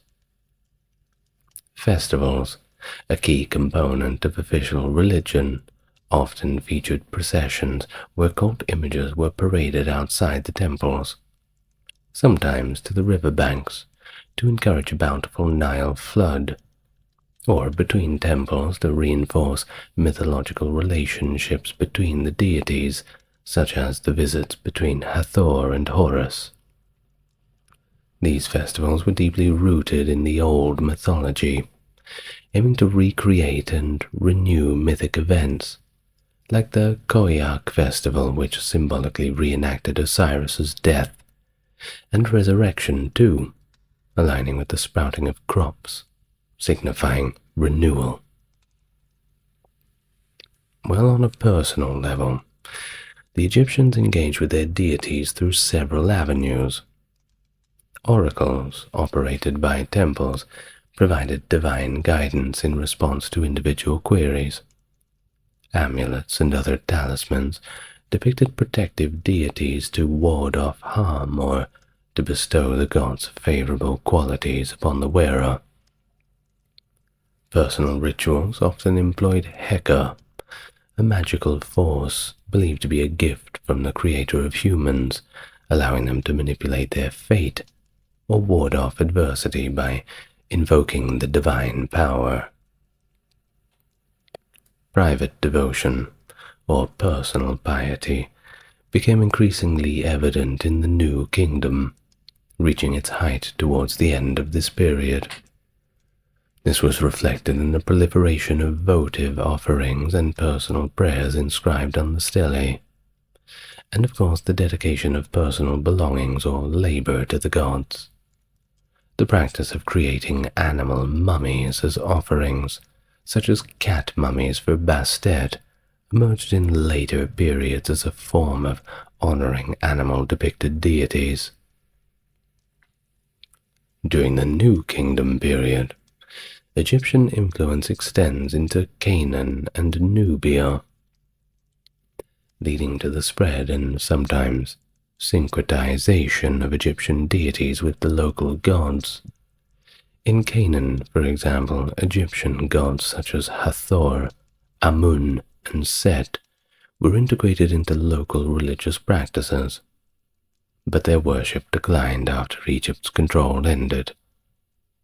In contrast, in Nubia to the south, where temples were dedicated to major Egyptian gods and deified pharaohs, gods like Amun and Isis continued to play significant roles even after Egyptian rule, blending in, of course, with the local deities and culture.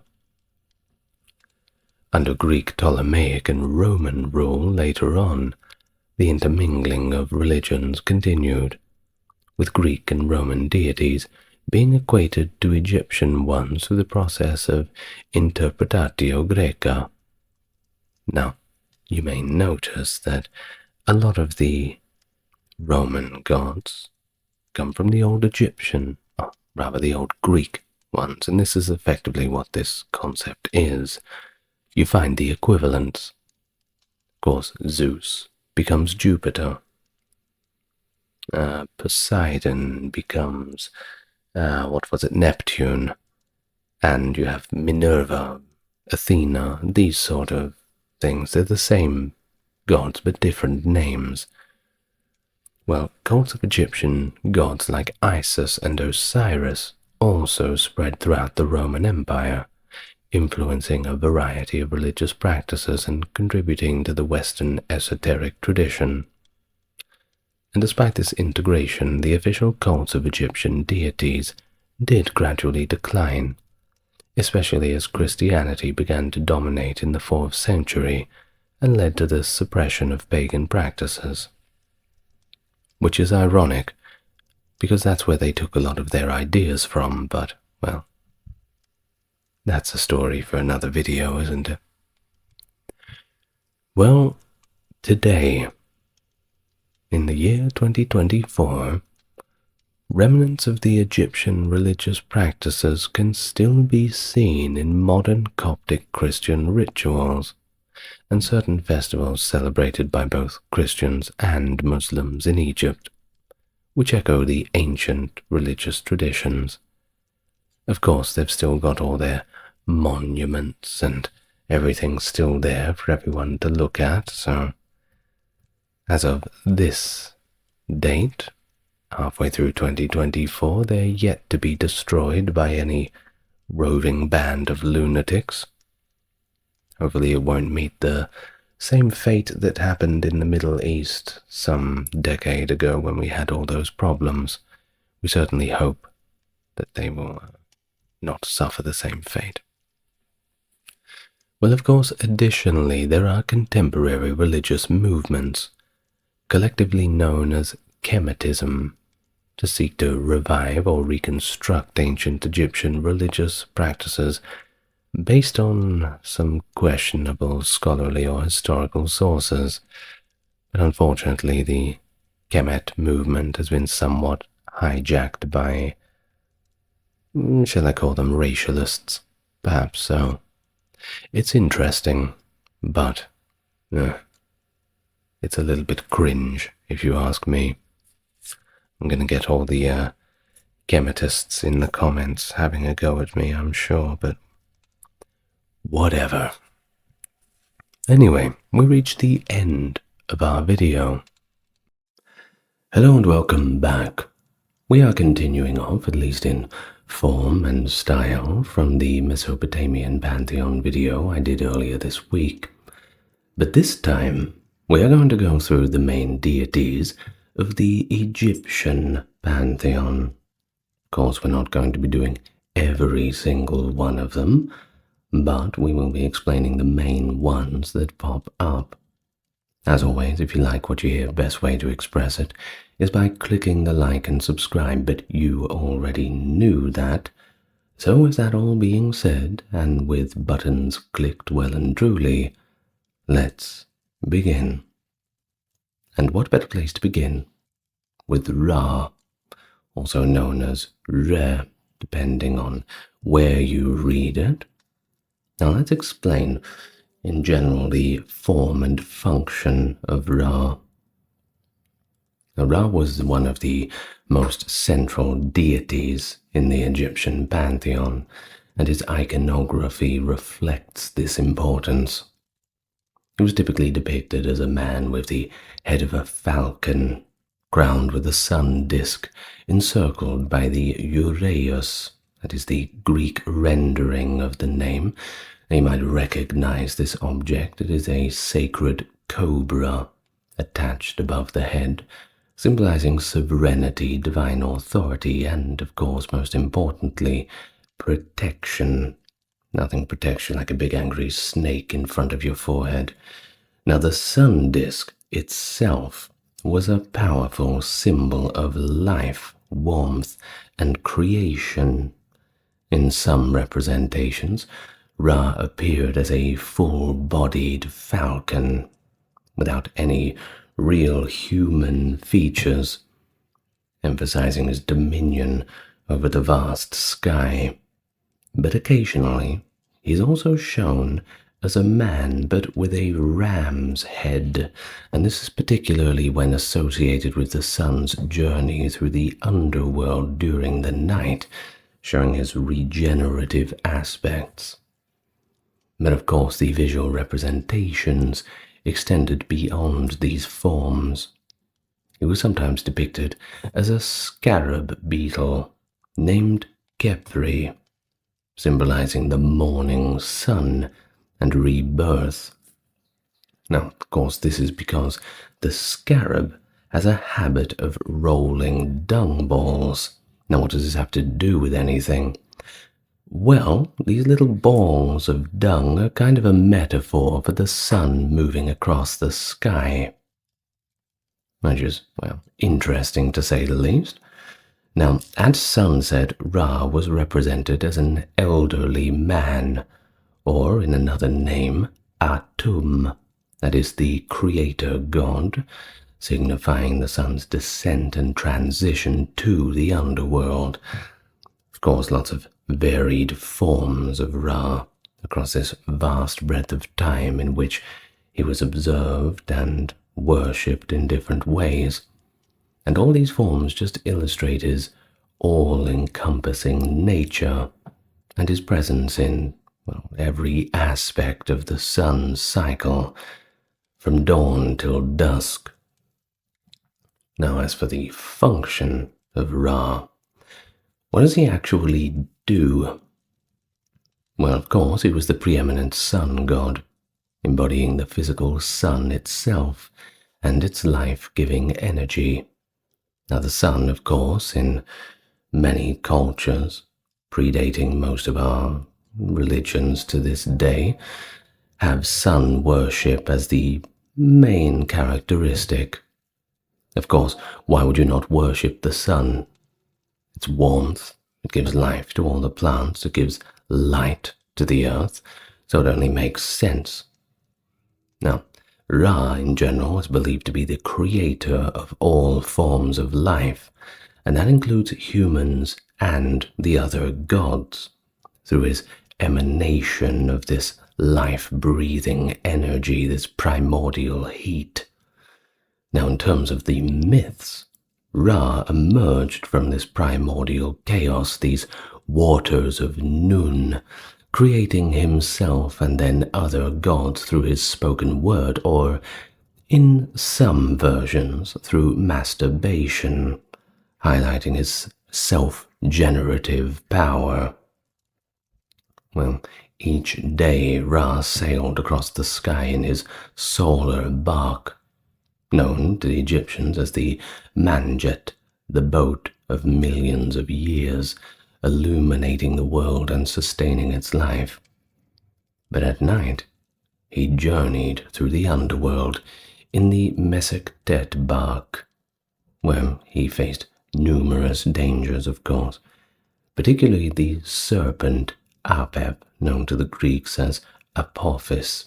Now, I do mention the Greek translations because much of what we have in terms of primary observations on Egypt comes from the early Ptolemaic kingdom, or just in general, we have things from Herodotus and Diodorus Siculus, historians like this who primarily wrote in Greek. So we will be using some names interchangeably, but we'll be using both as much as we can. Now, this serpent, Apep, Apophis, embodied chaos and sought to prevent the sun's rebirth, chasing Ra throughout the underworld.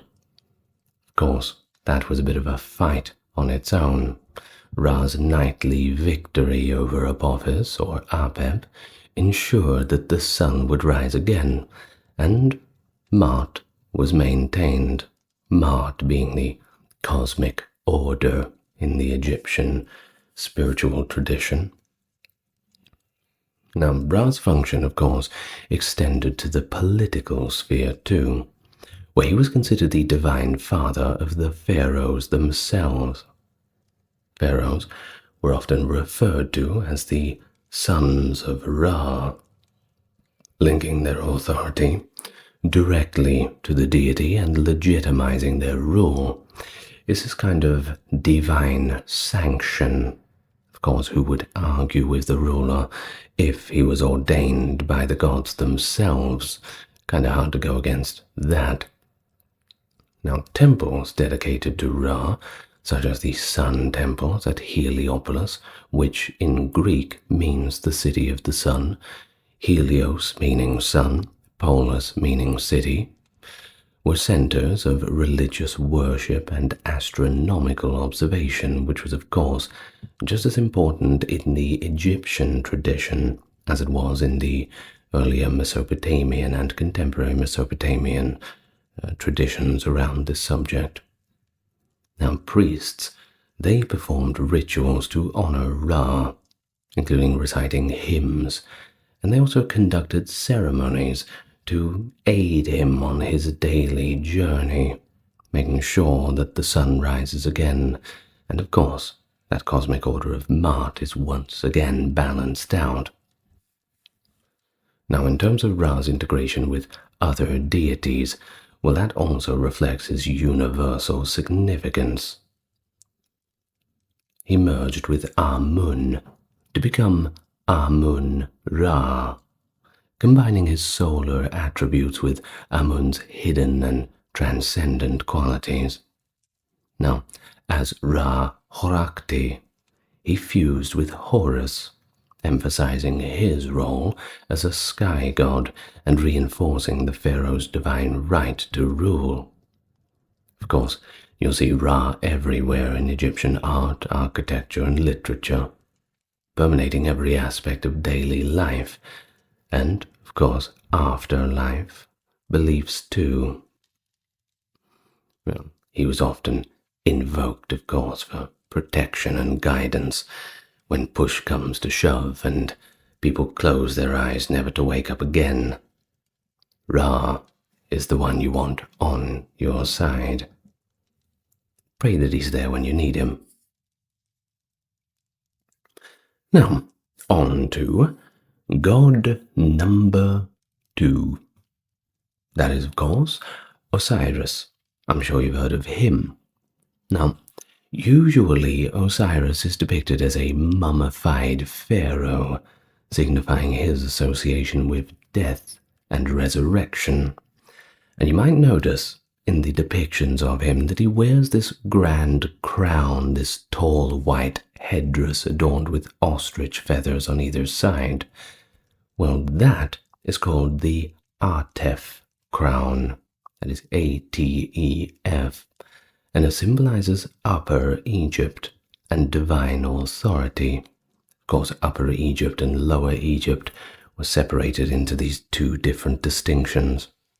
Basically, Egypt is organized into its distinctions, in these classical times at least, by the flow of the Nile. But, don't get confused, Upper Egypt is actually to the south, whereas Lower Egypt is actually to the north. And the reason for this is because the flow of the Nile actually flows south. That is why it's Upper and Lower Egypt are that way. At least that is my understanding of it. Now, back to Osiris. In his hands, which were crossed over his chest in his depictions, he held the crook and flail. Now, these are, of course, traditional symbols of kingship, fertility, and also shepherding. His skin was often painted green or black, and the green represented regeneration, vegetation, and rebirth.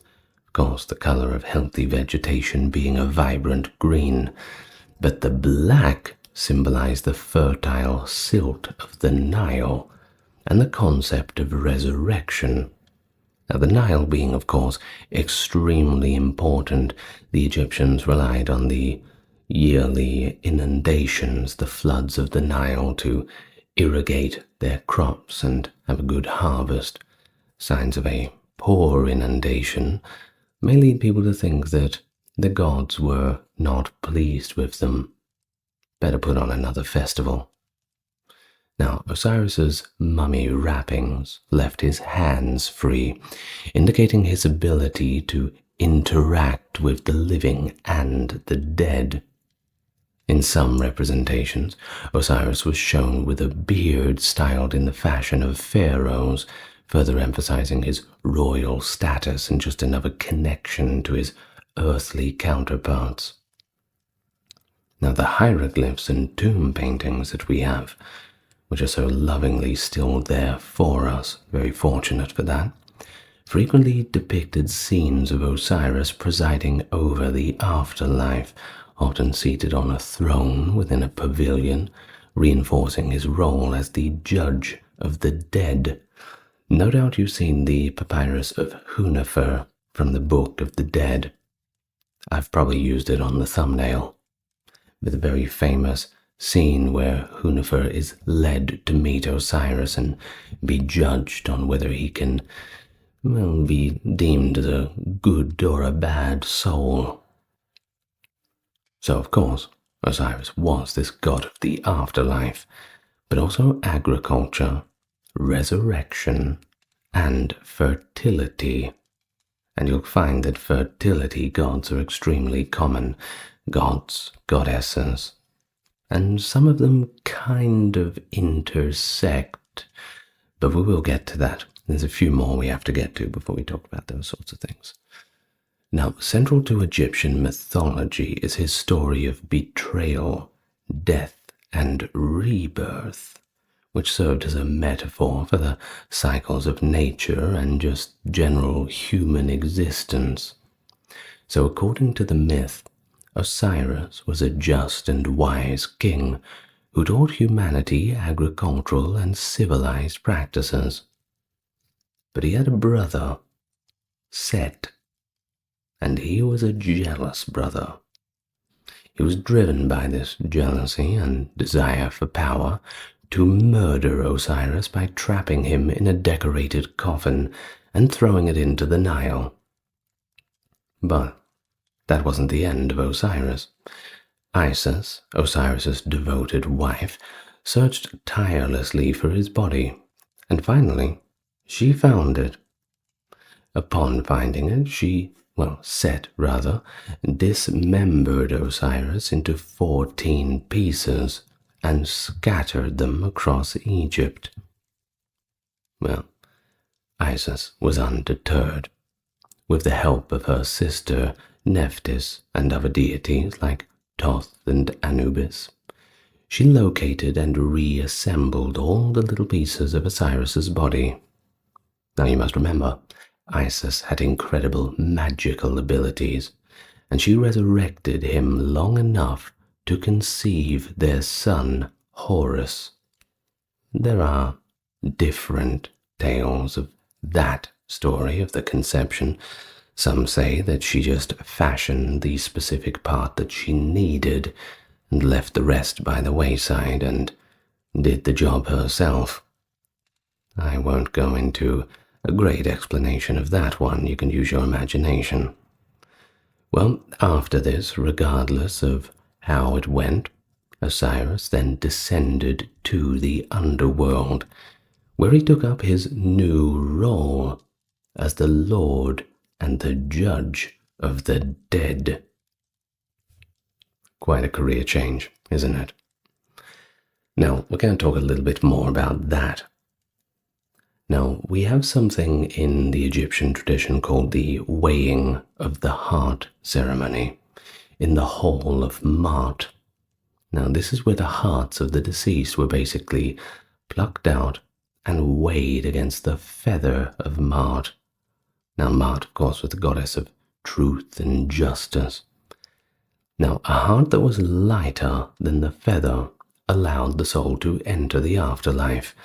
And of course, if you got to go there, well, that's a life lived in harmony with cosmic order to thank for that one. But, of course, Osiris was also the agricultural deity, intimately connected with the fertility of the land. His death and resurrection paralleled the annual flooding of the Nile, which deposited rich silt onto the farmlands. And silt means that the crops can grow. Of course, festivals in Osiris's honor included planting ceremonies, where all those grains were germinated in Osiris-shaped molds. Well, his ability to overcome death, of course, provided hope to the Egyptians for their own afterlife. I mean, if Osiris can do it, why not me? He exemplified the possibility of an eternal life. encouraging adherence to that cosmic order of Ma'at and proper funerary practices. Osiris's worship included elaborate rituals, temple ceremonies, and mysterious plays that reenacted his myth. The city of Abydos became a significant cult center, attracting pilgrims seeking his blessings. His legacy influenced Egyptian concepts such as kingship, morality, and the afterlife, reinforcing the interconnectedness of life, death, and ultimately, rebirth. Okay, now we turn to Isis. Now, Isis was one of the most venerated goddesses, known for her protective and nurturing qualities. Kind of like a mum, if you want to put it that way.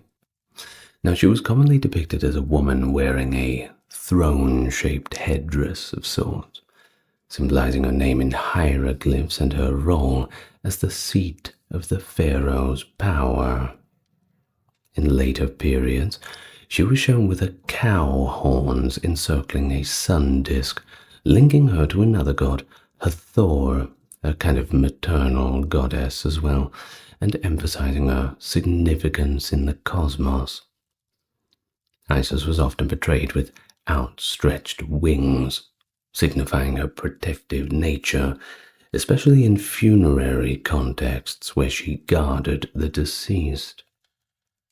Now, in scenes depicting the resurrection of Osiris or the protection of Horus, she was sometimes shown as a kite, which is a type of bird, not the kind of kite you fly in the park.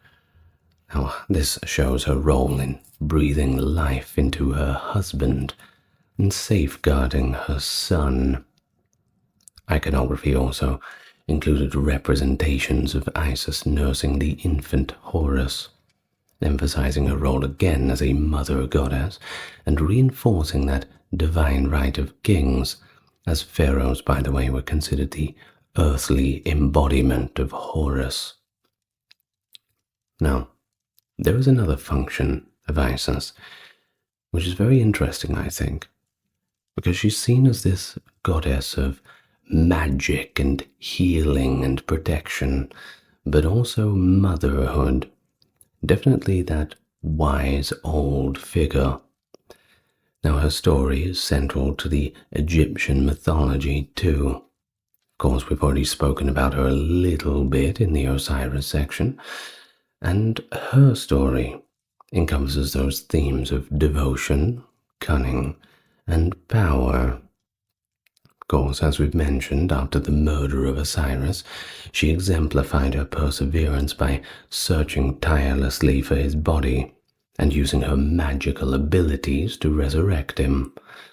Her magic was said to be unparalleled, stemming from her knowledge of secret names and spells. Pretty cool, isn't it?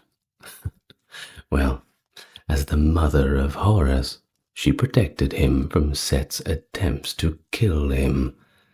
That was during his childhood too, which is pretty monstrous.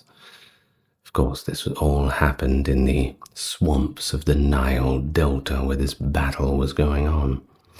Her protective spells and cunning ensured the survival of Horus, which eventually allowed him to avenge his father.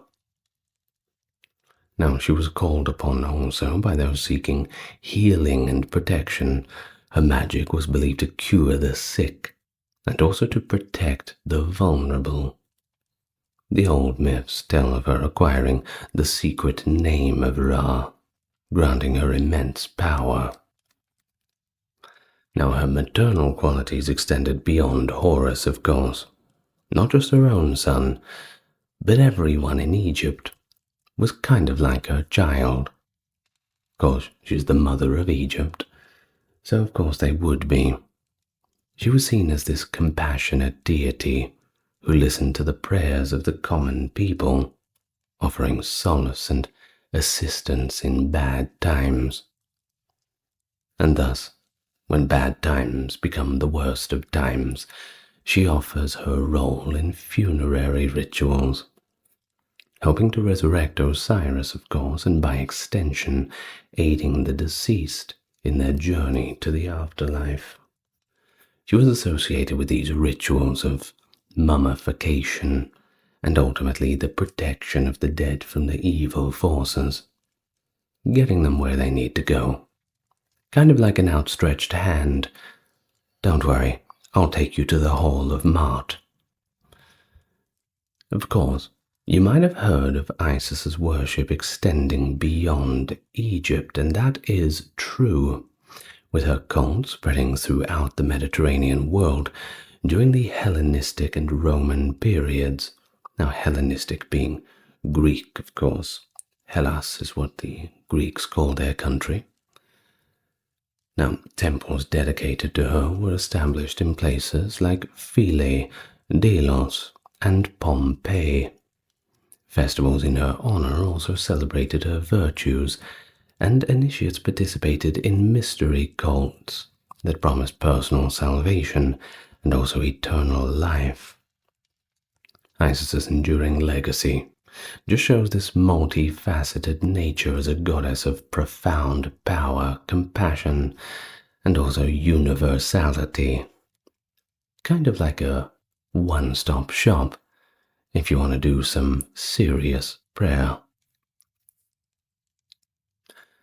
And so, of course, with those three out of the way, we arrive to Horus. Now, he's primarily depicted as a falcon, or at least a man with the head of a falcon. Pretty common in Egyptian iconography to have this half-half situation.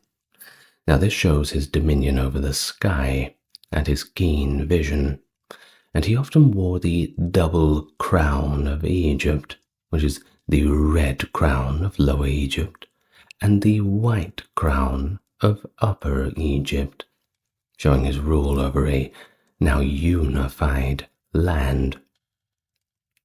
His headdress reinforced his association with national sovereignty and kingship.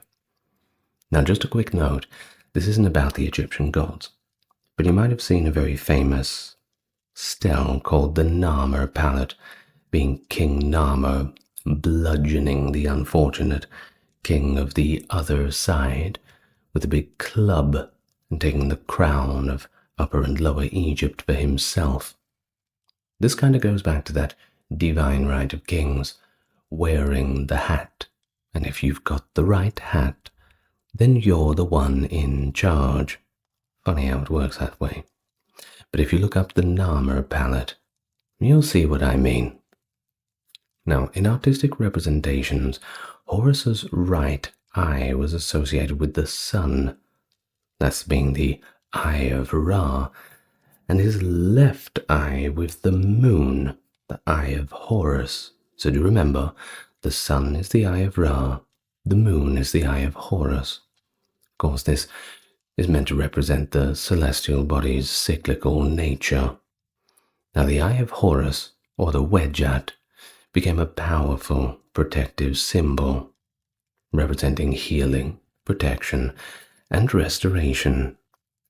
It's commonly used in amulets, jewelry, and funerary items. Now, Horus was the god of the sky, kingship, and protection, and war. As the son of Osiris and Isis, his mythological narrative centers on avenging his father's death and restoring order to Egypt. Now, that's an action movie before the action movies were even a thing, if you ask me. It's a cool origin story. Now, after reaching adulthood, Horus challenged Set for the throne, leading to a series of battles known as the contendings of Horus and Set. These stories symbolize the struggle between the order and chaos, ultimately resulting in Horus's victory and the establishment of rightful rule.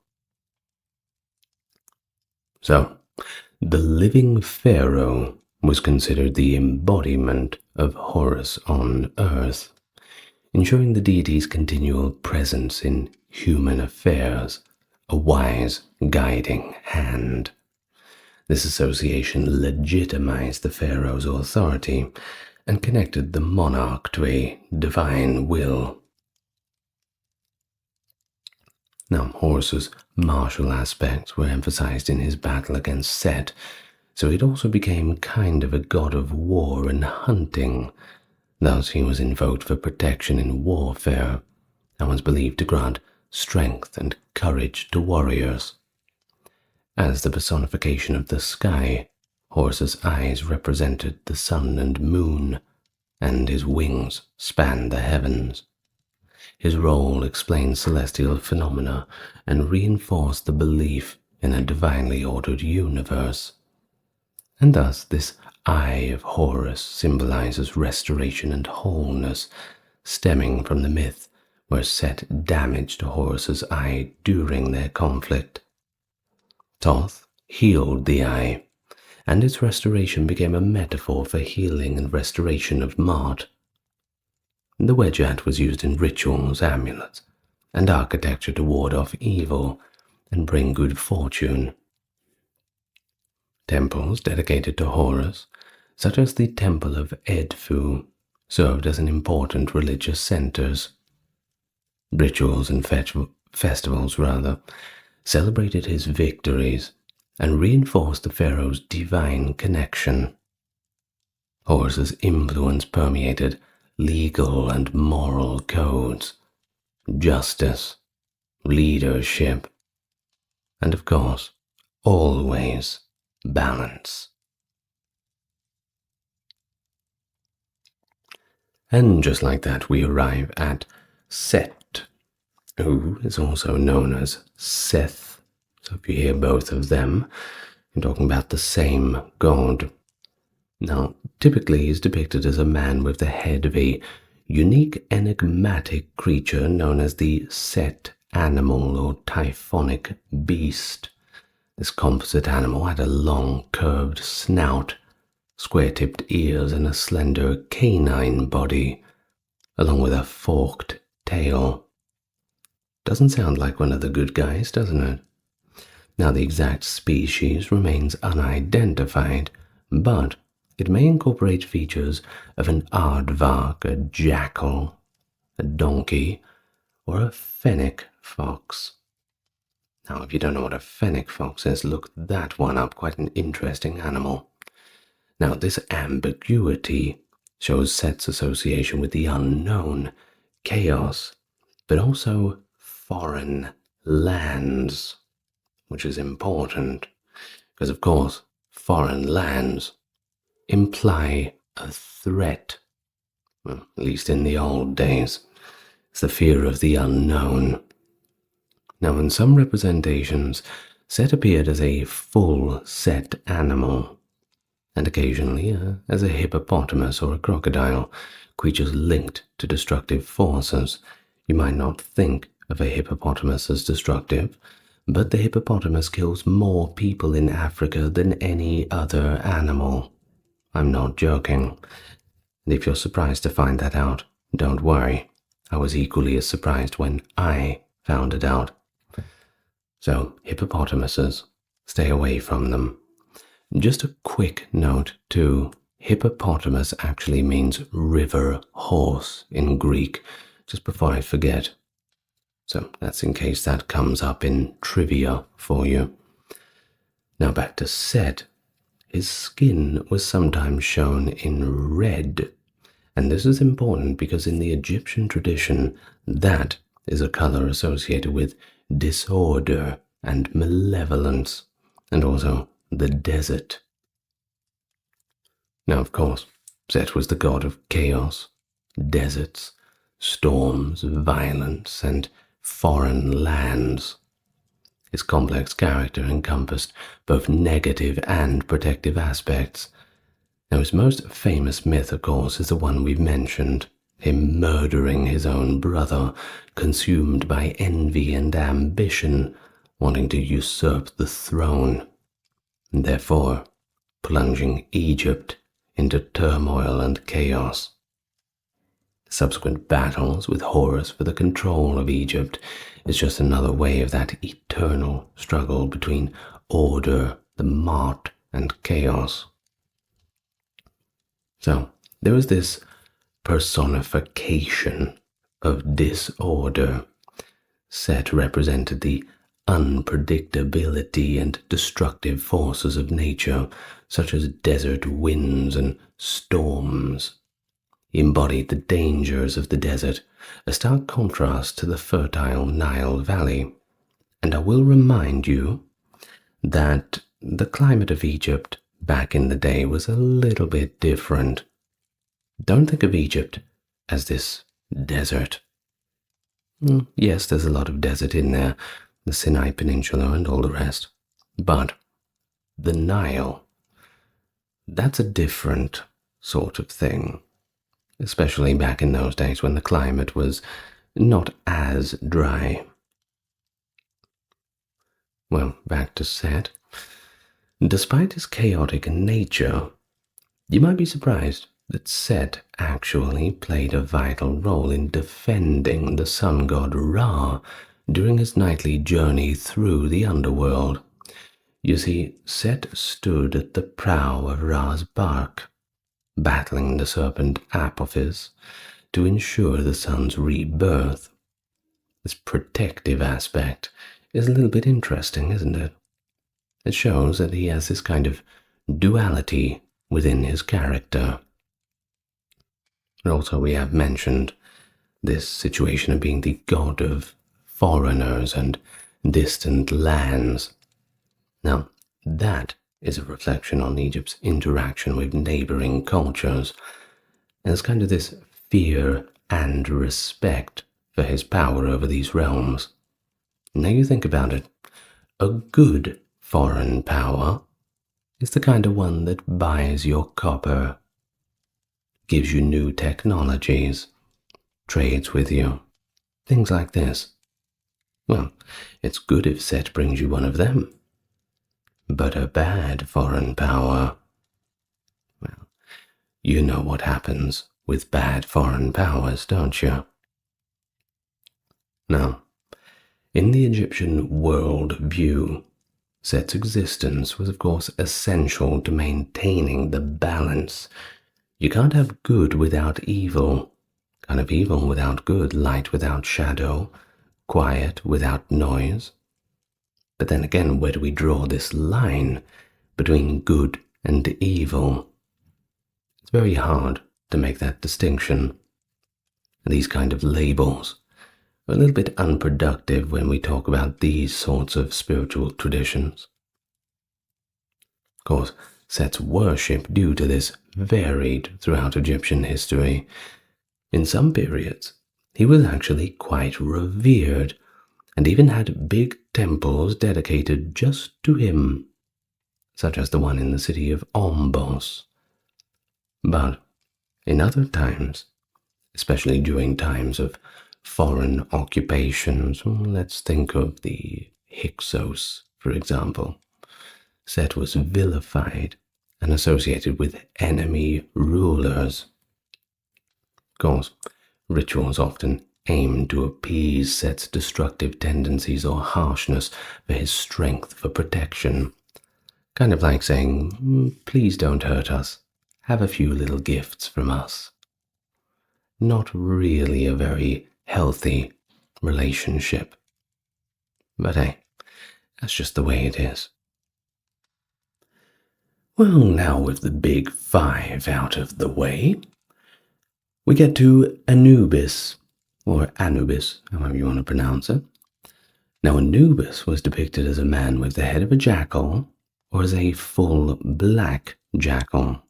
Now, the jackal is important because of its association with cemeteries and tombs due to its habits of scavenging, and Anubis's black coloration represented both the decay of the body but also the fertile soil of the Nile Valley.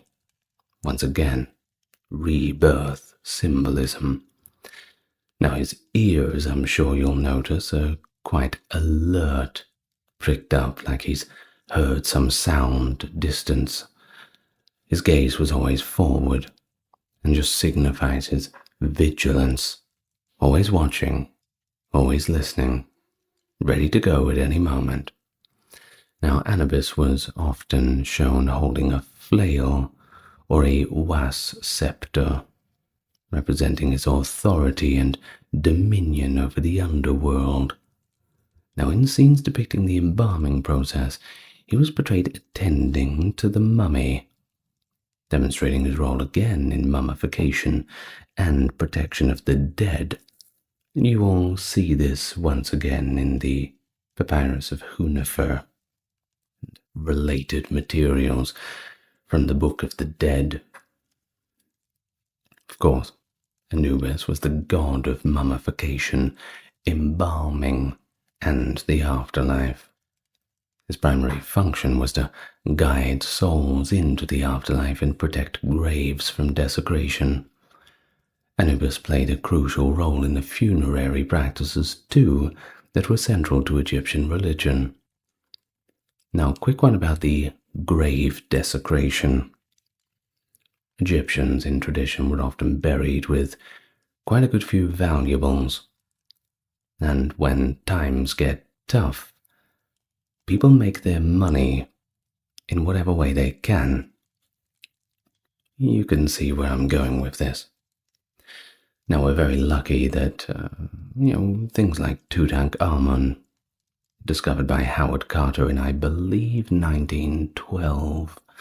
We're very lucky to have these sorts of things because most of the graves and tombs were simply robbed over the years, especially in times when of the Islamic conquests.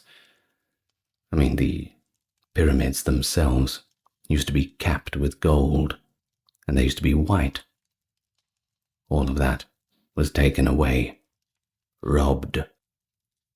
Well, at least we still have the bones of the pyramids left to marvel at. It's still impressive. Now, back to Anubis. Now, he oversaw the embalming process, we know that, but he was also believed to have invented the entire thing. Of course, he invented the mummification process to preserve Osiris's body after his death. And then, of course, it got taught to humans and the traditions continued. Now, Anubis guided the souls of the deceased after this mummification process through the underworld. Come with me, and I will take you to the Hall of Mot for your judgment. Now, in the weighing of the heart ceremony, which we've briefly talked about, Anubis placed the deceased's heart on a scale balanced against a feather of Mot, and he monitored the scales for fairness, ensuring that the judgment was a just and fair one. Now, Thoth, who we're about to get to, recorded the outcome, and Osiris was the final one who made the decision. So, the cult of Anubis was, of course, widespread, and his images adorned tombs and sarcophagi. Priests wore Anubis masks during the embalming rituals to embody the presence of the god, kind of like a role play. Amulets bearing his likeness were common too, serving as talismans for protection and guidance. Anubis's role reinforced the importance of these proper funerary rites and ethical living to achieve a favorable afterlife. Of course, you don't want to have the awkward moment when Anubis is leading you to the weighing of the heart ceremony, both of you knowing full well that it's not going to work out well for you. Now, next one, we have Thoth, who was depicted as a man with the head of an ibis, which was a bird associated with wisdom, knowledge, and also writing due to its methodical movements along the Nile's banks. Now, alternatively, believe it or not, he was shown as a hulking great baboon. Don't know why, a little bit less graceful than the ibis, But the baboon was another sacred animal linked to intelligence and the moon. In his hands, Thoth often held a scribe's palette and a stylus, emphasizing his role as the divine scribe helping out Osiris. He sometimes carried the Ankh, too. Now that is that cross with the circle on top of it. Excuse the poor imagery there I tried to describe. You know the one I mean. Now this Ankh was symbolizing life, and he also had that same was scepter representing his power. So 1 + 1 = 2, we see that we represent the power over life with this imagery. Now Thoth was also associated with the moon too, depicted wearing a lunar crescent on his head, or with a lunar disk, showing his role in regulating time and seasons. Now, since he was the god of reason, he was also the one of writing, science, mathematics, art, magic, and the moon. He was considered the scribe of the gods, responsible for recording all events, all decrees, and all judgments. Must have a sore wrist at the end of that, I think. Now, Thoth was credited with creating the hieroglyphs, enabling communication and record keeping. And thus, of course, he was the patron of scribes, who sought his favor for skill and accuracy. Thoth presided over intellectual pursuits, including mathematics, astronomy, medicine, and law, and he was believed to have invented the 365-day calendar, adjusting it little by little to align with different celestial movements. Of course, much of the encounters with the Egyptians, from the Romans and the Greeks, this cultural exchange really helped with the knowledge that the Egyptians brought to the table. Now, Thoth played a crucial role in mediating the disputes among the gods, notably the big one between Horus and Set. Now, his wisdom ensured that conflicts were resolved justly with maintenance of Mart, and as a lunar deity, he regulated the passage of time, the phases of the moon, and the seasons, of course vital for agriculture and religious festivals. Now we already know that during this weighing of the heart ceremony that Thoth was responsible for recording all of the results and handing them over to Osiris. Of course, remember that Osiris had the ultimate say in things, but in terms of paperwork, Thoth was the guy to see. And so his influence extended to education and the arts. Schools, libraries, they were under his patronage, and scholars invoked his name for inspiration. Festivals celebrated his contributions to knowledge and maintaining the cosmic order, and thus Thoth's legacy emphasized the value of wisdom and that pursuit of learning, but also, remember, the ethical application of knowledge. For what good is knowledge if you use it for a vile purpose? And now we have Hathor. Hathor was depicted in various forms. She often appeared as a woman with cow horns cradling a sun disk between them, symbolizing her role as a sky goddess and having a maternal nature. The cow, of course, was sacred to her, representing nourishment and motherhood. So sometimes she was depicted entirely as a cow, or as simply with a woman with cow ears. In artistic depictions, she's shown holding a sistrum, that is a musical instrument associated with festivals and religious rituals. She was also portrayed with a menat necklace, symbolizing fertility, rebirth, and divine protection. Now, Hathor was the goddess of love, beauty, music, dance, joy, and of course, once again, fertility. She embodied the feminine aspects of the divine and was revered as a mother goddess. Her functions included the patroness of women and motherhood. She protected women during childbirth and was invoked for fertility and maternal care. Of course, this means for both gods and humans. And she became a kind of role model for femininity. Hathor also presided over festivities, bringing joy and harmony. Music and dance were integral to her worship, believed to appease the gods and promote the balance of Ma'at. Now, as the mistress of the West, Hathor welcomed the dead into the afterlife, offering comfort and protection. She was associated with the Milky Way, considered the Nile of the heavens.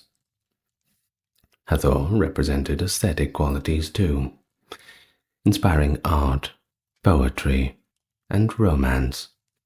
She was a muse for creativity and passion. Connected to the Sinai Peninsula's turquoise mine, she was also known as the Lady of the Turquoise. Thus, she safeguarded miners and travelers, bridging the gap between Egypt and distant lands. Festivals in her honor were lively and communal, featuring music, dancing, and processions, a good time to be had by all. The Temple of Hathor at Dendera was a significant cult center, with elaborate decorations celebrating her myths. Seems like the most fun of the deities to worship, that's for sure. Next up, we have Ptah, that is spelled Peah. Now, Ptah was depicted as a mummified man, showing his connection to creation and the afterlife. He wore this rather tight-fitting cloak with only his hands visible, holding a composite scepter that combined three powerful symbols. First, the Was, power and dominion, the Ankh, life, and the Jed, stability. The scepter showed his mastery over these fundamental aspects of existence. Now, you'll see on his head that it's adorned with a skull cap or a close-fitting cap, and he sometimes had a straight, false beard, depending on which depiction you'll see, which distinguishes him from the curled beards of other gods. Now, in some representations, he was associated with the sacred bull Apis, considered an incarnation of Ptah on earth. He was the god of craftsmen, architects, builders, and creation. Centered in the city of Memphis, he was revered as the patron deity of artisans and those who shaped the physical world.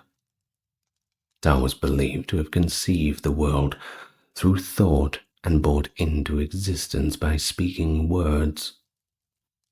This concept emphasized the power of intellect and speech in creation. Of course, magic goes along with the magic words. Now, he also inspired creativity and skill in stonemasons, carpenters, metal workers, and sculptors, and Egypt needs as many of them as it can get.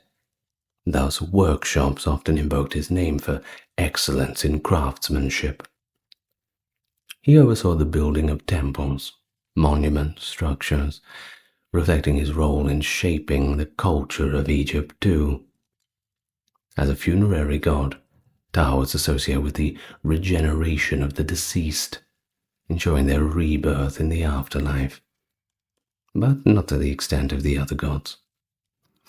Now, his influence was most profound in Memphis, where his temple, Hut-ka-ta, mansion of the soul of Ta, the Ka being the name for the soul in the Egyptian tradition, was a significant religious center. Now, the city's Greek name, Aegyptos, is believed to be derived from this temple's name, highlighting Ptah's importance. Festivals celebrated his creative power, and his priesthood held considerable sway. So, Ptah's legacy shows this value of intellect, craftsmanship, and the transformative power of creation. Alright, last one now. We have Amun. Now, Amun was depicted as a man wearing a crown with two plumes, symbolizing his dominion over the air and invisibility. He often held a scepter and an ankh, representing his authority and life, and in some representations, he appeared as a ram or a man with a ram's head. The ram's curved horns were emblematic of virility and strength. He was sometimes shown as a goose, or associated with a goose, earning him the epithet Great Cackler, linked to the creation myths where a cosmic egg hatches the universe. His representations emphasize his concealed yet omnipresent nature.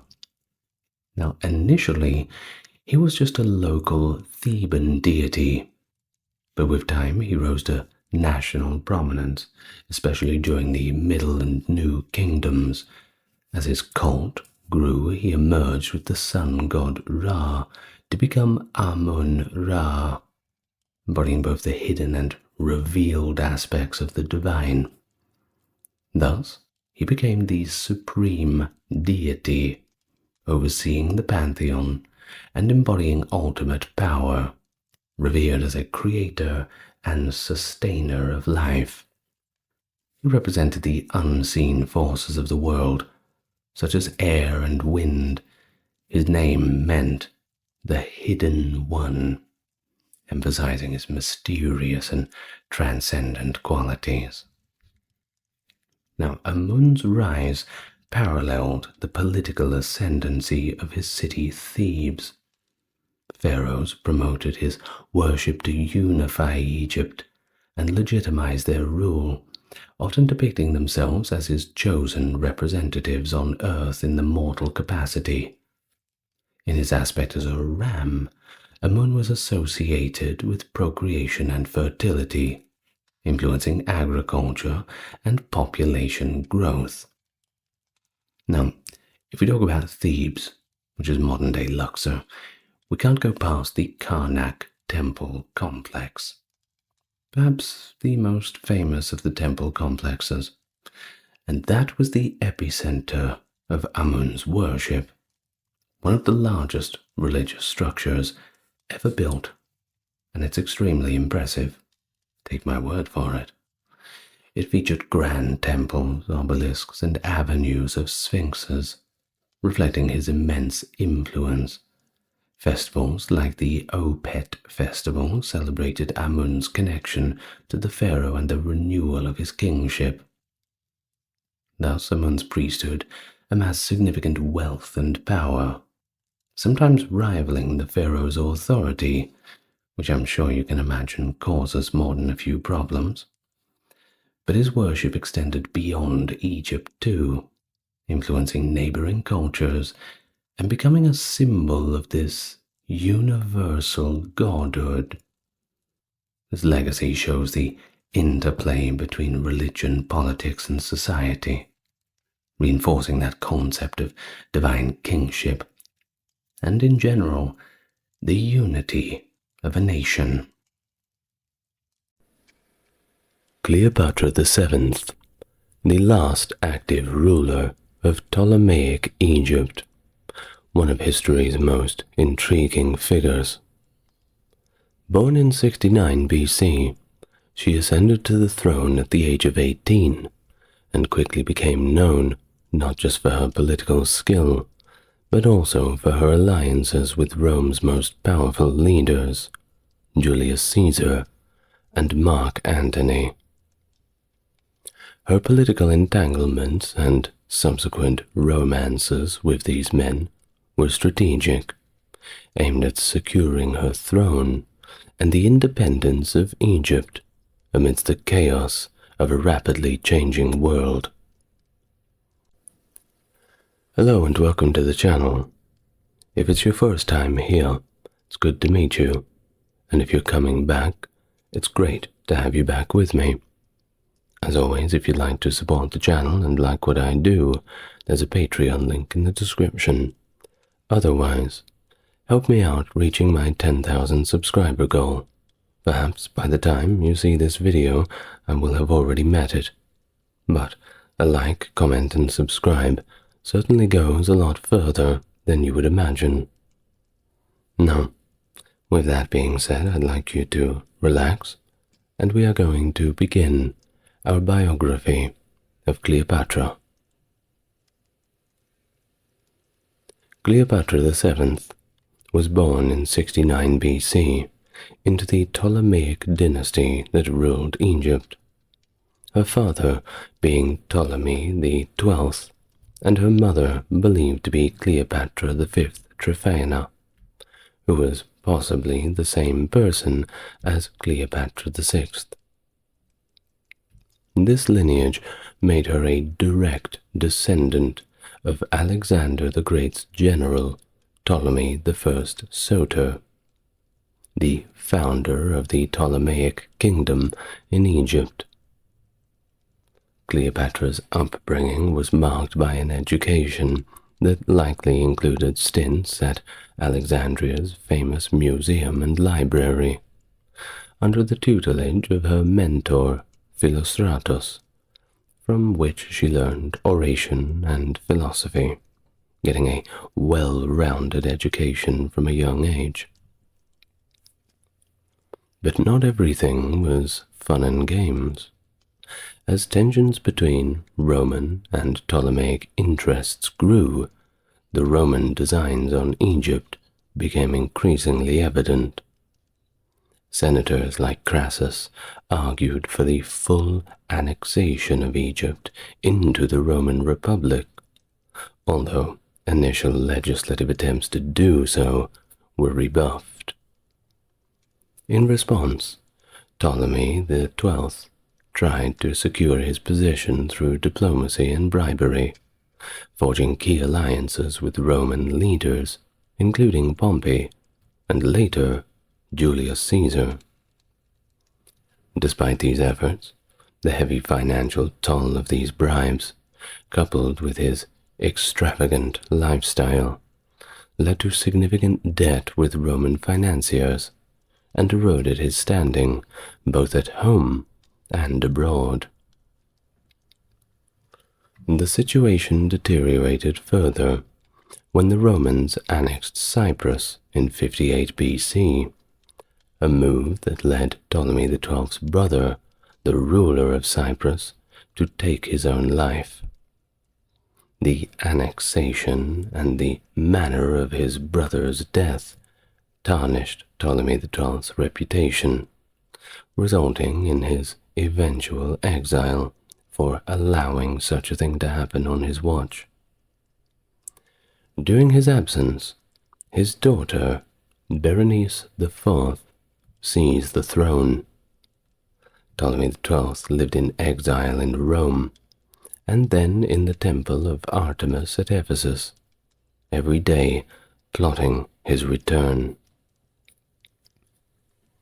With the support of the Roman military and financial backers, Ptolemy XII orchestrated an invasion of Egypt in 55 BC, led by the Roman governor of Syria, Aulus Gabinius.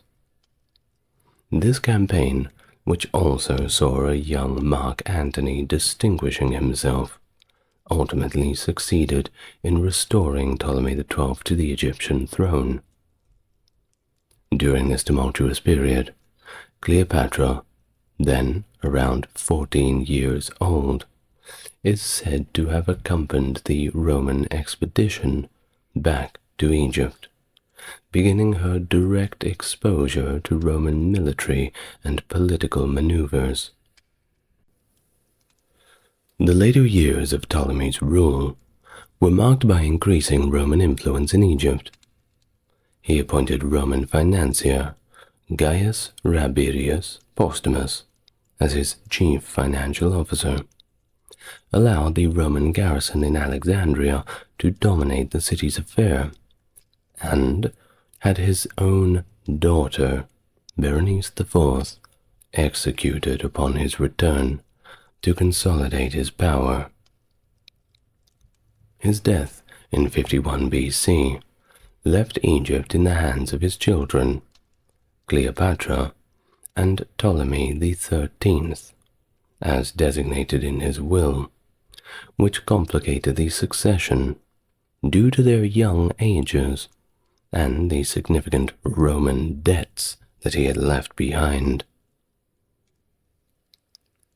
Cleopatra's co-regency with Ptolemy XIII began under these challenging circumstances, with both sibling rivalry and the heavy burden of debt shaping the early years of the rule. As co-regent, Cleopatra was made official through inscriptions such as the one found in the Temple of Hathor in Dendera, marking the formal beginning of her ascent to becoming one of Egypt's most famous pharaohs.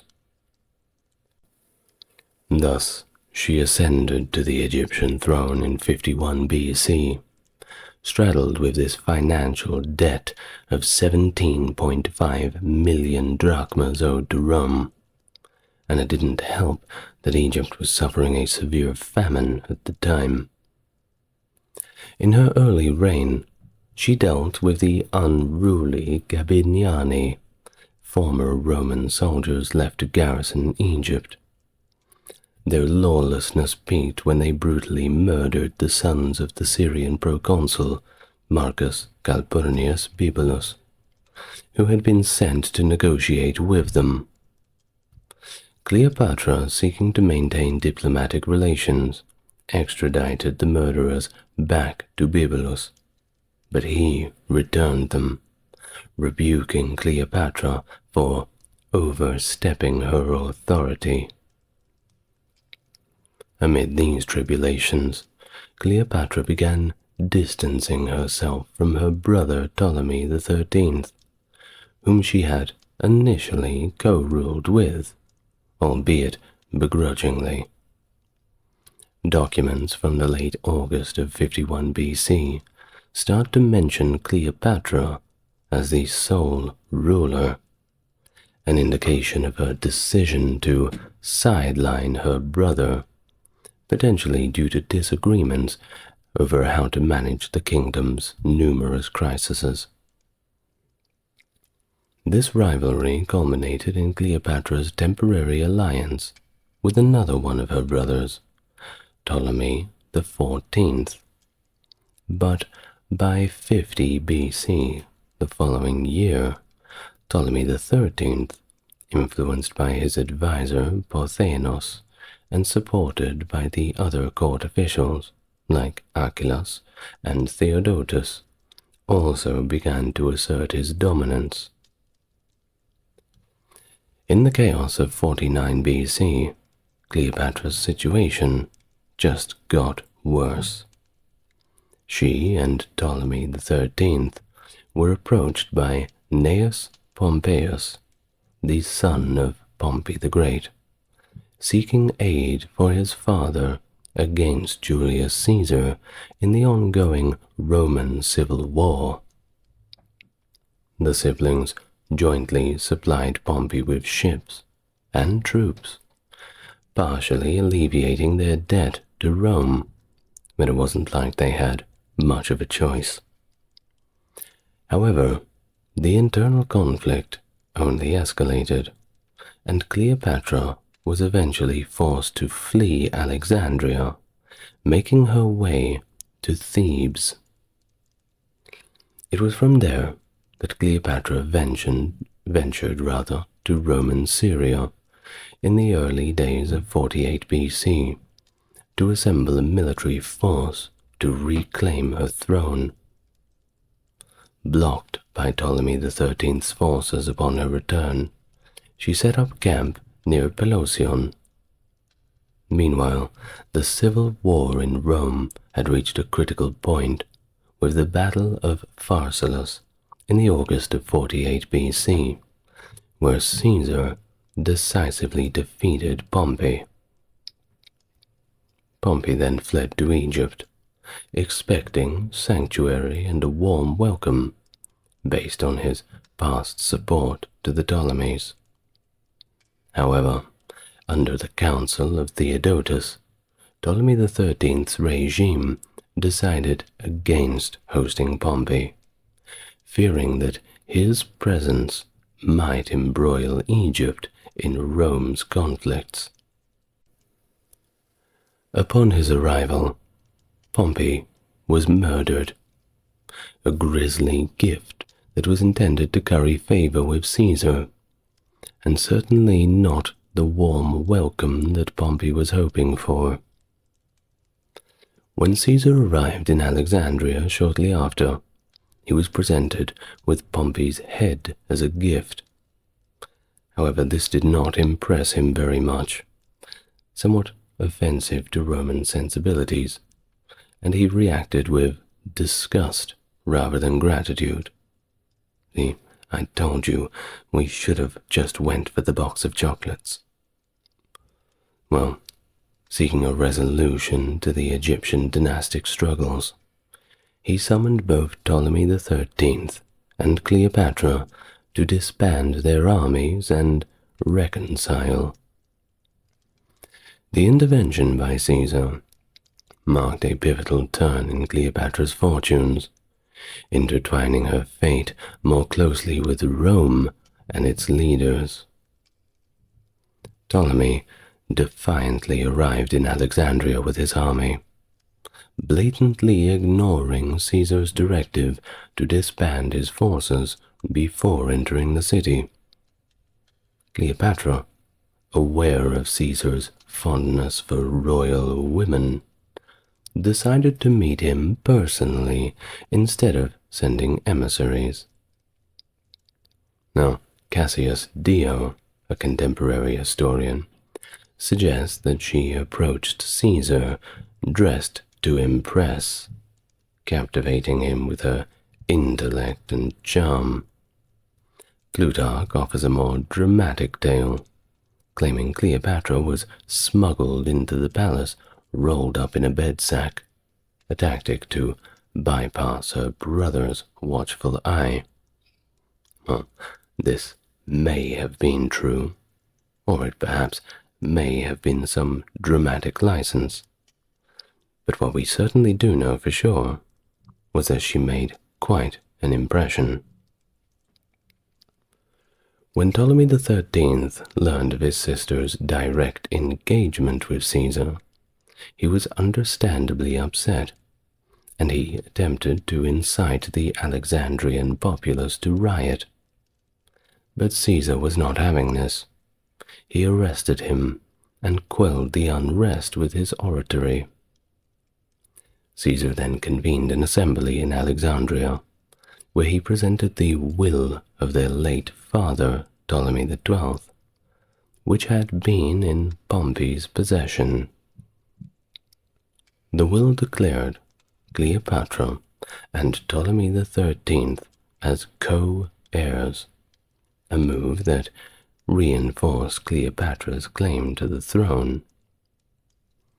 In an effort to stabilize the region and neutralize potential threats, Caesar proposed that their young siblings, Arsinoe IV and Ptolemy XIV, have the right to govern Cyprus, hoping to appease Egyptian discontent over the island's loss to the Romans. This plan, however, was perceived as favoring Cleopatra over Ptolemy XIII, particularly as the latter commanded a formidable force of 20,000, including the Gabiniani, capable of overpowering Caesar's 4,000 troops. Seizing on the perceived imbalance, Pothianos orchestrated a military response, directing Achillas to lead their forces against Caesar and Cleopatra. After Cleopatra executed Pothianos, Arsinoe IV seized her opportunity to assert her claim. Thus she aligned with Achillas, only to betray him by having her new advisor, Ganymedes, assassinate him and take over command. This escalated into a full-scale conflict, and eventually Arsinoe was declared queen. Ganymedes' strategic acumen became evident when he manipulated Caesar into summoning Ptolemy XIII for negotiations, only to have the young king switch allegiance to Arsinoe's side. This maneuver led to Caesar and Cleopatra being besieged within the palace, a siege that stretched into 47 BC. Well, I'm sure they had plenty of ways to kill the time. In the wake of Ptolemy XIII's death, Cleopatra remained the sole monarch of Egypt. During this period, Julius Caesar's reinforcements, including forces led by Mithridates of Pergamum and Antipater of the Idumean, arrived. This bolstered her position significantly. In a subsequent conflict, Ptolemy XIII died while attempting to escape by boat, which capsized in the Nile. Ganymedes, Arsinoe IV's military advisor, was also likely killed in these confrontations, while Theodotus was later captured in Asia by Marcus Junius Brutus and subsequently executed. Arsinoe IV was paraded in Caesar's Roman triumph, but was then exiled to the Temple of Artemis at Ephesus. Not a bad place to be exiled to. During these events, Cleopatra was notably absent, staying in the palace, possibly due to her pregnancy with Caesar's child, Caesarion, conceived around September 48 BC. Now, having ended his consul term in 48 BC, Julius Caesar was appointed dictator, which gave him authority to settle the dynastic disputes in Egypt. Oh, and by the way, the term dictator, back in the day, it wasn't necessarily a bad thing. It was basically the Senate had just gone all in on a particular strong man to sort out a particular crisis. It wasn't necessarily meaning that this person was tyrannical. Of course, most of the time they did turn tyrannical, but that's just the way it is, isn't it? Well, Cleopatra and Caesar are said to have embarked on a cruise of the Nile around this time, visiting ancient monuments, kind of like a sightseeing tour of the ancient world. You can imagine it. This journey, detailed by Suetonius, involved a luxurious barge and might reflect more on Roman elite customs rather than historical fact. Nevertheless, it highlights Caesar's interest in geography and the strategic importance of Egypt. Caesar left in April of 47 BC, heading to confront Pharnaces II of Pontus, leaving a significant military presence behind in Egypt to support Cleopatra, just in case. Their son, Caesarion, was born on the 23rd of June, 47 BC. Cleopatra boldly declared him as Caesar's son, a claim that was politically charged given Caesar was already married to Calpurnia. But him and Calpurnia did not have any children. So someone's got to do the heavy lifting. Well, Cleopatra's visit to Rome in late 46 BC was marked by her residing in Caesar's villa. Obviously, Calpurnia was not impressed by this, understandably, and her influential presence in Roman politics, including her involvement in the reformation of the Roman calendar. However, her stay was overshadowed by political intrigue and that little matter of the impending assassination on Caesar. Well, in the politically charged atmosphere following this assassination in 44 BC, Cleopatra made a skillful navigation through her kingdom through very turbulent times. In 43 BC, a year later, as the second triumvirate formed between Octavian, Antony, and Lepidus to stabilize the Roman Republic, Cleopatra faced solicitations from both sides of the ensuing conflict. Gaius Cassius Longinus, one of Caesar's assassins, and Publius Cornelius Dolabella, a Caesarian loyalist and the proconsul of Syria, each sought her military support. Cleopatra chose to align, albeit subtly, with Dolabella, citing internal strife as a reason to decline Cassius, while dispatching the legions Caesar had stationed in Egypt to support Dolabella. But unfortunately for Cleopatra, these troops were intercepted, and they were captured by Cassius in Palestine. Should have taken the sea route. Further complicating her politics, Cleopatra's governor of Cyprus, Serapion, defected over to Cassius's side and provided him with additional ships. In an attempt to remedy her delayed military aid and perhaps to secure her own position, Cleopatra herself sailed with her fleet to Greece to assist Octavian and Antony. However, bad luck and a severe storm damaged her ships, delaying her arrival and causing her to miss the best bits and decisive actions of the Battle of Philippi, where Antony and Octavian secured a critical victory against the assassins of Caesar, Cassius and Brutus, who, after the battle, were quite upset and decided the best thing to do was to take the self-checkout line. Well, by the end of 42 BC, the triumvirs had partitioned the republic among themselves, with Octavian controlling the west, Antony the east, and Lepidus being marginalized. In the summer of 41 BC, the following year, Antony, stationed in Tarsus, summoned Cleopatra to clarify her political position regarding her alleged support for Cassius.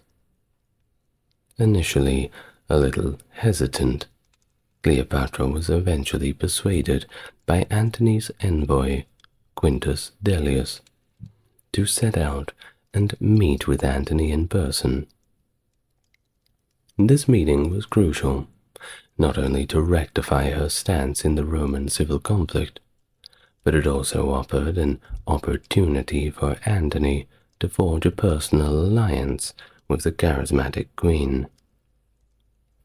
Thus Cleopatra arrived at Tarsus aboard her magnificent royal barge, the Thalamagos, and hosted Antony with opulent banquets that showcase her wealth and royal stature.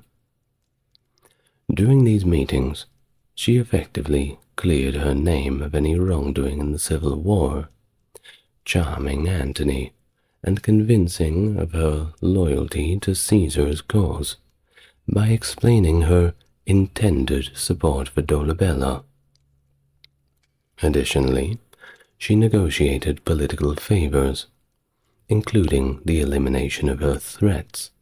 Her rebellious sister Arsinoe was executed in Ephesus. Better luck next time.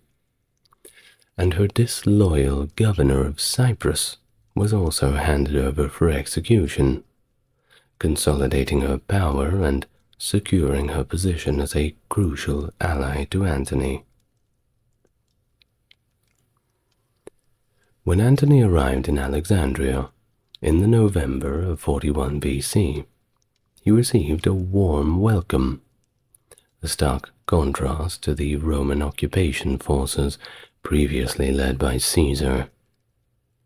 This positive reception was due partly to his role in restoring Cleopatra's father, Ptolemy XII, to the throne earlier in his career.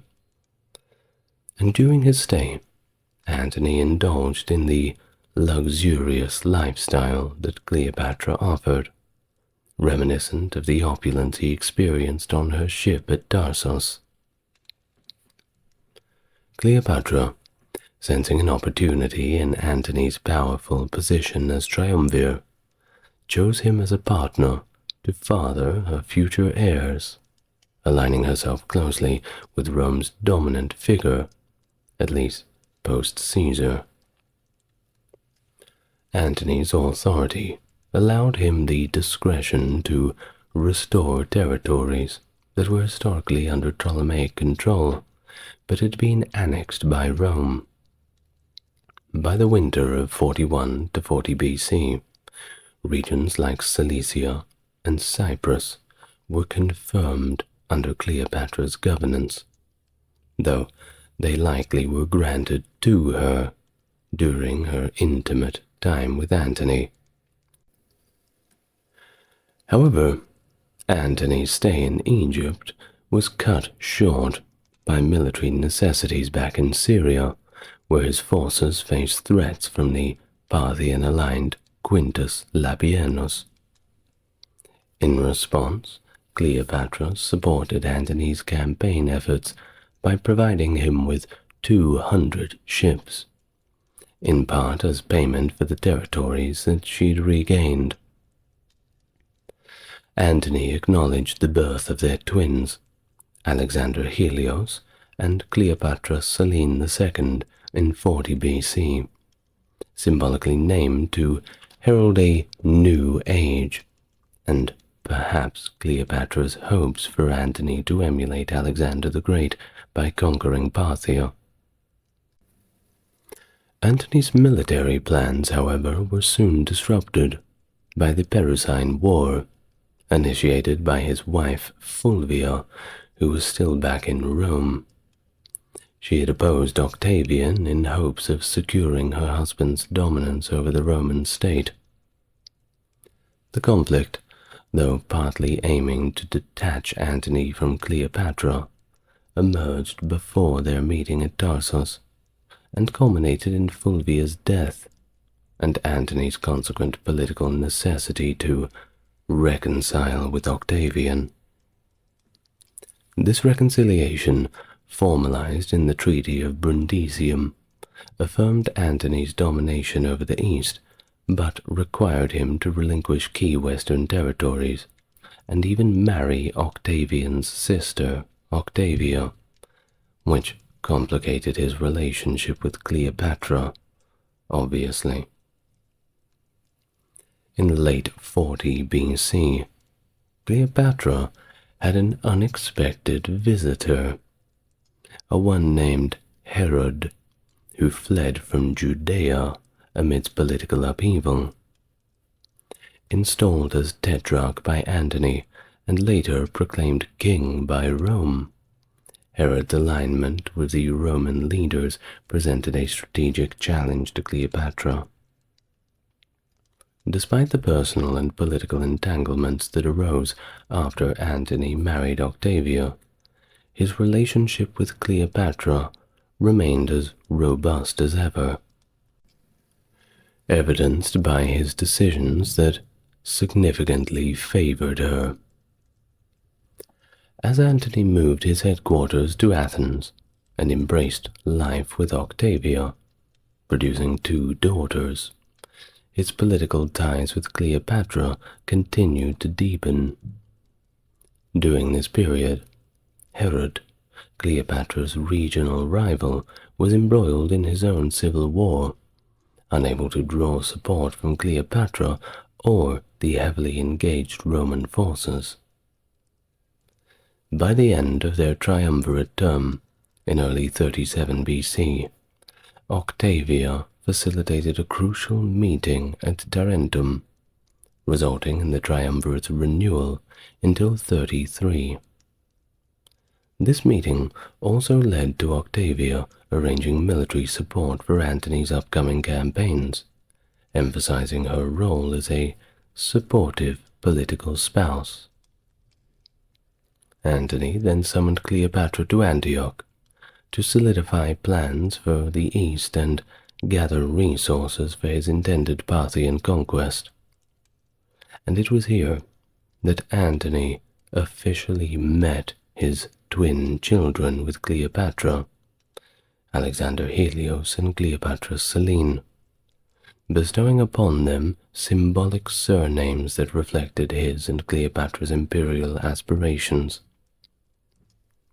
In Antioch, Antony made substantial territorial grants to Cleopatra that encompassed much of the Levant and other regions.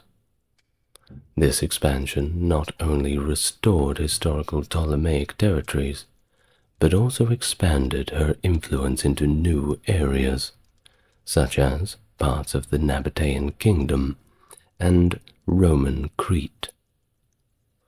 These strategic moves were aimed at stabilizing Antony's eastern territories through client rulers that were loyal to him, enhancing Cleopatra's queenly stature quite significantly.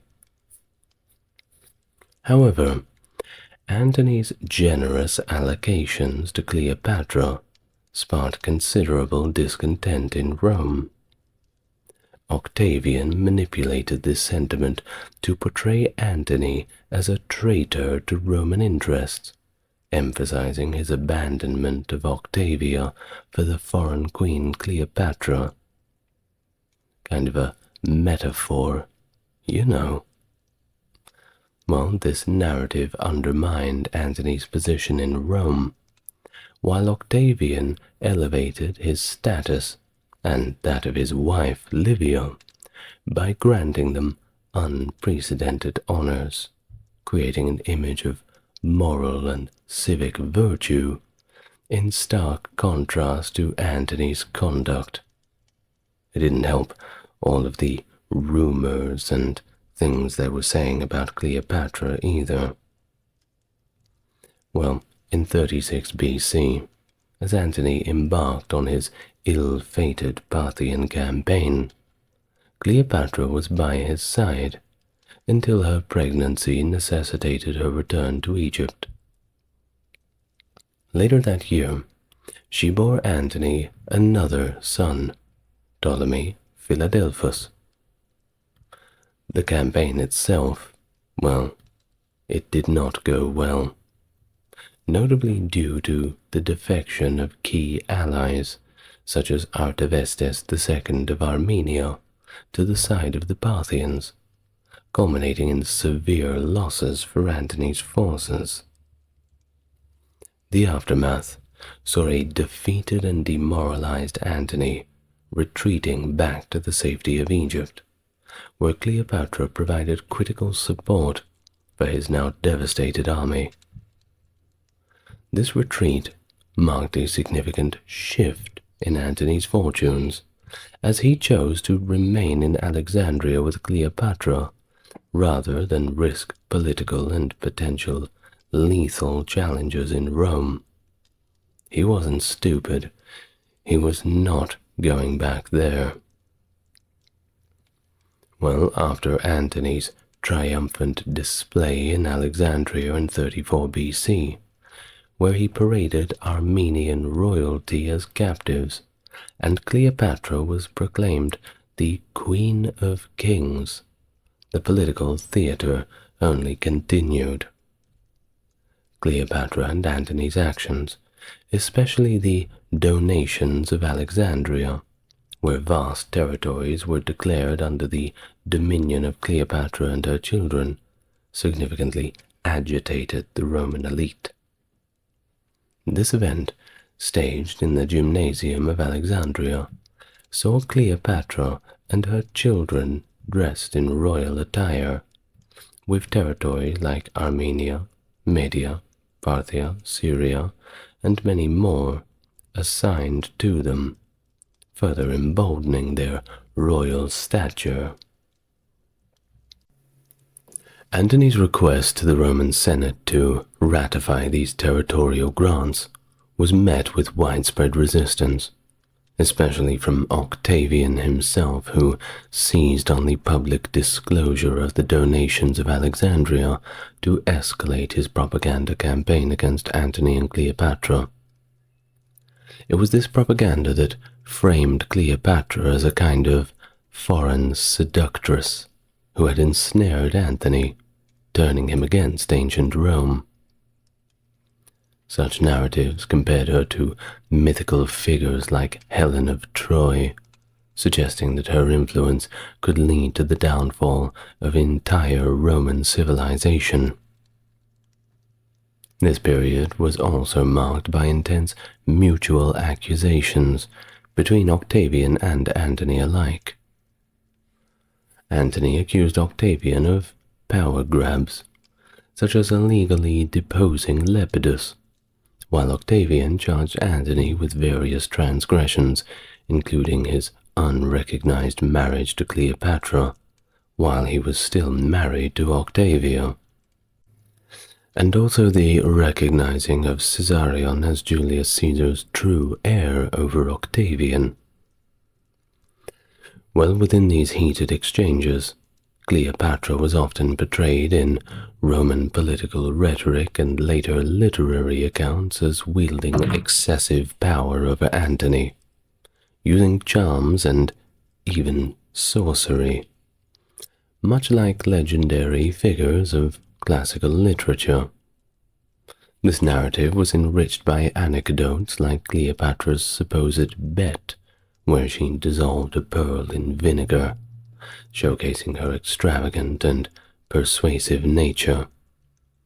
All of this came together to really paint Cleopatra as a bit of a boogeyman, or boogie woman, if they have boogie woman. Well, in the background of this, Cleopatra's administrative actions continued on, such as granting tax exemptions in Egypt, which are documented extensively in papyrus texts, indicating her active role in managing the affairs of her realm, even as she navigated the complexities of Rome. The Battle of Actium in 31 BC marked a decisive turning point in Roman and Egyptian history, serving as the culmination of the escalating tensions between Octavian and the alliance of Antony and Cleopatra.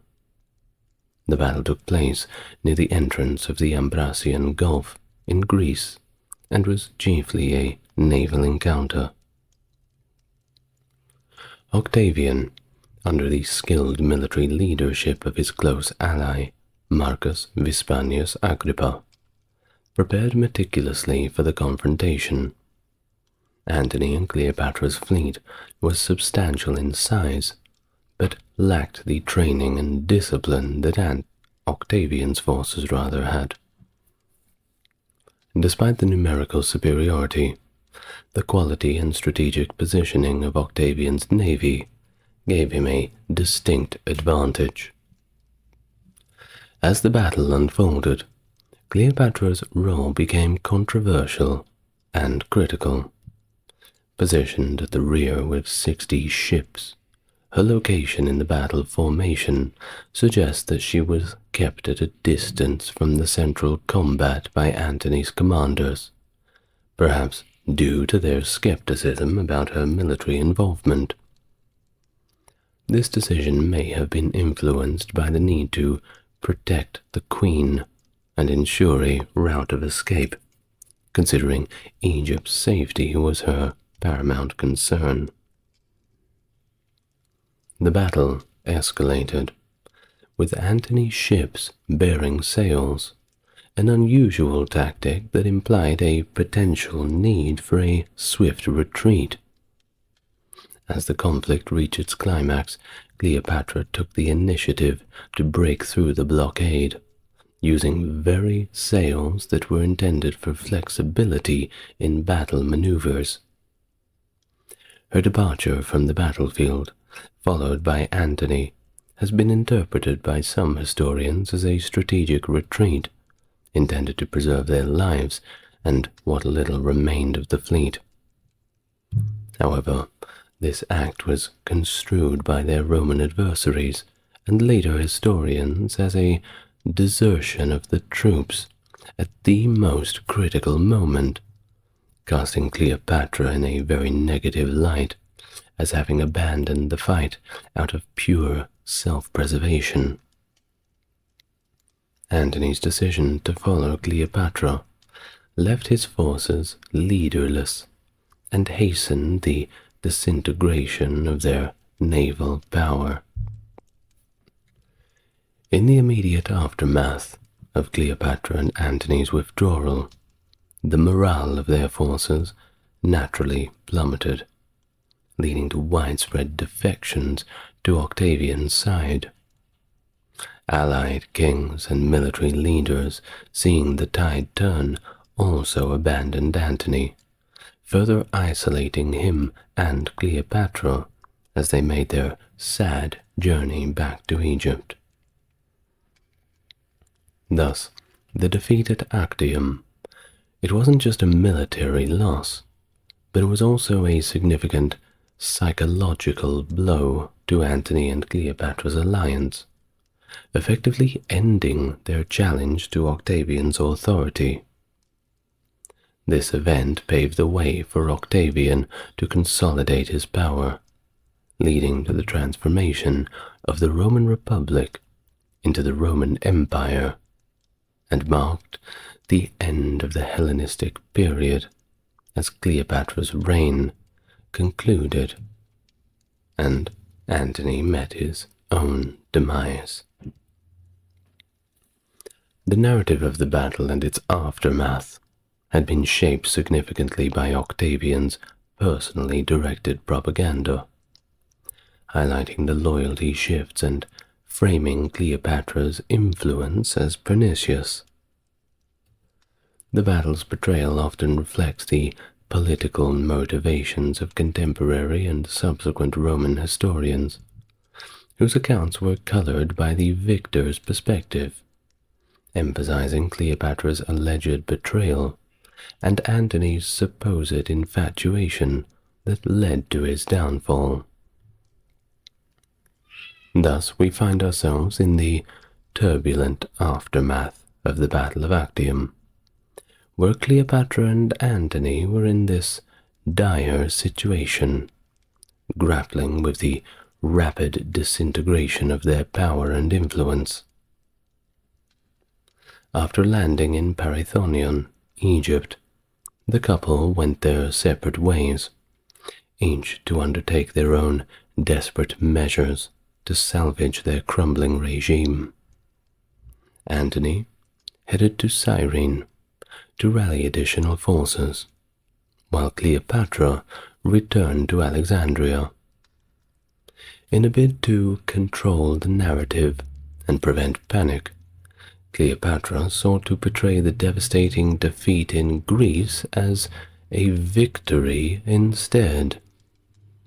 Her fear of a potential uprising if the truth were known drove her to such deceptive tactics. The situation worsened for Antony when Lucius Pinarius, the governor of Cyrene, appointed by Antony himself, switched his allegiance to Octavian's side. Pinarius executed Antony's messengers and handed over the 4 legions under his command to Octavian, delivering a severe blow to Antony's already faltering campaign. It was the news of this betrayal, added to everything else, that pushed Antony to the very brink of despair, leading him to almost take the self-checkout line. But he was thankfully dissuaded by his most loyal officers. Retreating into isolation, Antony constructed a small reclusive cottage on the island of Pharos, which he named the Timoneon, symbolizing his retreat from public life, akin to the cynical philosopher Timon of Athens. Basically, Antony was just sick and tired, and he wanted to live out in the countryside somewhere where everybody would just leave him alone. You can't blame him. Meanwhile, Herod, previously a supporter, advised Antony to sever ties with Cleopatra, and then demonstrated his loyalty to Octavian, ensuring his political survival, and further isolating Antony and Cleopatra. As their situation became increasingly precarious, Cleopatra began to see Antony as more of a liability than an asset. By late summer of 31 BC, she herself considered a bold escape plan, and also for her son Caesarion. She intended to abdicate in favor of her son and flee with her fleet to the Red Sea, potentially aiming for a distant refuge in India. However, her plans were thwarted when Malichus I, instigated by Octavian's governor of Syria, burned her ships. Thus, she found herself trapped in Egypt with nowhere to go. With her options dwindling and her situation desperate, Cleopatra reportedly began to experiment with poisons, testing their effects on prisoners and possibly her servants, though it is suggested that this was just later made up as propaganda. This macabre testing was likely a means to prepare her for the inevitable confrontation with Octavian, exploring all possibilities for control over her fate in the face of a capture that seemed pretty much set in stone at this point. Well, the turbulent final days of Cleopatra's reign, her attempts to secure her son Caesarion's future and preserve her own dignity, were met with relentless pressures from the advancing forces of Octavian. As Octavian prepared for a decisive invasion of Egypt in the spring of 30 BC, Cleopatra made a desperate bid to secure a favorable outcome. She had Caesarion enter the ranks of the Ephebi, a public sign she was grooming him to be the sole ruler of Egypt. In a parallel move, Antony had his son with Fulvia undertake the same rite, signaling their continued alliance. Cleopatra aimed to negotiate with Octavian, sending emissaries to present lavish gifts, and proposed that her children inherit Egypt while Antony could live out his days in exile. Octavian's response? Well, it was dismissive at best, engaging only with Cleopatra's propositions and not Antony's.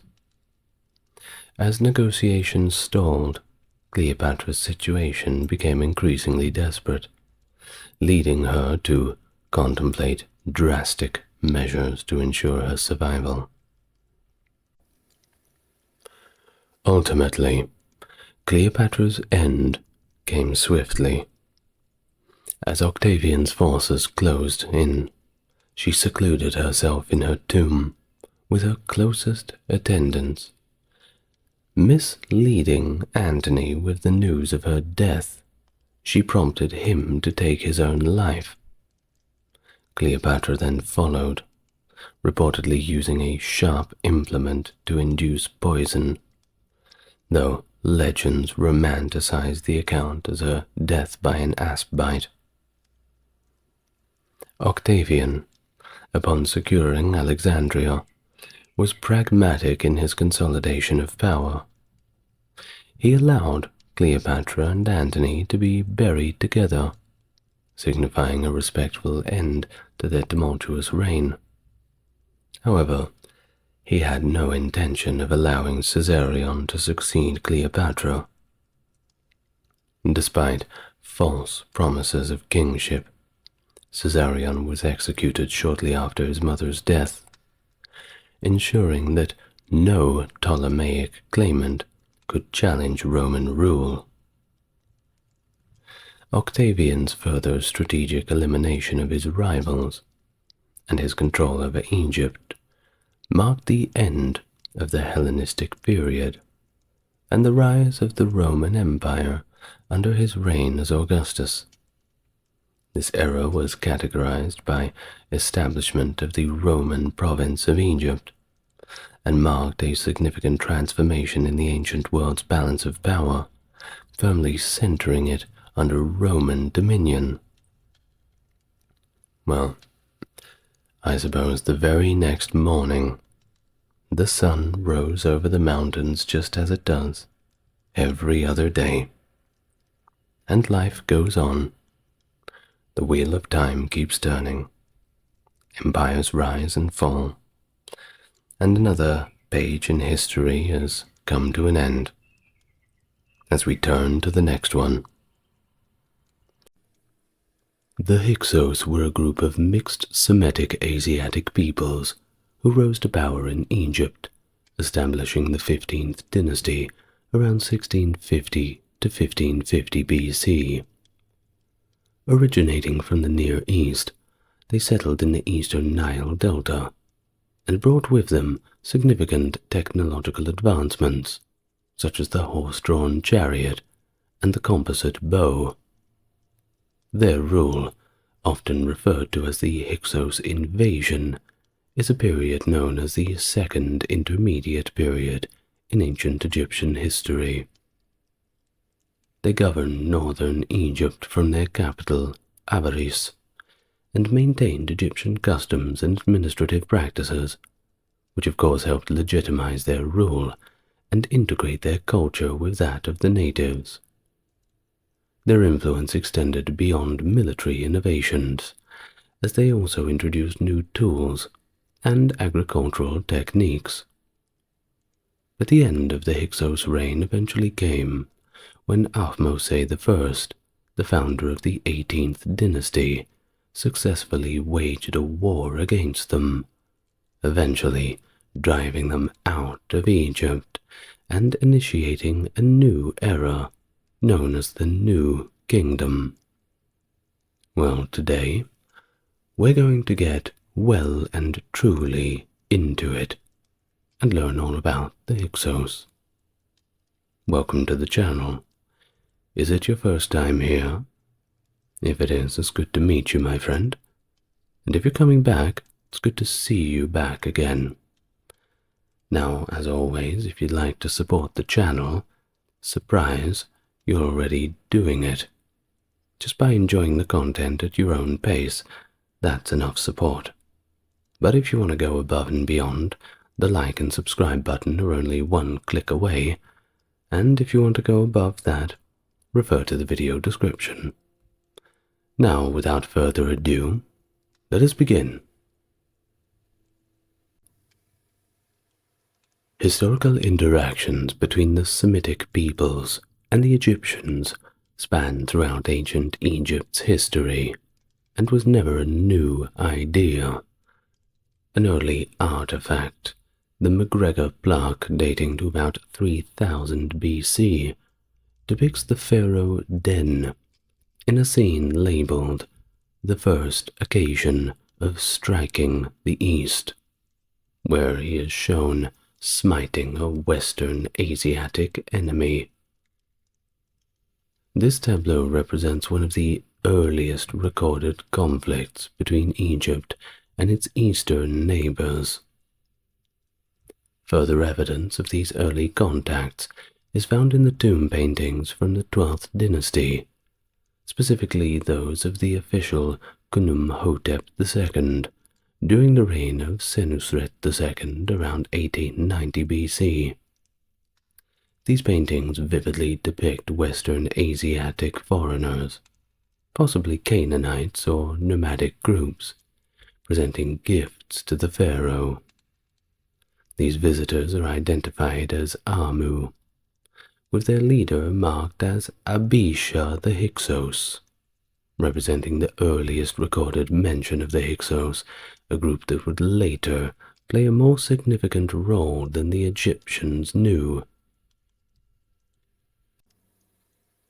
Additionally, the Sebek Ku stele from the reign of Senusret III, 1878 to 1839 BC, provides further insights into Egyptian military campaigns in the Levant, marking Egypt's aggressive interactions with its Asiatic neighbors. The stele describes a victorious campaign headed northwards by Senusret III, aiming to overthrow the Asiatics. It mentions the conquest of a foreign land named Sekhmem, now identified as Shechem, and the subjugation of Retenu, associated with ancient Syria. Now, the ancient Hyksos period is primarily chronicled through the works of Manetho, an Egyptian priest and historian from the Hellenistic period. But unfortunately, his original writings have not survived, and our understanding of his accounts comes through citations by later historians, notably the Jewish historian Josephus. Manetho's narrative, as recounted by Josephus, vividly describes the sudden and brutal invasion of Egypt by the Hyksos, this mysterious group from the east and of, according to Josephus and Manetho, ignoble origin. Now, according to Manetho's writing, this invasion was unexpected and overwhelmingly successful, achieved without significant resistance or battle. Thus the Hyksos swiftly dominated the Egyptian rulers, leading to a violent occupation characterized by the destruction of cities and religious temples. Manetho's account details the Hyksos' harsh treatment of the Egyptian population, involving mass killings and the enslavement of women and children. The full text, as written in the account, goes like this. A people of ignoble origin from the east, whose coming was unforeseen, had the audacity to invade the country, which they mastered by main force without difficulty or even battle. Having overpowered the chiefs, they then savagely burned the cities, razed the temples of the gods to the ground, and treated the whole native population with utmost cruelty, massacring some and carrying off the wives and children of others into slavery. This traditional narrative of a violent Hyksos invasion, as presented by the ancient Egyptian priest Manetho, has largely been reassessed and therefore rejected by contemporary scholars. You see, Manetho's accounts, which describe this sudden and brutal conquest, are now thought to be influenced by his experiences of later foreign invasions, rather than accurate depictions of Hyksos ascendancy. Modern archaeological and isotype analyses suggest a more gradual and peaceful integration of the Hyksos into Egyptian society. Archaeological evidence, particularly on the site of Avaris, reveals a continuous presence of Asiatic people in the region for over 150 years prior to the establishment of Hyksos rule, with signs of Canaanite settlement dating back to 1800 BC. That's before Egypt's 12th dynasty. This suggests that the Hyksos' rise to power was a result of a migration and integration, rather than a bloodthirsty war and invasion. Strontium isotype analysis supports this, indicating a higher proportion of non-local females in the population, which contradicts the typical invasion model dominated by male warriors. Some scholars emphasize that the presence of Western Asiatic groups in Egypt was a long-standing phenomenon, driven by Egypt's allure as a land of opportunity, particularly in the fertile Nile Delta. This region, especially in the city of Avaris, became a magnet for immigrants due to its pivotal role in international trade and seafaring. Historical records from Egypt's earlier dynasties, such as the 6th and 12th, show that the Asiatics were integrated into various societal roles, whether they be shipbuilders, soldiers, or temple workers. They were everywhere. Now, the politics of Egypt before the Hyksos ascension was admittedly fragmented, particularly after the decline of the 13th dynasty around 1725 BC. This period saw multiple regional kingdoms, including a West Asian-dominated 14th dynasty based at Avaris. The transition from the 14th to the Hyksos-controlled 15th does not appear to have been marked by any significant conflict at all, contrary to the earlier narrative from Manetho. But the exact nature of the 15th dynasty's rise to power does remain a subject of debate among historians. While some suggest a possible invasion or displacement of the 14th dynasty by the 15th, others simply find the evidence for such an event inconclusive. There are certain archaeological findings, such as the stela of Neferhotep III, which possibly indicates disruptions caused by mercenary activities rather than a structured military campaign. Well, the duration of the Hyksos rule in Egypt is another topic of scholarly debate, due to the fragmentary nature of the historical records of the 15th dynasty. The Turin king list, a key but incomplete source, indicates that 6 Hyksos kings ruled for a collective total of 108 years. However, recent studies by modern scholars have proposed longer durations, suggesting that the Hyksos may have governed for as much as 149 to 180. These estimates point to a more extended Hyksos presence during that second intermediate period, coexisting with the native Egyptian dynasties, specifically the 16th and 17th dynasties that came after. Geographically, the Hyksos control was primarily concentrated in the eastern Nile Delta.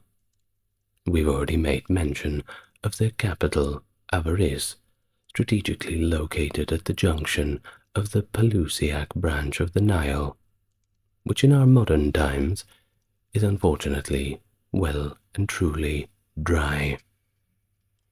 While Memphis is thought to have possibly served as an important administrative center during their reign, there remains a lack of concrete evidence of Hyksos activity. could have happened, but at the moment we're yet to find anything solid. So any suggestion of activity in Memphis is somewhat ambiguous. But archaeological findings do suggest a notable presence of Levantine populations throughout the Delta region in general. Sites such as Tel Farasha, Tel al-Magud, and El-Qatana, and Inshaz show signs of Levantine influence or habitation. Of course, avarice benefiting from increased prosperity likely drew more Levantine settlers to the area. At Qom el-Hisin, located at the edge of the western delta, artifacts reveal Near Eastern goods, and burial practices show a mix of Egyptian and Levantine traditions, suggesting a population of, well, I suppose we can say Egyptianized Levantines. Another significant site, Tel Basta, or in the old tongue, Bubastis, contains monuments dedicated to Hyksos kings, Kian and Apepi, but it lacks any substantial evidence of a Levantine residential community. Meanwhile, Tel al-Habwa, positioned near a Nile branch close to Sinai, also displays signs of a non-Egyptian presence, predominantly Egyptian or Egyptianized Levantines, reflecting a blend rather than a displacement of cultures.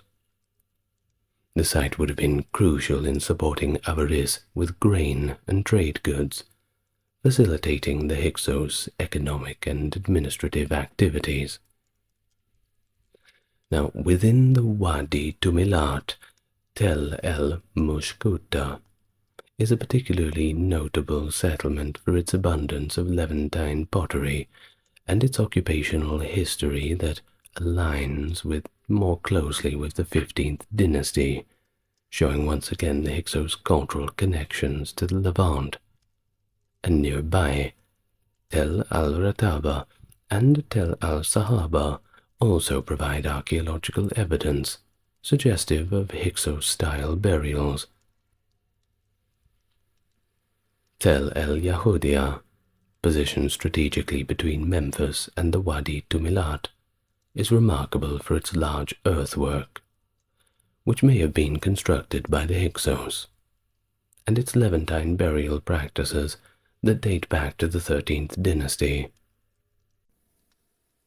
Now, it's these sites that collectively highlight the Hyksos' strategic positioning to control access routes towards Sinai, the southern Levant, and potentially the Red Sea, enhancing their ability to manage trade, but also military movements.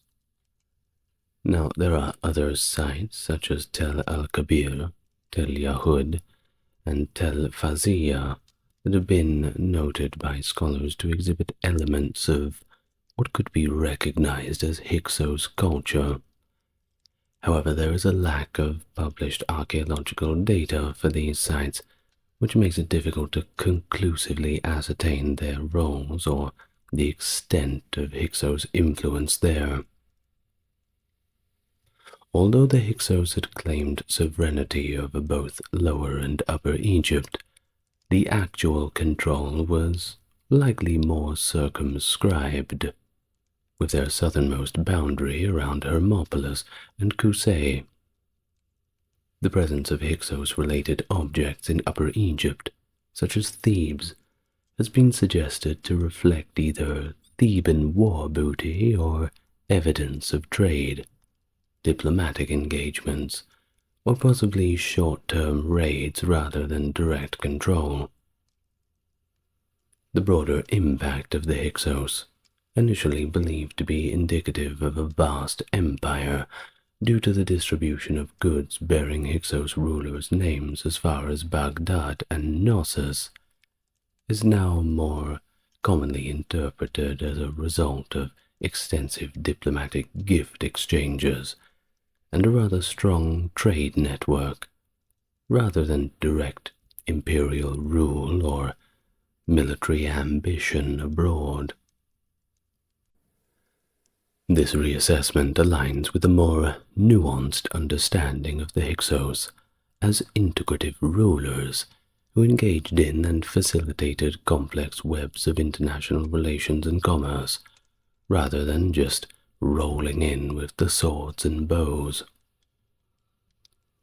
Now, we come to the conflict between Thebes and the Hyksos, and as recorded, the conflict is predominantly derived from pro-Theban sources, so keep that in mind, because pretty much all of those sources cast the struggle in terms of a war of national liberation against a horrible oppressor.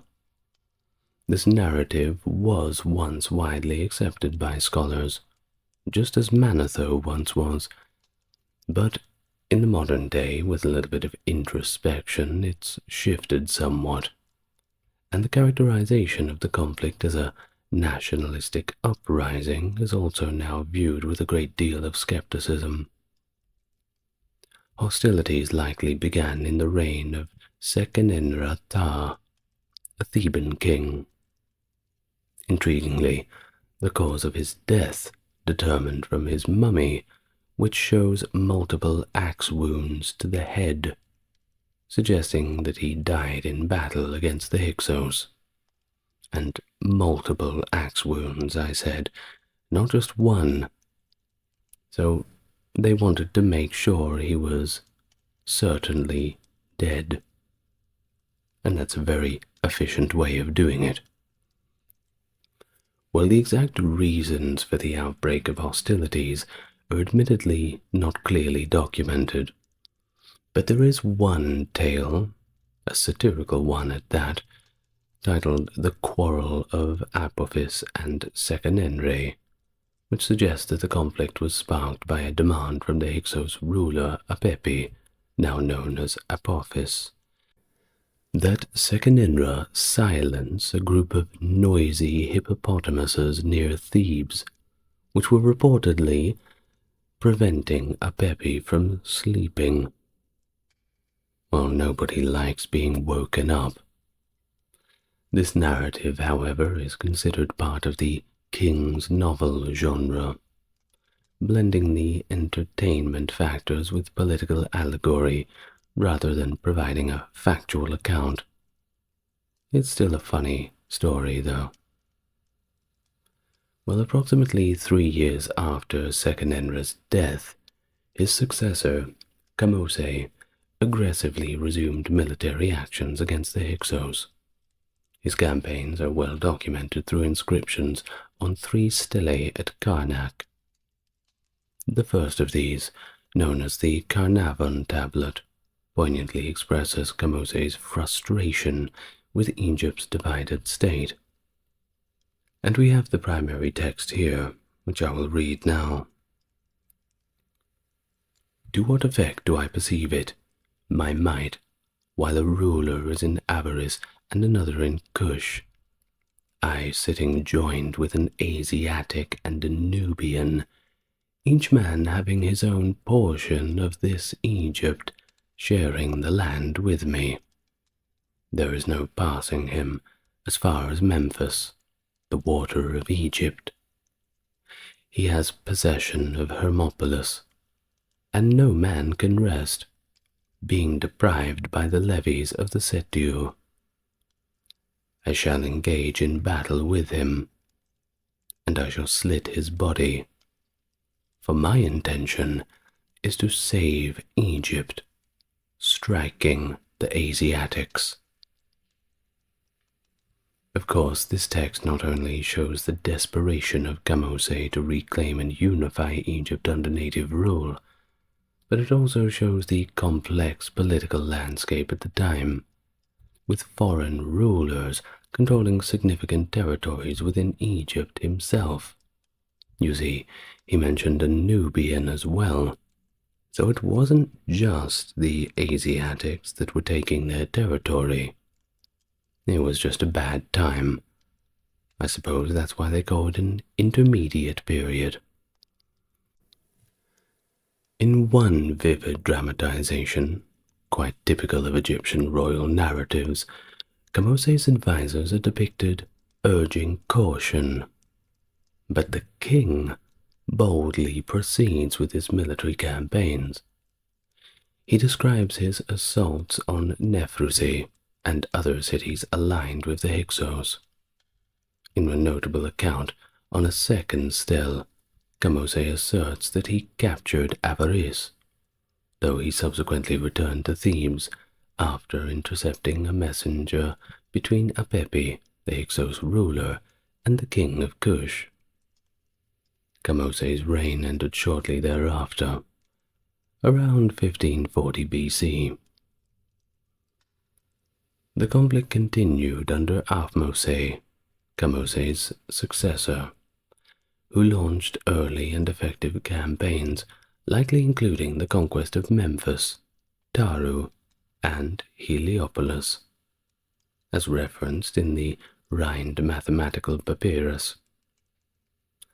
A detailed account of Ahmose's military actions comes from the tomb of Ahmose, son of Ibana, providing a first-hand testimony of the sack of Avaris. And it goes like this. Then there was fighting in Egypt to the south of this town, Avaris, and I carried off a man as a living captive. I went down into the water, for he was captured on the city side, and crossed the water carrying him. Then Avaris was despoiled, and I brought spoil from there. It's suggested that Ahmose's definitive conquest of Avaris occurred in the 18th year of his reign.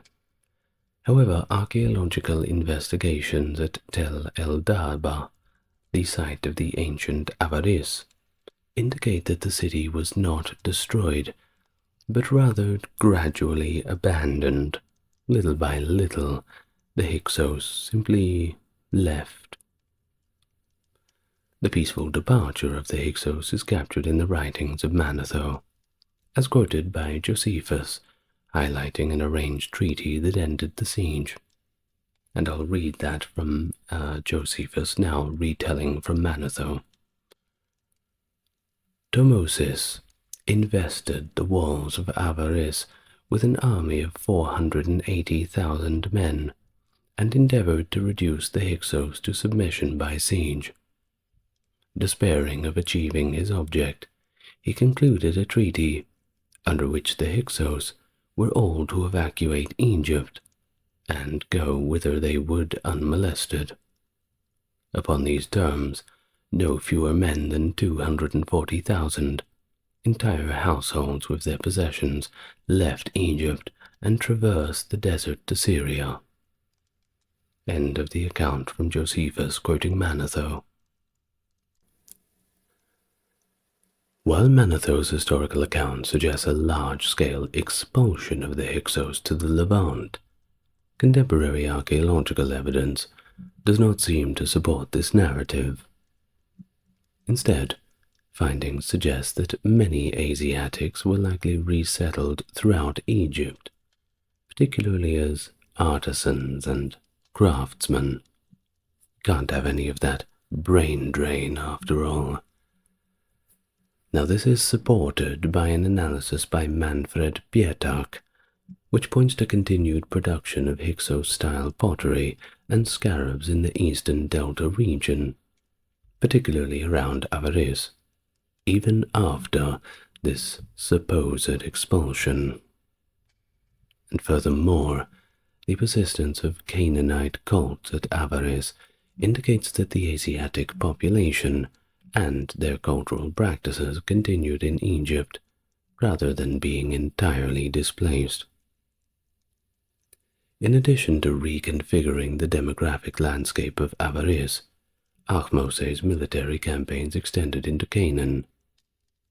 Ahmose, the son of Ibana, a key military figure during this time, provides his own record of these exploits. He notes that following the takeover of Avaris, Ahmose led a successful campaign against one Sharuhen, who is identified by some scholars as Tel el-Aljul, a significant stronghold in Canaan that was under Hyksos' influence. This victory further shows the territory and military reach of Ahmose's new regime. He secured regions beyond Egypt's traditional borders and mopped up the remnants of Hyksos' influence in the region. Now, what exactly set the Hyksos apart from the rest? Were they just like the Egyptians? Or were they different? Well, in some ways they were alike, of course, but, of course, there were some divergences in culture. Let's have a little talk about what it was like under the Hyksos. Well, the period is marked by significant diplomatic and military interactions that influenced the politics of Egypt and its neighboring regions. The discovery of a cuneiform letter in Avaris highlights the Hyksos' involvement in international diplomacy, with evidence of relations extending to Crete and the Near East.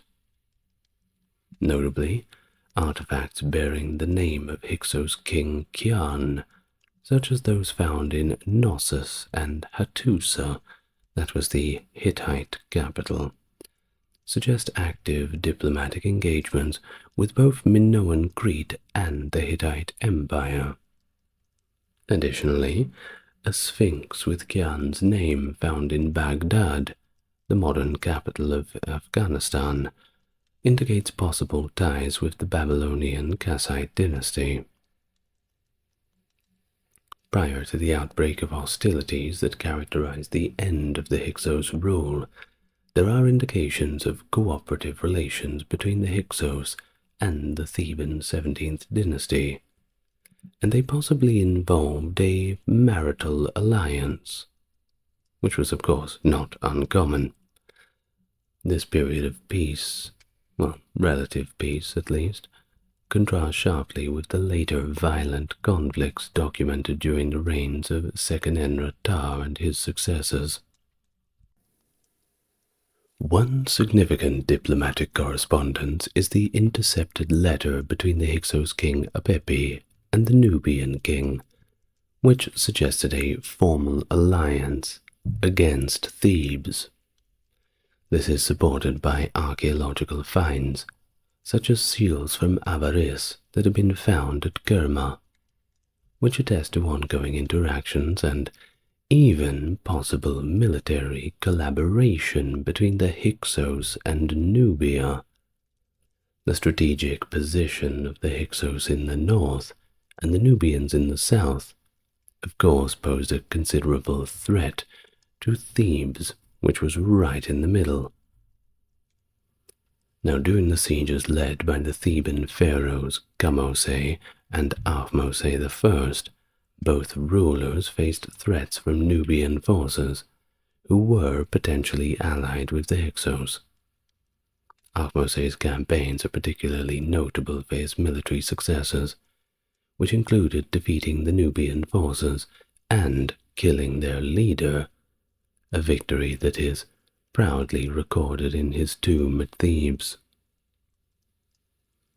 The depiction of the Hyksos as overlords to other Egyptian dynasties, particularly in later Egyptian texts like the Quarrel of Apophis and Seqenenre, suggests a more complex relationship of tribute and vassalage. However, this depiction has been challenged by some modern scholars who argue against the assumption of vassalage as baseless. Instead, relationships were likely maintained through diplomacy and strategic alliances, rather than direct subjugation. The Hyksos rulers, despite their significant influence in Egypt during the Second Intermediate Period, left behind very little in the way of original court art. But they are noted for repurposing the Egyptian monuments that they already had, notably inscribing their own names on them.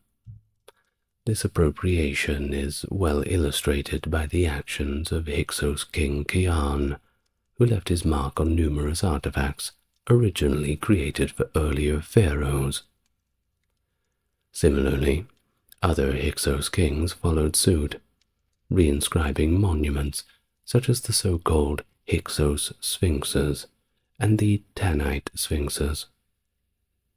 These sphinxes, originally depicting the 12th dynasty pharaoh Amenemhat III, and noted for their distinctive features such as prominent cheekbones and a lion-like mane rather than the traditional Nemes headcloth, were later claimed by the Hyksos rulers, who engraved their own names onto the statues, which, in my opinion, is a little bit rude.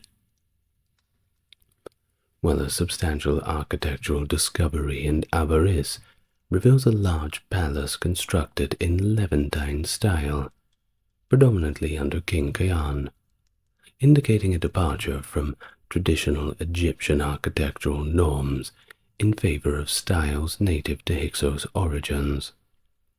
Additionally, King Apepi is known to have engaged with Egyptian cultural practices, notably commissioning the copying of the Rhind mathematical papyrus, suggesting a level of integration and respect for the Egyptian scholarly traditions. Hyksos burial customs also diverge significantly from those of the Egyptians. The Hyksos buried their dead within their settlements, which is of course contrary to the Egyptian custom of burials outside of living areas. Certainly a clash of cultures, it seems. Some tombs included Egyptian-style chapels, yet others featured the interment of young females, potentially sacrifices, placed directly in front of tomb chambers. Additionally, infants were occasionally buried in imported Canaanite amphorae, and the burial of horses and other equids was practiced, perhaps reflecting a fusion of Egyptian and Near Eastern cultural practices regarding status and the divine. The Hyksos are often credited with the introduction of the horse and chariot to Egypt, which was of course a significant military development. Indeed, when we think of an Egyptian pharaoh going to war, we never think of him riding a horse or charging in on foot. Indeed, he's always on the back of that chariot, right at the back of our subconscious when we make our little images of the ancient world in our minds. Well, it turns out that perhaps the Hyksos may or may not have used these. The archaeological and historical evidence directly linking the Hyksos to the use of chariots in warfare is a little ambiguous. While horse burials suggest an early familiarity with horses, there's no evidence that the Hyksos used chariots in battle. That being said, the Hittites up north were certainly doing so. Watch my video on the Battle of Kadesh. You'll find out. In fact, the first documented use of chariots in Egyptian warfare comes from the Egyptian sources describing battles against the Hyksos at the end of their rule. So perhaps if the Hyksos did introduce chariots to Egypt, they may have regretted telling the Egyptians about it a little later. Now, the question of whether the Hyksos introduced other military technologies, such as the sickle sword and the composite bow, is also debatable. While these weapons are indeed associated with the Hyksos period, it remains a little unclear whether they originated from the Hyksos themselves, or were simply adaptations from contact with other cultures during their rule. Similarly, advancements in bronze working techniques attributed to the Hyksos could reflect broader technological advances rather than direct innovations by them especially. Beyond military technologies, because of course there is more to life than war, the Hyksos are credited with bringing significant improvements in non-military domains as well. They introduced new weaving techniques and even musical instruments, which enrich the cultural landscape of Egypt. Their influence on viniculture also suggests a broader impact on agricultural practices. The introduction of full-body armor, well, that is another area where the Hyksos may have diverged from Egyptian traditions, which typically did not include armor or helmets until the New Kingdom period. This possible introduction of more advanced protective gear could indicate a significant shift in military tactics and personal protection during combat. Now, during that time, Avaris emerged not just as the political capital, but as the new commercial hub in the Nile Delta. The city played a key role in establishing and maintaining wide-ranging trade relations that extended across the eastern Mediterranean and far into the old world of the Near East. The Hyksos had intensive trade relationships, particularly with Canaan and Cyprus, reflecting likely origins and strong cultural ties with Canaanite regions. And trade with Canaan was characterized by significant imports of Canaanite goods, indicating robust economic and possibly familial connections. Relations with Cyprus towards the end of the Hyksos period were also critical, which perhaps involved the exchange of luxury goods and raw materials that were pivotal for the survival of both regions. But culturally, the Hyksos appeared to integrate their native Levantine practices with those of the native Egyptians. Temples in Avaris were built in both Egyptian and Levantine styles, serving as a clear sign of cultural amalgamation. Even the worship of the Canaanite storm god Baal, alongside the Egyptian god Set, who was particularly venerated in Avaris, exemplifies the syncretism that defined Hyksos' religious life. Baal's association with Set may also reflect an attempt by the Hyksos to legitimize their rule by aligning their deity with a recognized Egyptian god. The material culture during the Hyksos period included significant imports listed in the Kamose stele, such as chariots, horses, precious metals, and luxury items like incense and honey, which showed their sophistication in their trade networks and dealings. Moreover, the era saw an export of Egyptian artifacts to Canaan and Syria, often as loot, which suggests a complex interaction where the Hyksos utilized Egyptian resources to consolidate power in foreign lands. Well, despite these flourishing trade and cultural integrations, evidence suggests a trade boycott between Upper and Lower Egypt during their rule. It may have contributed to some limited economic interactions between the two regions of Egypt, which of course potentially weakened the Hyksos economically by curtailing their access to Mediterranean trade. Despite later narratives that portrayed the Hyksos as antagonistic towards Egyptian religious practices, archaeological finds, including votive objects dedicated to traditional Egyptian gods by Hyksos rulers, indicate more of a level of respect and reverence, and even integration into the Egyptian religious custom. In fact, Josephus's interpretation and the later association of the Hyksos with the Jews have shaped a considerable part of historical discourse on the subject. In his work, Contra Apion, Josephus cites the ancient Egyptian priest Manetho to connect the Hyksos with the Jews, suggesting that upon their expulsion from Egypt, the Hyksos founded the city of Jerusalem.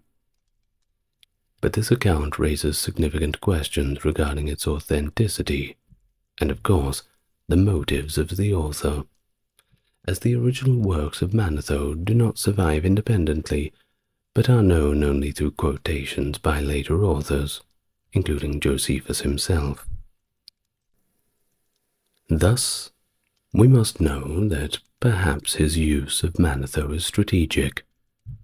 He aims to counter Greek and Egyptian historiographical slurs against the Jewish people by appropriating the story of the Hyksos, that formidable force in ancient Egypt, and integrating them into a Jewish history. But it does not explicitly name the Hyksos as Jews or Hebrews. The conflation might be Josephus's interpretation or just an addition, aimed at defending the antiquity and nobility of the Jewish people in a context where they were often marginalized. The narrative becomes even more complex when the mention of Osarseph, a priest whom Josephus equates with Moses. According to Josephus, after being expelled, Osarseph and a group of lepers ally with the Hyksos in Avaris and rule Egypt oppressively for 13 years before being driven out. Post-expulsion, Osarseph supposedly adopts the name Moses. This account mixes elements of the Hyksos story with aspects of biblical exodus, possibly reflecting later historiographical accounts to synthesize various traditions and historical memories into a more coherent narrative that serves specific theological and cultural purposes. Ramesses II, also known as Ramesses the Great, and for good reason, was one of Egypt's most powerful and celebrated pharaohs, reigning from 1279 to 1213 BC during the New Kingdom's 19th dynasty. His was a reign lasting over 66 years that made him a legendary figure in Egyptian history, known for his ambitious building projects, including the temples of Abu Simbel and the Ramesseum, his mortuary temple. He was also famed for his role in the Battle of Kadesh against the Hittites, often celebrated as one of the largest chariot battles ever fought, and was the earliest well-documented battle in history. He was a builder, a warrior, a leader, solidifying his legacy as a symbol of the Egyptian Golden Age.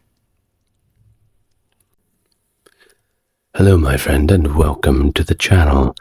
If it's your first time here, it's great to meet you, and if you are coming back for more, great to have you back with me again. It's going to be a great video. As always, if you want to support the channel, you're already doing it. The best way is just to enjoy the videos, whatever way you seem fit. However, if you wish to go above and beyond, you will find the means to do so in the description. But for now, let's get nice and relaxed, and let's hear about the life of Ramesses II. Ramesses II was born into a pivotal era of Egyptian history. You see, his grandfather, Ramesses I, was originally a civilian, but he rose through the ranks to become a vizier and a military officer under the great pharaoh Horemheb. Recognizing his loyalty and capabilities, Horemheb chose Ramesses I as his successor, a decision that would set the stage for the ascension of one of Egypt's most formidable dynasties. As for Ramesses II, Well, he was around 11 years old when his grandfather ascended the throne. This period marked the beginning of his exposure to the intricacies of Egyptian royalty and governance, a whole new world for such a young lad. The reign of Ramesses I, however, was somewhat short-lived, paving the way for Seti I, who was Ramesses II's father, to assume the throne. Under the rule of Seti I, Egypt saw a resurgence of its power. Seti was known for his military campaigns and efforts to restore Egypt's prestige, which had waned in the years prior. At the tender age of approximately 14, Ramesses was appointed Egypt's Prince Regent. A lot of responsibility for a 14-year-old. Well, this early start in the realm of governance, added with his exposure to military and administrative duties under his father's tutelage, prepared him for what was to become a legendary reign, marked by architectural wonder, extensive building programs, and military expeditions that further solidified Egypt's supremacy.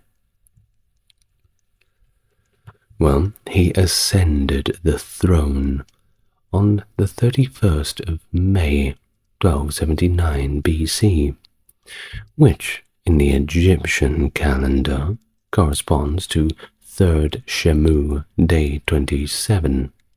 I'm not going to explain the intricacies of the Egyptian calendar. I'm just telling you how we know the dates. Well, this day in 1279 BC marked the beginning of a reign that would last over 6 decades, which is very impressive for the time. The Jewish historian Josephus, in translating Manetho's Aegyptica, Manetho being an Egyptian historian, by the way, in his work Contra Apionum, refers to Ramesses II as Armessus Miamum, and attributes him a reign of 66 years and 2 months. Thus this figure closely aligns with the evidence from Papyrus Gorb Fragment L, which notes that the year 67, first Akhet day 18 of Ramesses II's reign, was immediately followed by the date marking year 1, second Akhet day 19 of his son's Merneptah's reign. This suggests that Ramesses passed away approximately 2 months into his 62nd year as pharaoh. I'm inclined to believe them. My mathematics isn't so good, and neither is my knowledge of the Egyptian calendar.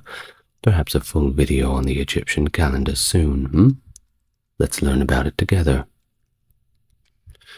Well, to a more modern research, we have in modern times propositions that Ramesses died between the 2nd Akhet day 3 and day 13, based on the Theban Graffito 854 dated to Merneptah's year 1, 2nd Akhet day 2.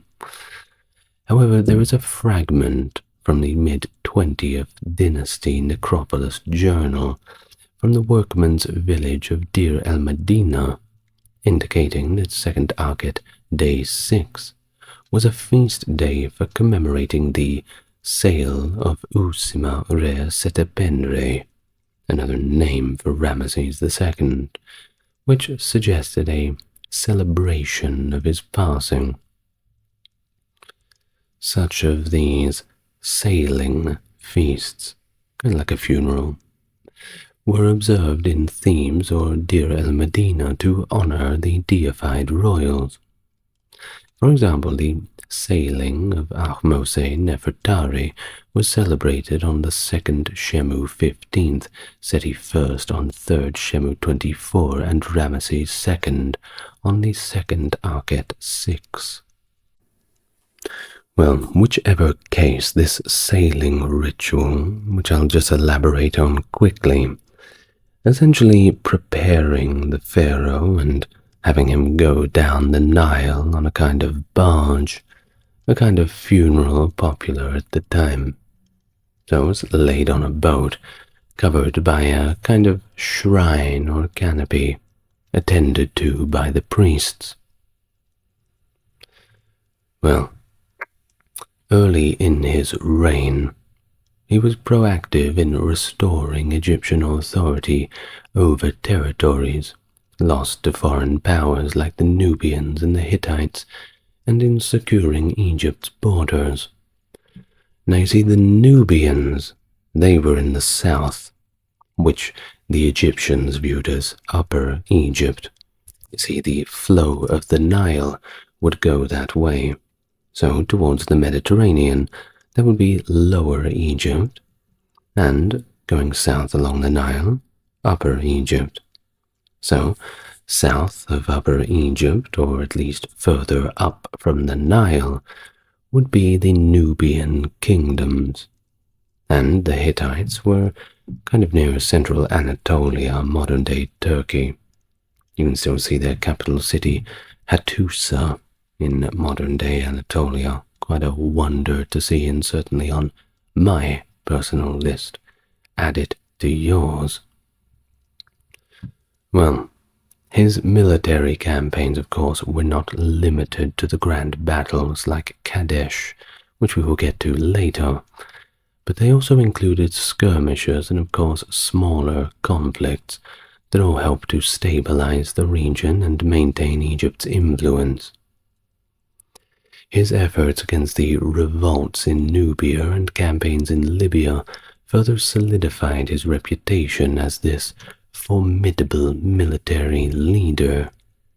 Thus, the Egyptian army under his command was a massive force, estimated to be around 100,000 soldiers, of course playing this crucial role in projecting Egyptian power and influence across the known world, or at least the world that was known to the Egyptians.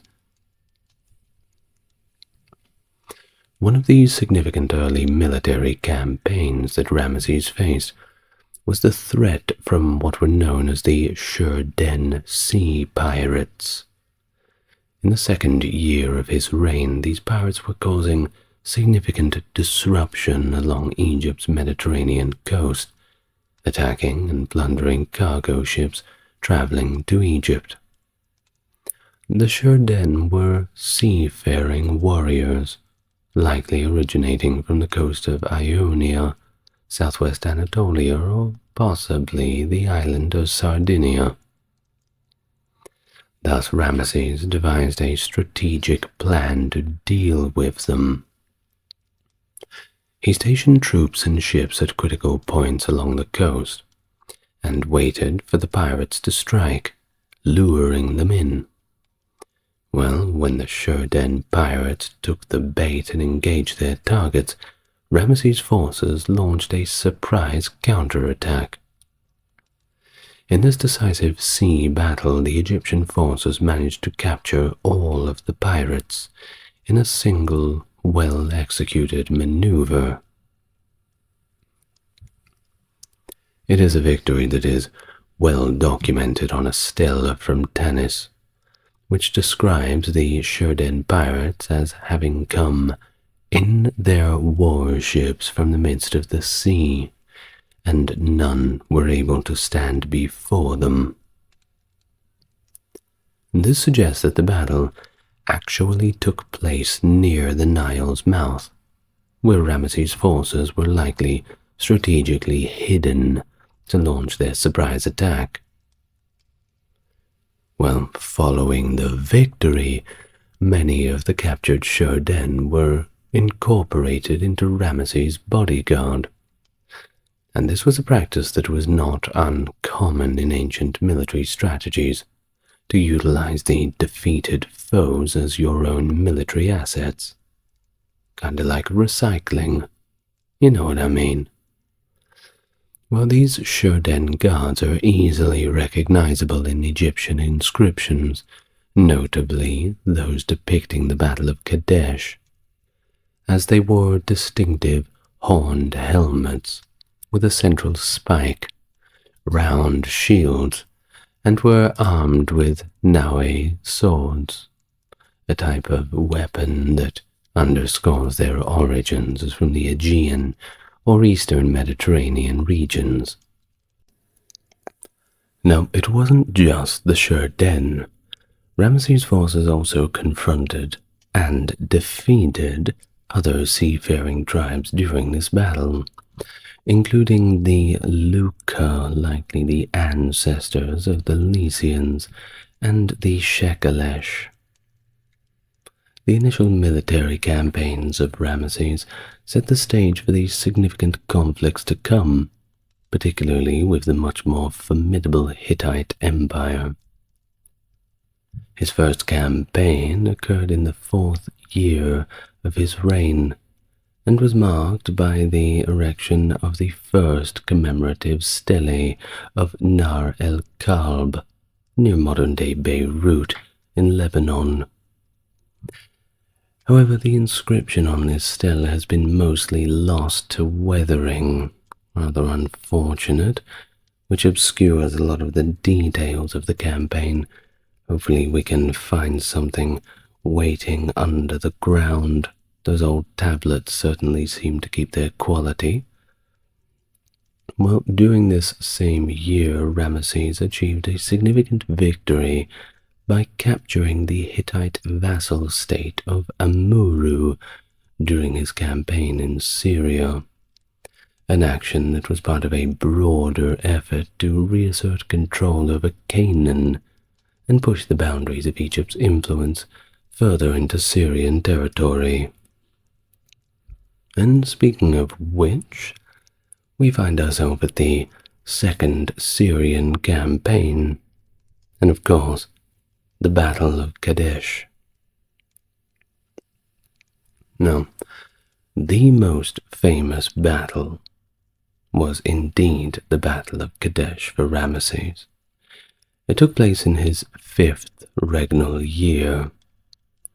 It was a battle that was the culmination of a campaign in Syria against the resurgent forces of the Hittite king Mu'attalis.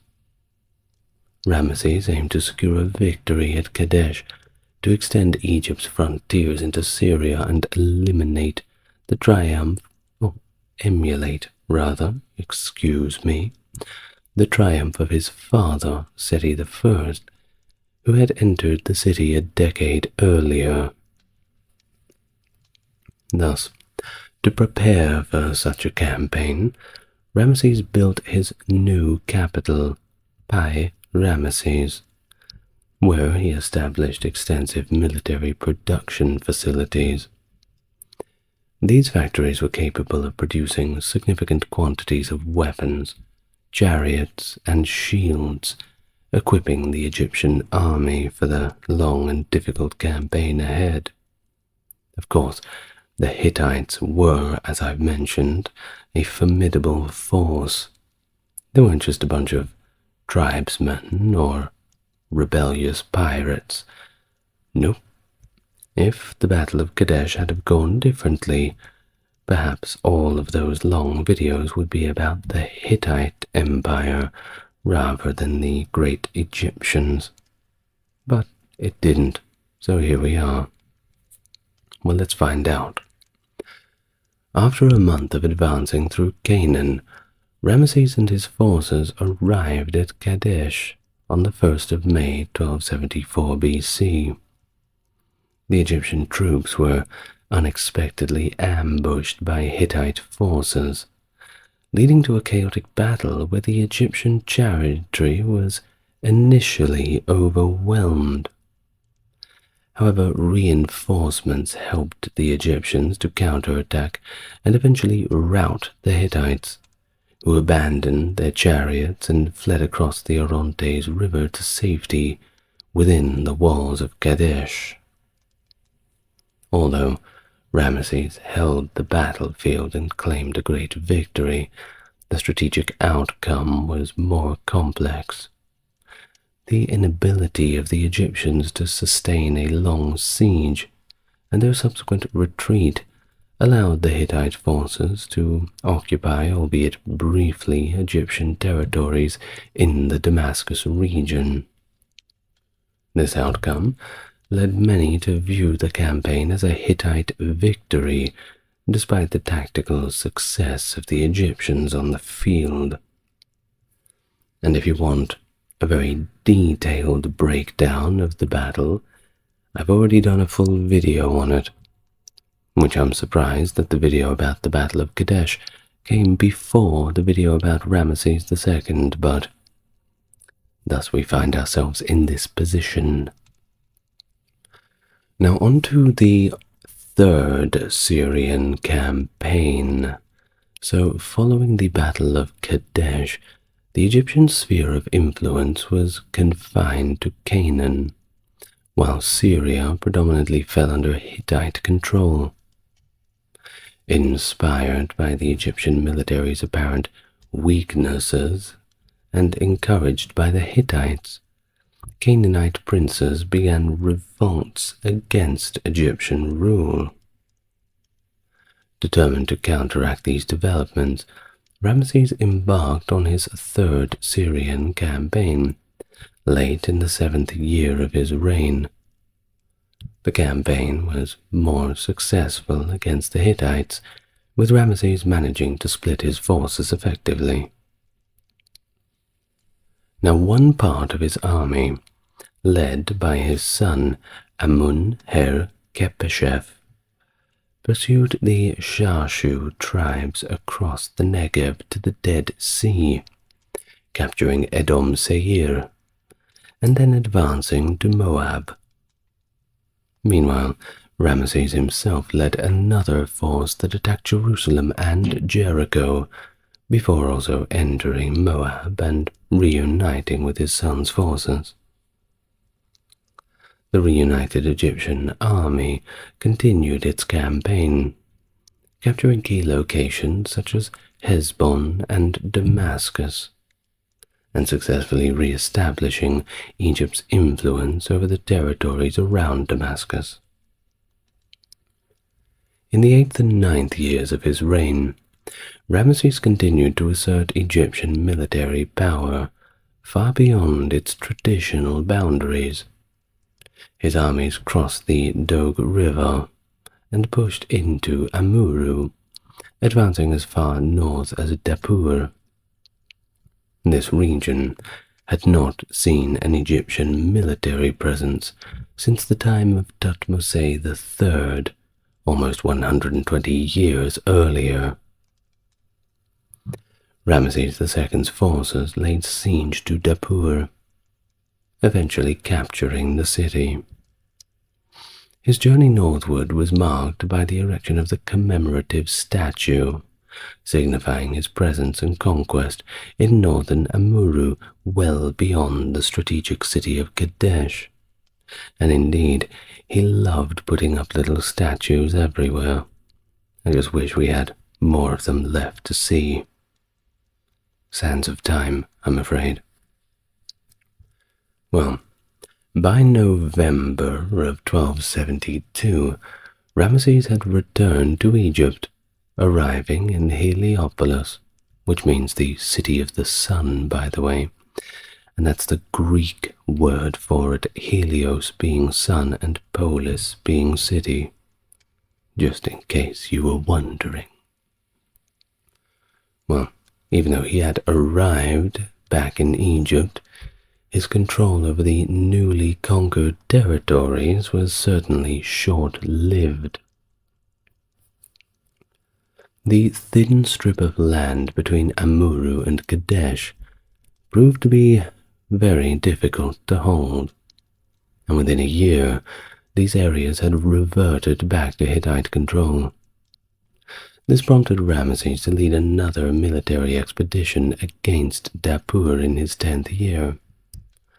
Remarkably, during this campaign, he claimed to have entered the battle without his armor for the first 2 hours, a testament of his confidence, or perhaps arrogance, depending on who you ask.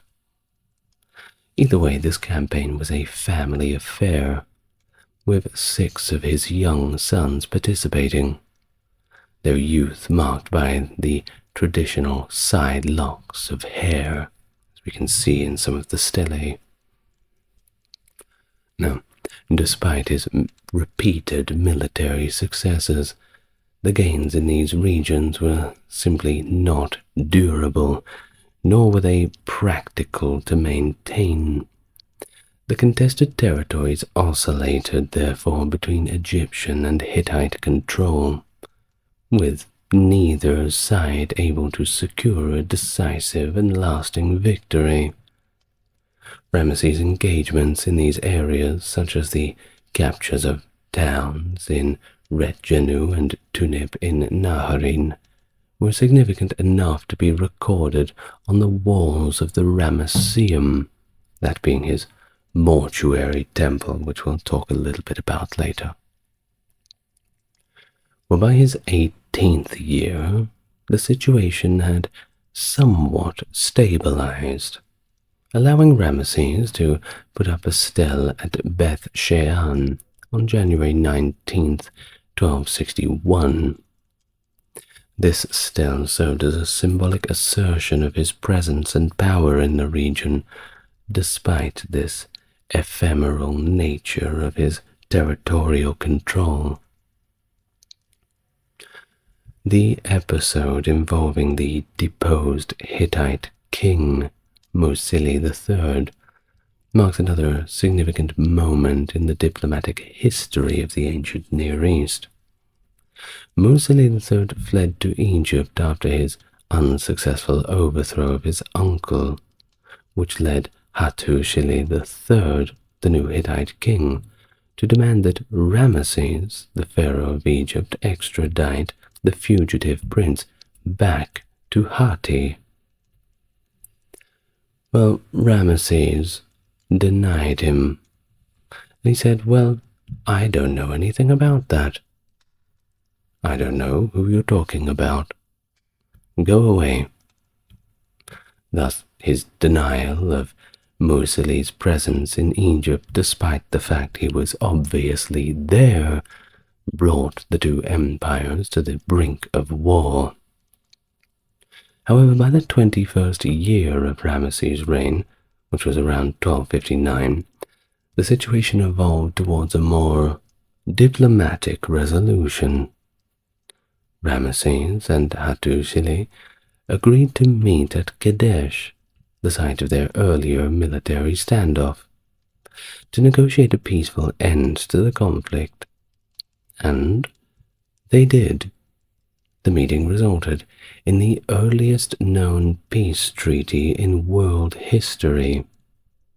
And in fact, if you go to the UN headquarters, a copy of this peace treaty hangs up on the wall. It's a very historic document. I wonder if they had have known back in those years when Ramesses had sat down with Hatshepsut if this would be such an important event. Well, perhaps they did. Who knows? Either way, the peace treaty is notable for several reasons.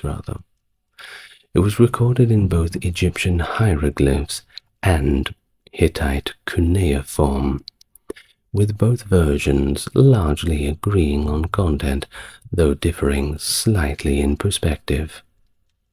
The Hittite version claims that the Egyptians sought peace, whereas the Egyptian version said that the Hittites were the ones who came to them to ask for peace. Well, it could be either way. Either way, the treaty was engraved on a silver plaque, which was then taken back to Egypt and inscribed into the walls of the temple at Karnak. This preserved text for posterity and signified its importance. Well, the treaty's 18 articles not only called for peace between the two empires, but also emphasized that this peace was mandated by the gods of both lands. And while the treaty did not explicitly define the borders, other documents like the Anastasi A papyrus help infer that the Phoenician coastal towns up to Sumer were under Egyptian control. And that's not the Sumer you're thinking of. That was long gone, but we think of Sumer, the Egyptian city. Well, marking the northern boundaries of Ramesses' influence. So it was not too clearly defined in the original agreement, but further documents tended to put things into a bit more perspective. Now, following the treaty, there were no further Egyptian military campaigns in Canaan, indicating a stable and secure northern border for Egypt under Ramesses II. This period of peace allowed the pharaoh to strengthen his rule domestically until his death. The diplomatic correspondence between Hattusili III and Kadashman Enlil of Babylon reflects a broader implication.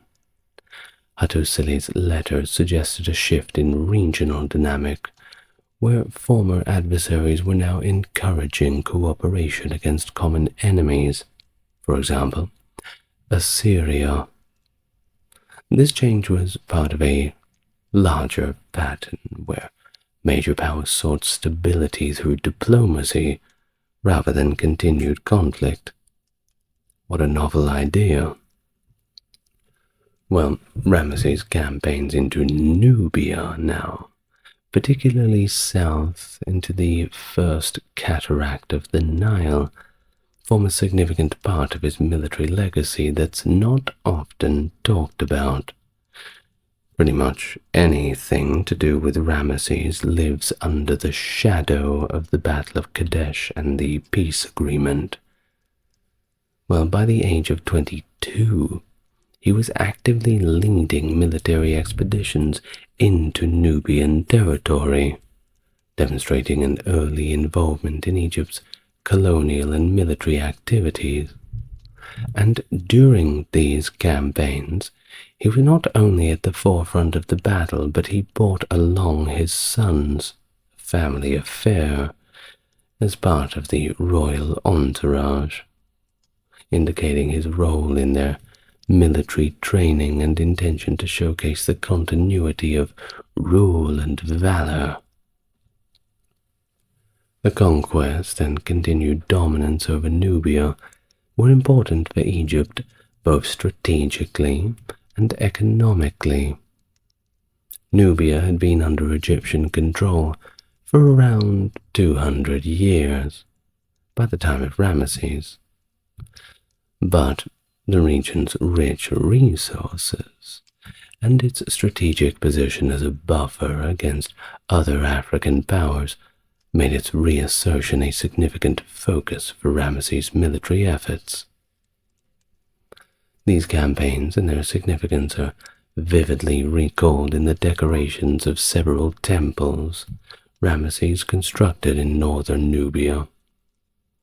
The temples at Beit al-Wali, Gurf Hussein, and Kalab Shah are adorned with reliefs and inscriptions that detail these military exploits. In fact, the Oriental Institute's epigraphic work during the Nubian salvage campaign of the 1960s helped to uncover and preserve these vital records. One of the most telling depictions of these campaigns is found on the south wall of Beit el-Wali temple. Here, Ramesses is depicted charging into battle on his war chariot against the tribes of south of Egypt.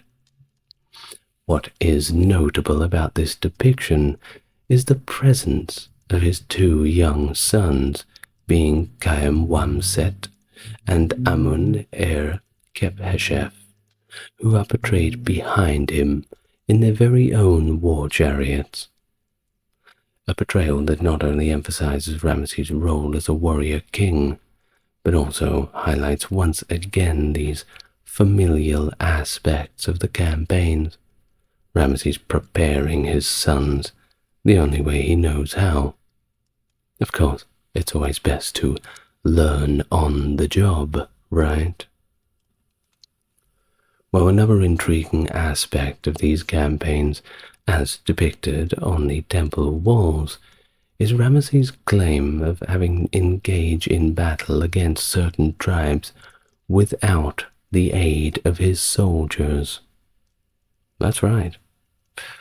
Well, this could suggest a surprise attack or a special expedition where Ramesses felt compelled to simply demonstrate his personal bravery and leadership by fighting without the usual military support, possibly in a skirmish or sudden confrontation with local tribes.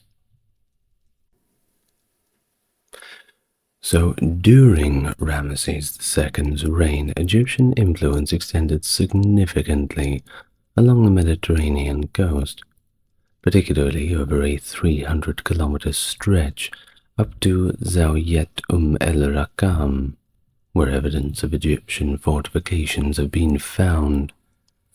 These fortresses, built on what was referred to as Libyan land, indicate that Egypt exerted some degree of control over this region, although the precise military and political circumstances of these fortifications remain somewhat unclear. While detailed records of Ramesses' military campaigns against the Libyans are sparse, various inscriptions hint at his victories over them. These references might be retrospective, celebrating his involvement in campaigns led by his father, Seti, who likely established initial control over the region and initiated the construction of these defensive structures. This would mirror Seti's efforts to rebuild and fortify the ways of Horus across the northern Sinai, suggesting a strategic approach to securing Egypt's frontiers. By the 30th year of his reign, Ramesses celebrated his first Sed festival, a jubilee event intended to rejuvenate the pharaoh's strength and honor his rule. This marked Ramesses as one of Egypt's most enduring rulers, a king whose reign would eventually span 66 years, unheard of, really, making him an exceptional figure among the pharaohs, not just for his longevity, of course, but also for his accomplishments. But hey, longevity always gets you points. Now, at this point in his reign, Ramesses had not only ensured peace and security along Egypt's borders, but had also overseen a period of prosperity and monumental building that revived Egypt's power and prestige. His achievements by his 30th year had already far surpassed those of most of his predecessors. So, he continued to celebrate these Sed festivals, traditionally held every 3 years after the 30th year. However, Ramesses, ever the exceptional ruler, held these festivals sometimes every 2 years. Everyone loves a good party, don't they? Celebrating an unprecedented 13 or 14 such festivals during his long reign. Well, by the end of the reign, he had embarked on an extensive building program that was unparalleled in scope since the era of the pyramids, which was, by the way, some 1500 years earlier. He mobilized the Egyptian population to transform the landscape from the Delta to the Nubia, leaving an architectural legacy that surpassed any pharaoh before. So here's a look at some of the significant aspects of his building initiatives. He was known for remodeling and usurping the works of his predecessors, transforming existing temples across Egypt, particularly in Thebes, ensuring that these spaces celebrated his divine nature and power. And celebrate they did.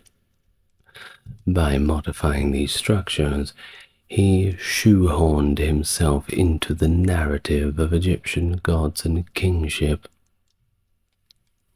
Unlike the shallow reliefs of previous pharaohs in the masonry and artistic space, which was susceptible to being erased and overwritten by successors, Ramesses had his carvings much deeper engraved into the stone, a technique that not only preserved his inscriptions from being easily altered, but also made them more prominent under the Egyptian sun, reflecting his association with the sun god Ra.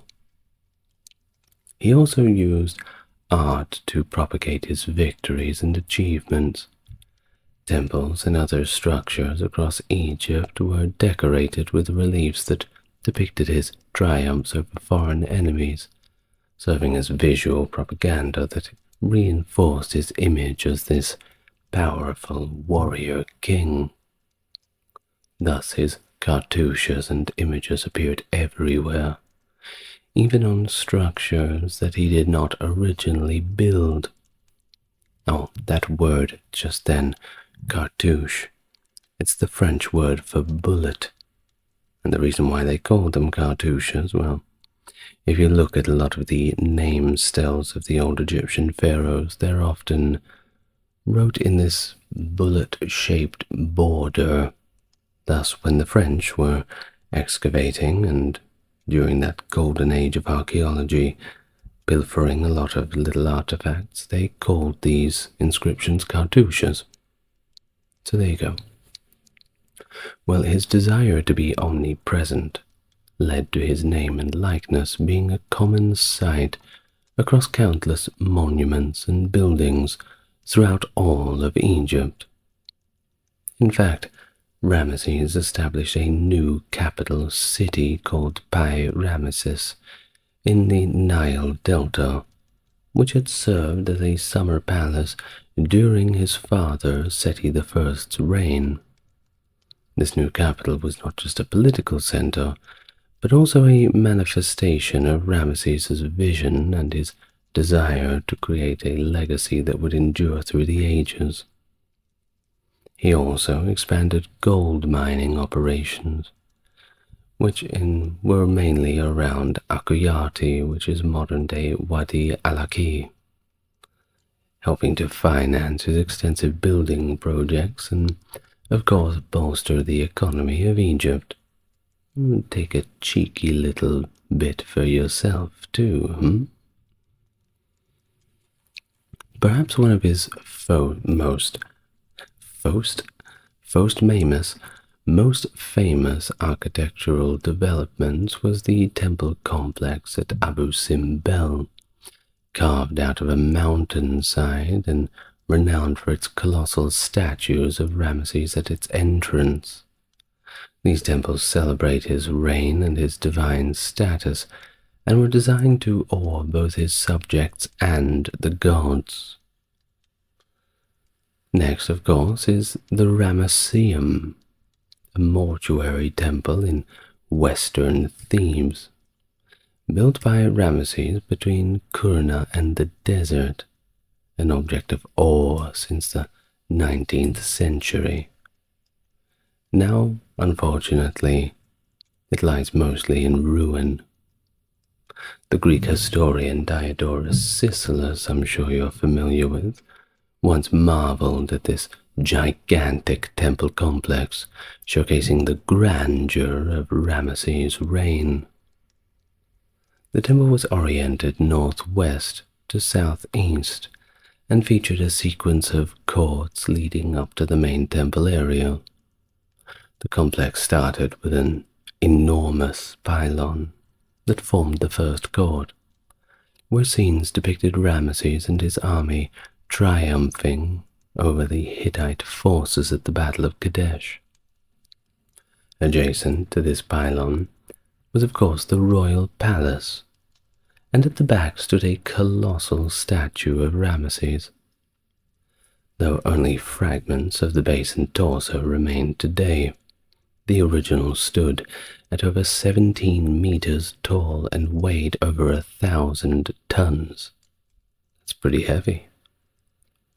The second court contained part of the pylon's internal facade and a portion of the Osiride portico. Here, the walls narrate the story of the battle against the Hittites, with scenes of war and the pharaohs' victories. The upper registers of this court, there are scenes honoring Min, the god of fertility, depicting feasts and celebrations.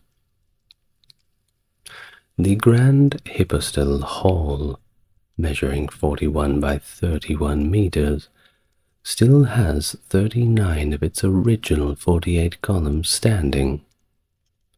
The columns are also adorned with scenes of Ramesses before various gods. Portions of the whole ceiling, decorated with gold stars on a blue background, are preserved, adding a celestial touch to the grandeur of the hall. The walls also feature processions of Ramesses' children, hinting at the familial aspect of his reign. Surrounding the main temple were extensive storerooms constructed from mud brick, which outline the functional aspects of the temple's operations. Traces of a scribe school found among the ruins indicate the temple's role in education and administrative work. Thus, the Ramesseum not only served as a religious center, but as a monument to Ramesses' military achievements and divine status. Sadly, of course, it's now a shadow of its former self, a ruin, a dusty, old, broken ruin. What a shame. Well, that brings us to the end of our video about Ramesses. His impact on Egypt was indeed profound. A reign of 66 years and 2 months. By the time of his death, he was approximately 90 years old, and that is a very good innings for those days. Of course, his advanced age brought with it many health issues, as of course it always does, including severe dental problems, arthritis, and the hardening of the arteries. Despite the personal ailments, he had brought considerable wealth to Egypt through the vast supplies and spoils he had amassed from various empires. He outlived many of his wives and children, and changed Egypt forever, especially with the monuments and temples that he left behind, a legacy so influential that 9 subsequent pharaohs adopted the name Ramesses in his honor. Surely a testament to an enduring legacy and the high regard in which he was held for generations to come. Of course, we're still talking about him now, aren't we? So many thousands of years later. The Battle of Kadesh, fought around 1274 BC between the forces of Egypt under Pharaoh Ramesses II and the Hittite Empire led by Muwatalli II, is one of the earliest well-documented battles in history. Taking place near the city of Kadesh on the Orontes River in modern-day Syria, it was a pivotal conflict in the struggle for control over territories in the ancient Near East. And despite grand claims of victory by Ramesses, depicted in numerous inscriptions across Egypt, The battle is generally considered a stalemate, with both sides incurring heavy losses and ultimately failing to achieve a decisive victory. This battle eventually led to the signing of the first recorded peace treaty in history, a document which still hangs in the UN headquarters to this very day. Hello there, welcome to the channel. If you're coming back, it's good to see you again. And if you're new here, it's good to meet you. If you'd like to support the channel, links to the Patreon are in the description and comments. Otherwise, a like, comment, and subscribe definitely helps push the video out more. Did you like it? Thank you in advance. Now, without further ado, let's get on to the topic for today. So, please get relaxed, and we may begin. A history of the Battle of Kadesh. After the Hyksos 15th dynasty was expelled around 1550 BC, Egyptian New Kingdom rulers, notably Thutmose I, Thutmose II, and Amenhotep II, aggressively aimed to regain control over their state's borders. Their military campaigns extended from Megiddo to the Orontes River, including conflicts with Kadesh. This period saw the general destabilization of the Jehi region, which was around southern Canaan, with Egyptian campaign accounts reflecting this instability between 1400 and 1300 BC.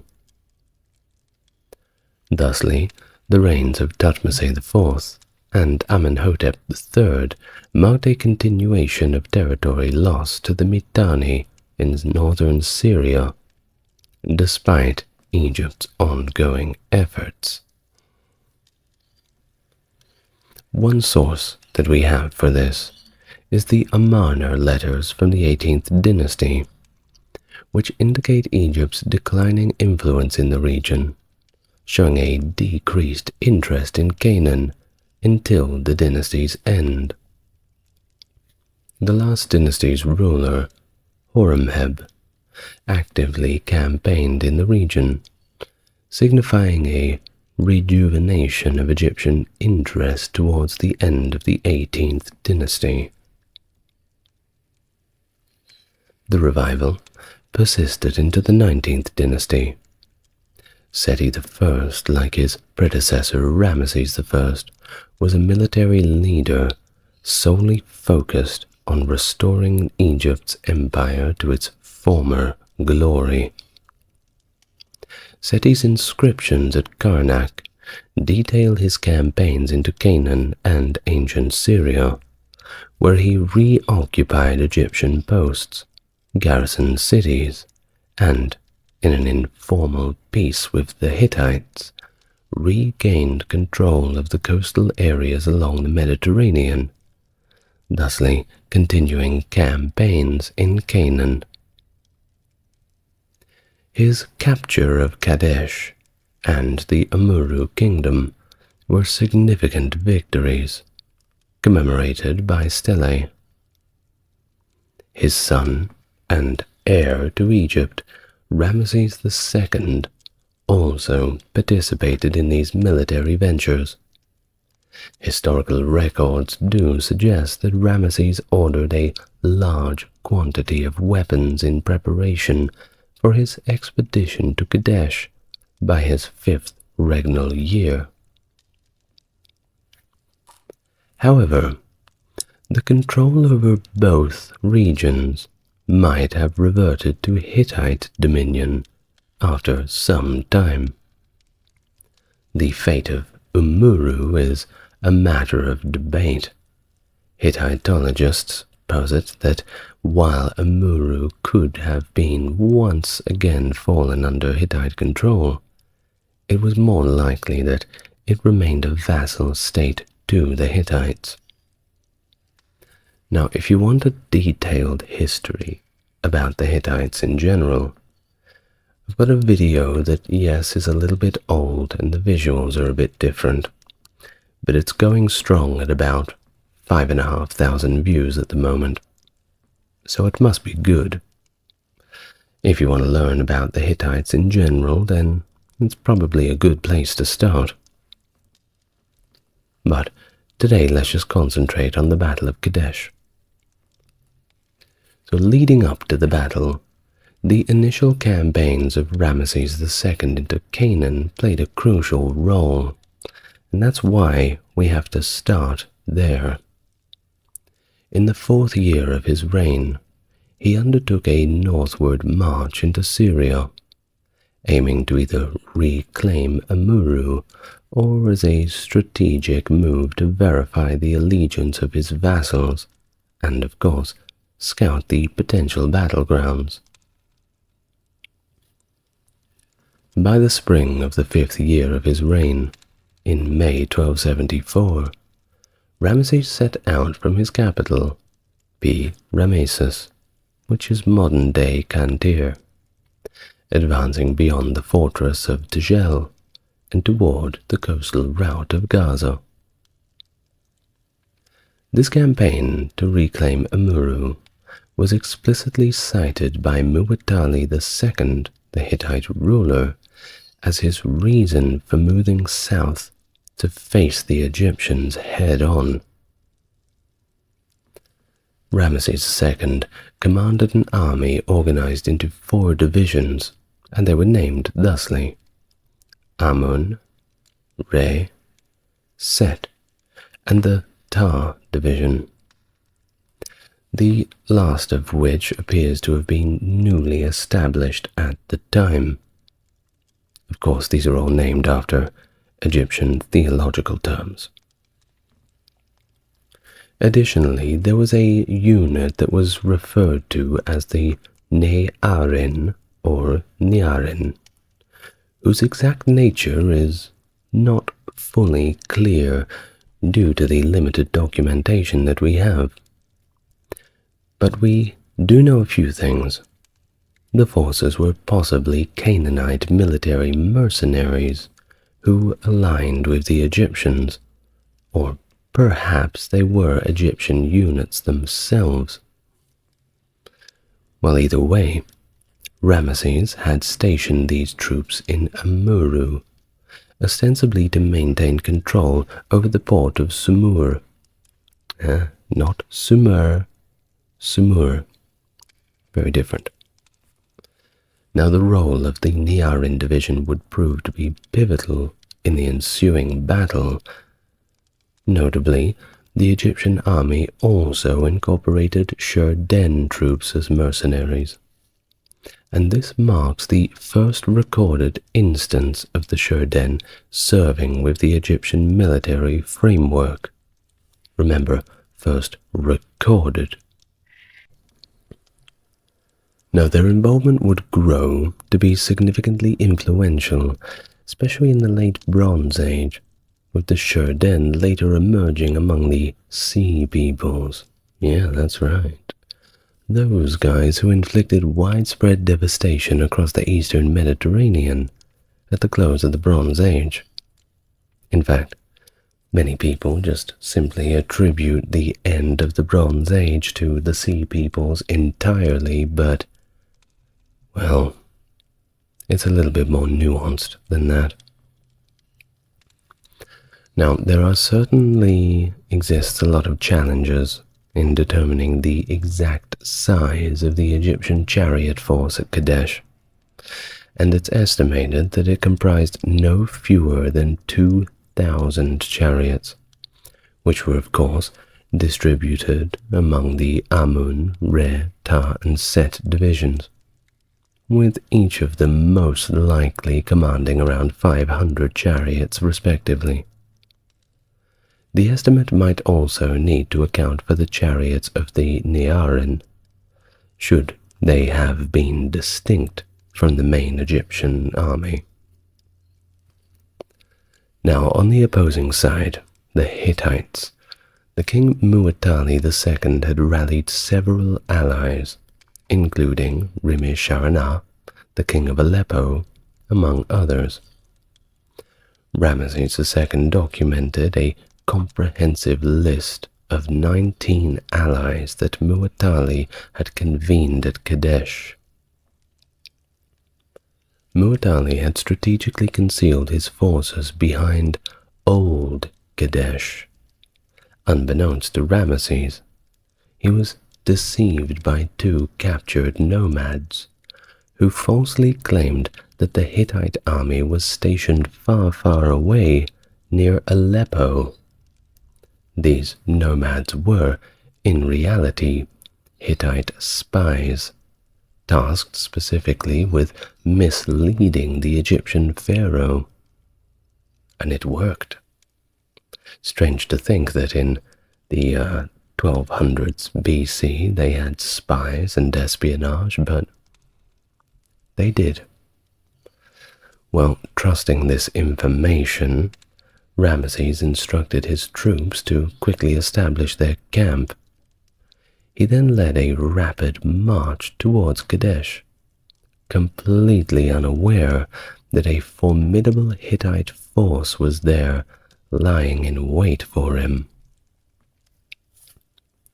Ramesses' arrival at the battlefield is detailed in two inscriptions associated with the battle, one called the Poem and one called the Bulletin. Let's read from the Poem, and this is a translation that can change between whichever source that you view. So, from the Poem. Now then, His Majesty has readied his infantry, chariotry, and the sure den of his master's capture. In year 5, the 2nd month of the 3rd season, day 9, His Majesty crossed the fortress at Sele and entered Canaan. His infantry navigated the narrow passes as if they were traversing the highways of Egypt. Following several days, His Majesty was in Ramesses Meri Ammon, located in the Valley of the Cedar. Proceeding northward, upon reaching the mountainous terrain of Kadesh, His Majesty advanced, and he forded the Orontes River with the lead division of Ammon, named He Gives Victory to User Mat Re Setep En Re. His Majesty approached the town of Kadesh. The division of Ammon followed directly. The division of Re was crossing the ford south of Shabdunah, about 1 eater from His Majesty's position. The division of Tar was positioned south of the town of Arnaim, and the division of Set marched along the road. His Majesty had arranged the foremost ranks of all the army's leaders while they were still on the shore in the land of Umuru. End of the text from the Poem source. Now, on to the shorter source of the Bulletin. In year 5, in the 3rd month of the 3rd season, day 9, under the majesty of Ramesses II, the Lord moved northward, and His Majesty arrived near the town of Shabdunah. As Ramesses II and the Egyptian vanguard were approximately 12 kilometers from Kadesh near Shabdunah, they encountered 2 Shasu nomads. These nomads informed His Majesty that the Hittite king was located in the land of Aleppo to the north of Tunip, around 200 kilometers away. So according to the Shasu, the Hittite king was too afraid of the pharaoh to venture south. This misinformation, as aforementioned and stated in his Egyptian records, was an intentional dissemination. Subsequently, an Egyptian scout arrived at the camp with 2 Hittite prisoners in tow. The prisoners were then brought before Ramesses for the interrogation, and the information was given thusly, as from the Bulletin. Upon their presentation to the pharaoh, he questioned their identity, to which they responded, "We are servants of the Hittite king, sent to spy on you." Perplexed, Pharaoh then inquired, "Where is the adversary from Hatti?" "I was informed he was in the land of Aleppo." The prisoners from Tunip corrected him, saying, "The king of Hatti is indeed close by, along with the numerous allies who have joined him. They have marshaled their infantry and chariots, armed and ready for warfare. Their numbers surpass the grains of sand on the shore, and indeed they are fully prepared for combat, stationed behind the ancient city of Kadesh." Following the revelation of the Hittite army's proximity, Ramesses convened a meeting with his princes to address the negligence of his governors and officials for failing to accurately report the location of Muwatalli and his forces. During this critical juncture, Ramesses found himself accompanied solely by his bodyguard unit and the division of Amun. In response to the urgent situation, the vizier received instructions to expedite the march of the divisions of Ta and Seth towards the encampment, noting that the division of Re was nearing its arrival at the camp. As discussions with the princes progressed, and orders were given for the Amun division to ready itself for combat, the Hittite chariots launched a surprise attack across the river, targeting the center of the Re division as it advanced towards Ramesses' position. The Re division, caught off guard in open terrain and faced with the very frightening prospect of the chariots, dispersed in chaos, with some retreating towards the Amun camp, albeit hotly pursued by the Hittite charioteers. The assault intensified as the Hittite chariots encircled the north, breaching the Egyptian camp's defenses and breaching the Amun division's shield wall, triggering more panic among its ranks. The effectiveness of the Hittite offensive began to slowly diminish as the chariots navigated the densely packed camp, with some charioteers accidentally crashing into each other and perishing, and if not perishing from the impact, certainly getting stabbed to death as they thrashed around on the ground with broken legs and backs from the fall. Not a good way to go.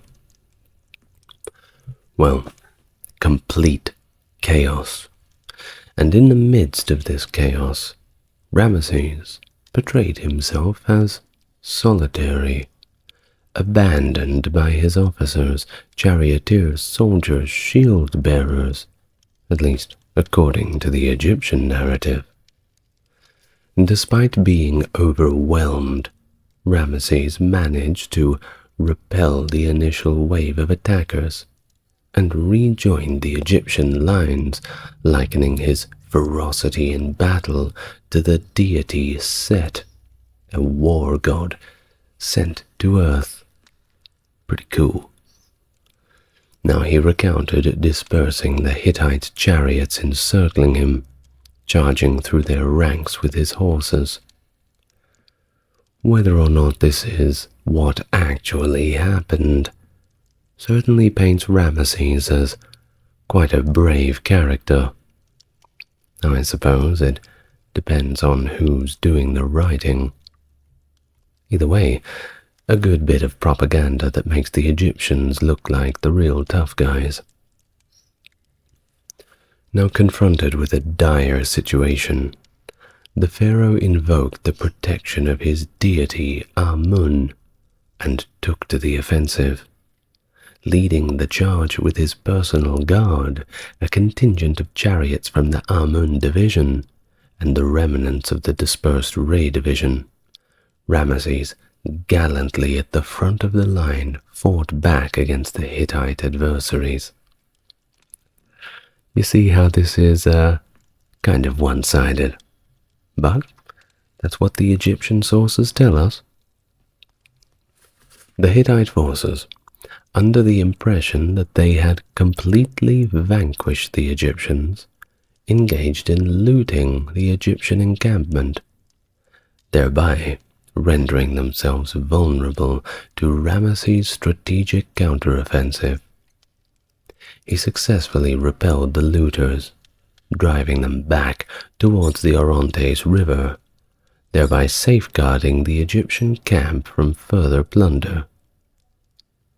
During this case, the lighter, more agile Egyptian chariots easily overtook and defeated the more bulky and heavier Hittite chariots, capitalizing on their speed and maneuverability.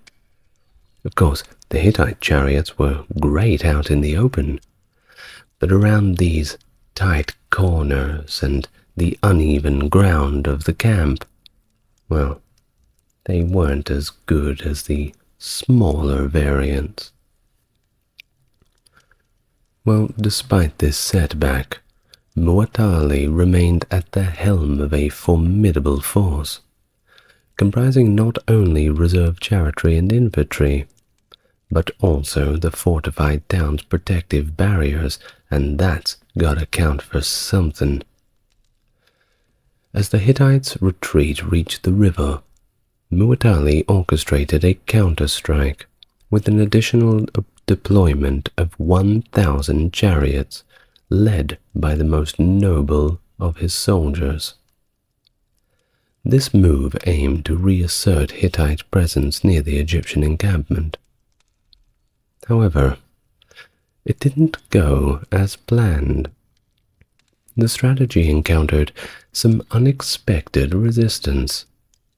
The Nearin troops, a contingent from Amaru, made a timely and, frankly, very surprising entrance to the battlefield, seemingly out of nowhere, stepping in to further complicate the situation for the Hittites.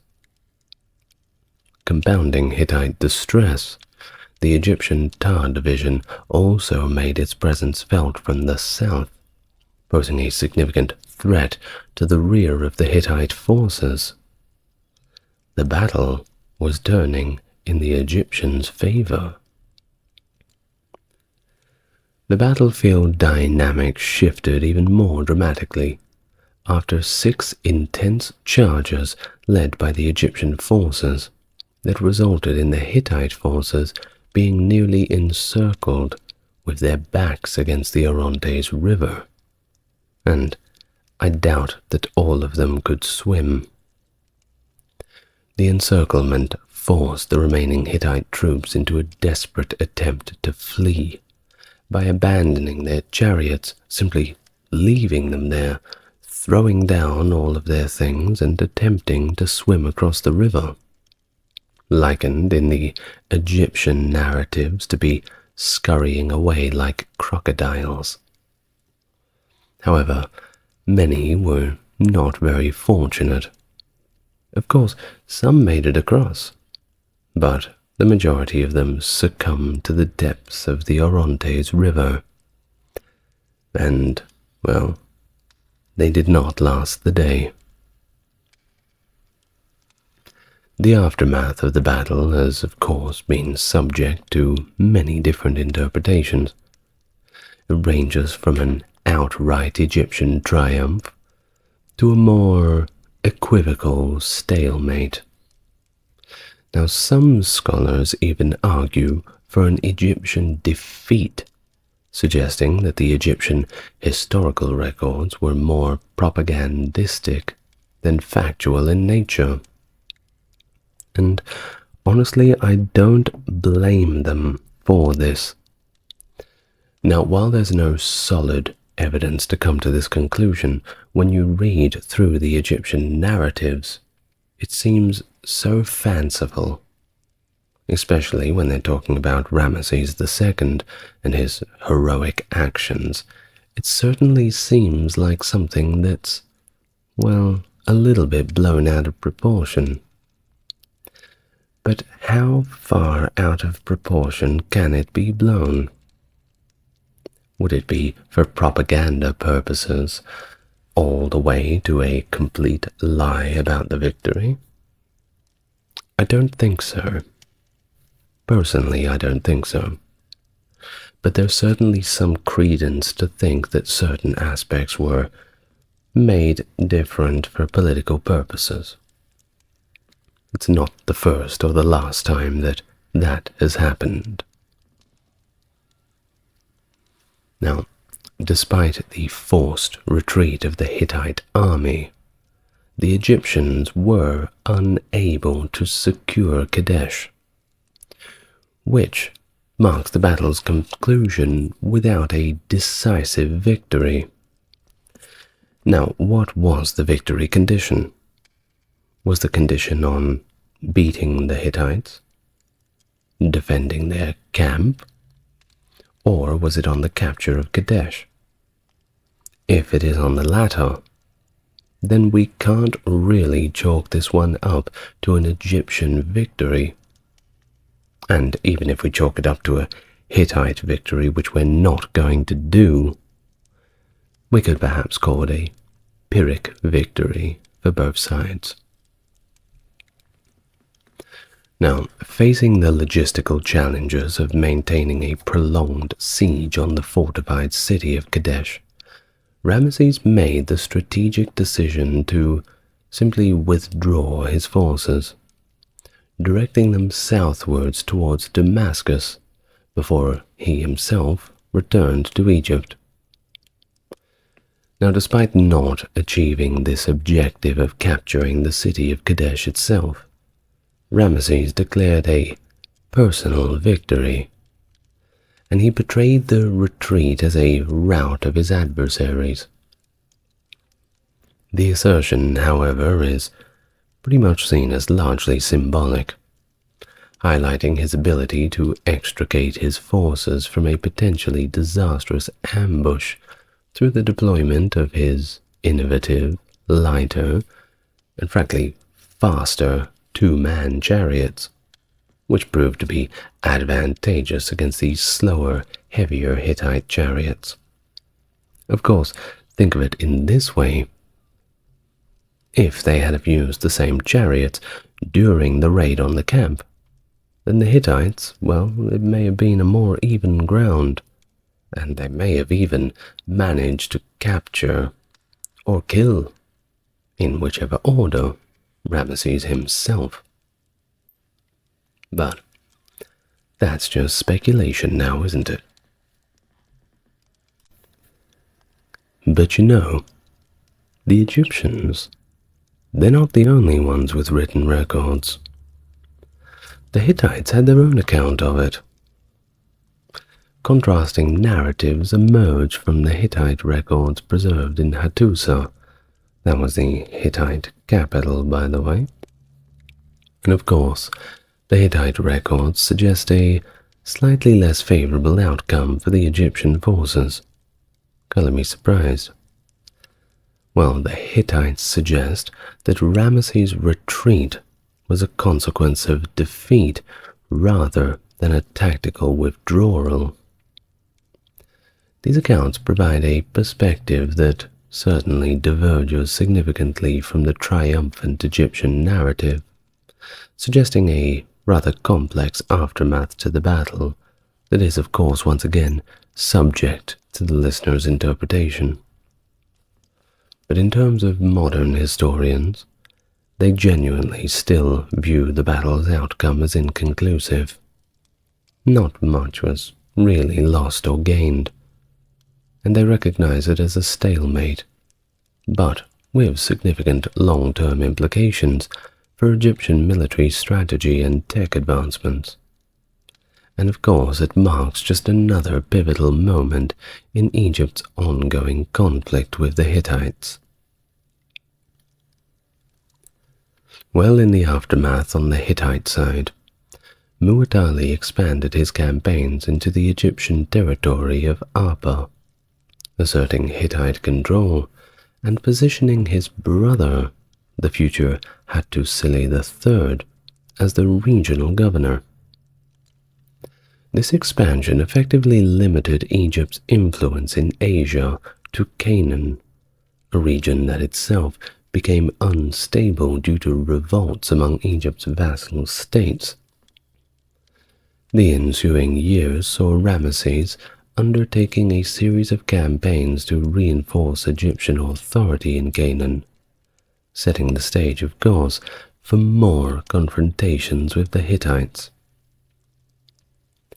Ramesses' subsequent military campaigns, particularly in the 8th and 9th years of his reign, saw quite a few notable successes, including the capture of the Hittite-held cities of Dapur and Tunip, territories that had not seen Egyptian military presence since the era of Thutmose III, and that was nearly a century ago.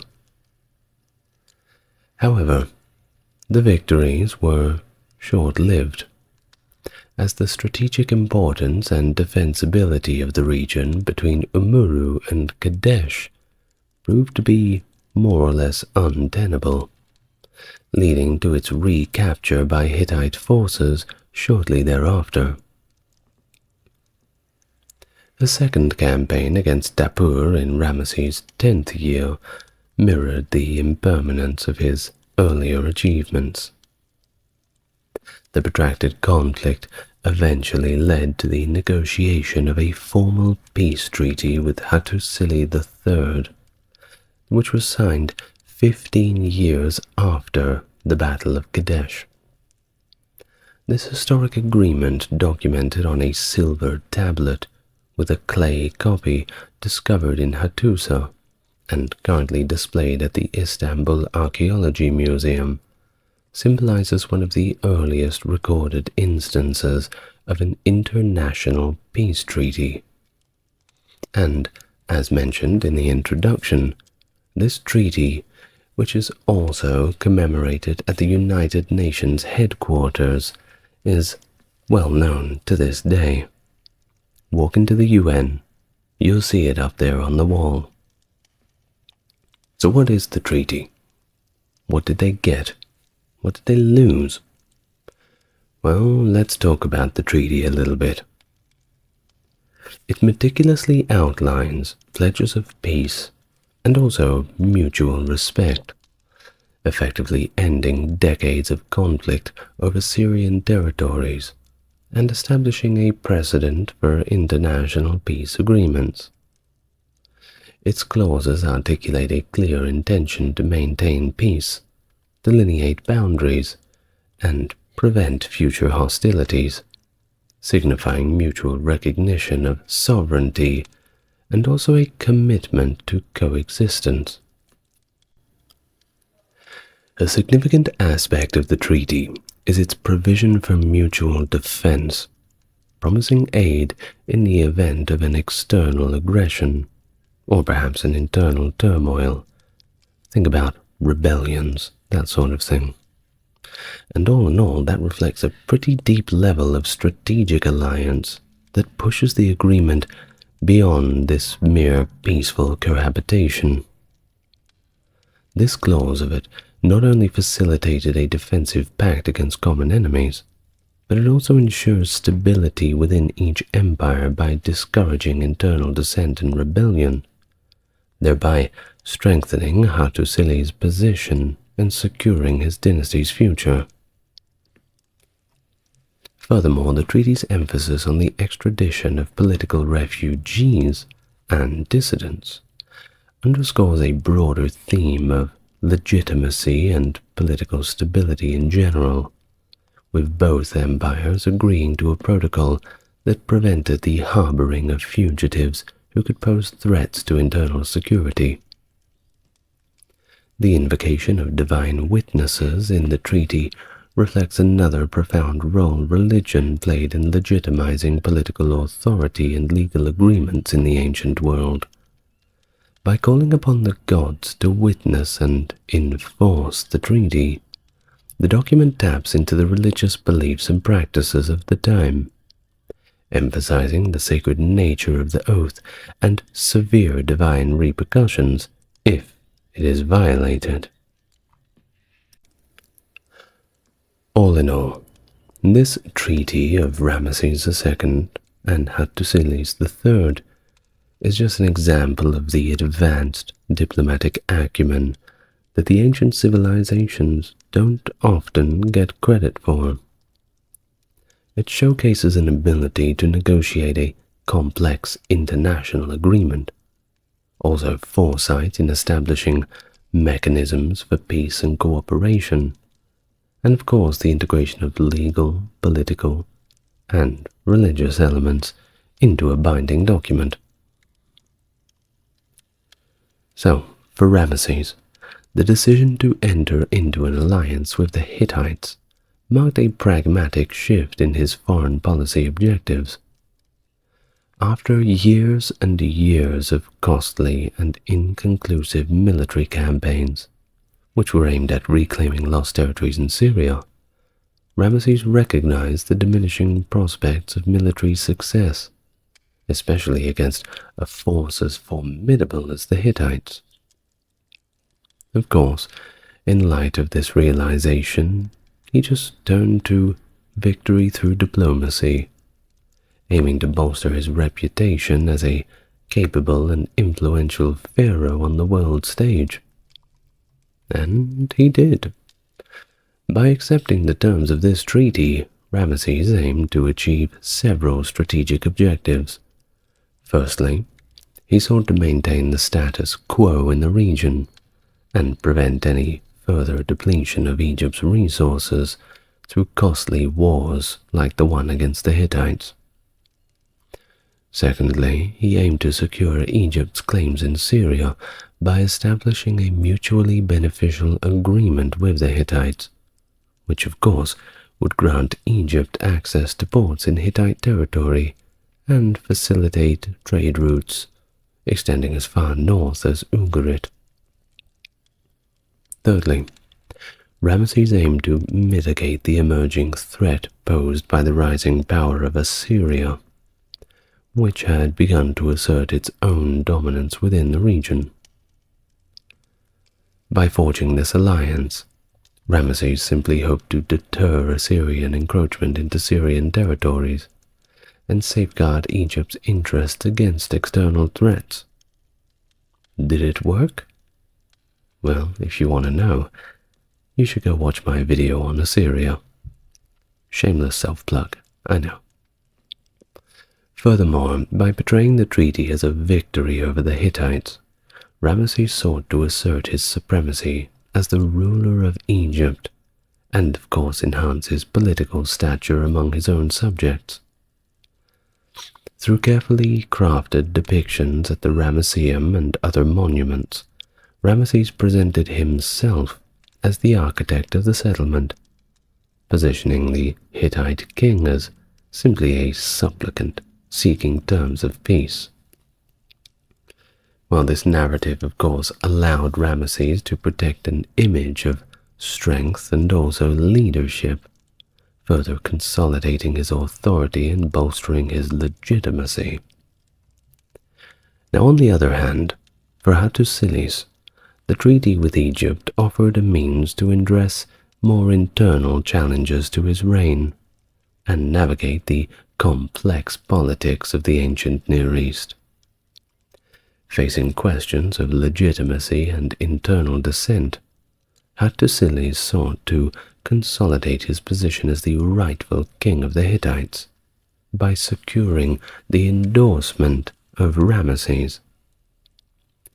By entering into an alliance with Egypt, he aimed to neutralize the threat posed by his nephew, Urhi-Tesub, who sought to challenge his rule with the support of Ramesses. Of course, old Ramesses can only pick one side, can't he? And he chose Hattusilis. Urhi-Tesub knew that if he started up a rebellion, well, he'd have to fight both the Hittites and the Egyptians. And even fighting one of them is quite a tall order. Additionally, Hattusilis also recognized the pressing need to confront the growing threat that was posed by Assyria right on their doorstep, and it had already encroached on Hittite territories in Hanigalbat.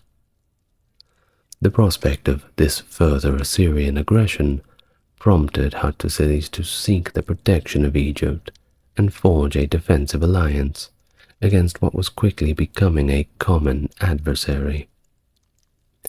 Moreover, by aligning with Egypt, Hattusilis aimed to stabilize the volatile politics within his own region and consolidate his control over Hittite territories in Syria, simultaneously averting the risk of a conflict with Egypt over disputed lands.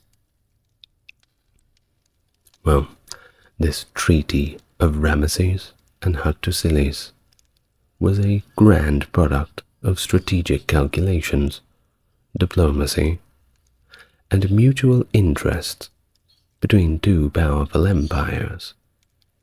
By forging this alliance, Ramesses and Hattusilis safeguarded their respective interests, addressed internal challenges, and definitely left us with a template to follow for the future. Well, thank you very much for listening. Did you have fun? I'm sure you did. In ancient Egypt, women enjoyed certain rights that were uncommon in contemporary societies. They had the ability to own property and were considered legally equal to men, at least within the court's eyes. However, despite these rights, ancient Egypt was still a deeply patriarchal society, with men holding dominant positions of power. While a few women held significant administrative roles, overall, positions of authority were pretty much always occupied by the men. Nevertheless, there were instances of female rulers and even female pharaohs in ancient Egypt. But typically, women who held positions of influence within the royal court achieved their status through their familial connections to male kings. Hello everyone, and welcome. If you're new to the channel, it's good to meet you, and if you're coming back, it's great to have you back here with me. If you'd like to visit our Patreon, you can view all videos ad-free. It's a great way to support the channel and keep me going. Alternatively, help me out in that algorithm with a like, comment, and subscribe, and you'll get plenty more of videos like this. Without further ado, let's get on with the topic for today. Women in ancient Egypt. What was it like? Well, let's find out. In ancient Egypt, the majority of women were part of the peasantry and typically worked alongside their husbands in agricultural tasks. They often managed farms or businesses when their husbands or sons were absent. Among the upper classes, however, women typically did not engage in work outside the home. Instead, they supervised household servants and oversaw the education of their children. One notable exception, of course, was in the textile industry, where women were prominent as weavers. Historical evidence, such as a letter found at Lachen dating to around 1800 BC, mentions 6 female weavers. In the Old Kingdom, affluent women frequently owned their own households, and it was common to find both men and women working together in these settings. In the staff of women's households, other women often held administrative titles, indicating a degree of female authority. Tomb scenes from this period often depict men being served by men, while women are served by other women, illustrating a separation of the sexes. Now, what about women who were a bit more well off? Well, the women from wealthy families could afford nannies to assist with childcare, often pursued professions such as perfume making in their free time. Additionally, they found employment in courts and temples as acrobats, dancers, singers, and sometimes musicians, occupations which were considered respectable for an upper-class woman. Across all social classes, women could work as professional mourners or musicians, which were common roles. Especially musicians, there were quite a great many of them. Noble women could also hold positions in the priesthood, serving either a god or a goddess. Now, in some cases, women rose to prominent positions in business. For example, Lady Nennefer of the New Kingdom was known to head up her own company, while Lady Paseshet during the 4th dynasty of Egypt was a notable doctor. Well, in terms of family and marriage, if you were going down that route, which 99.9% of people were, there was no real concept of the independent boss babe in ancient Egypt. Well, it was basically how you would assume it to be. To demonstrate this, there's a little saying from the New Kingdom. It goes like this: take a wife while you are young, that she make a son for you. She should care for you while you are youthful. It is proper to make people happy is the man whose people are many. He is saluted on account of his progeny. Yes, some Egyptian depictions suggest egalitarian relationships between the husband and wife. In love songs, the term brother carried the same significance as husband, implying a sense of equality in the relationship. The use of sun, which means brother, also connotes peer, mate, or second, further indicating a level of partnership between spouses. Additionally, the interbreeding among royalty, such as Osiris marrying his sister Isis, set an example for such relationships. Though much of the ruling class were the ones keeping it within the family.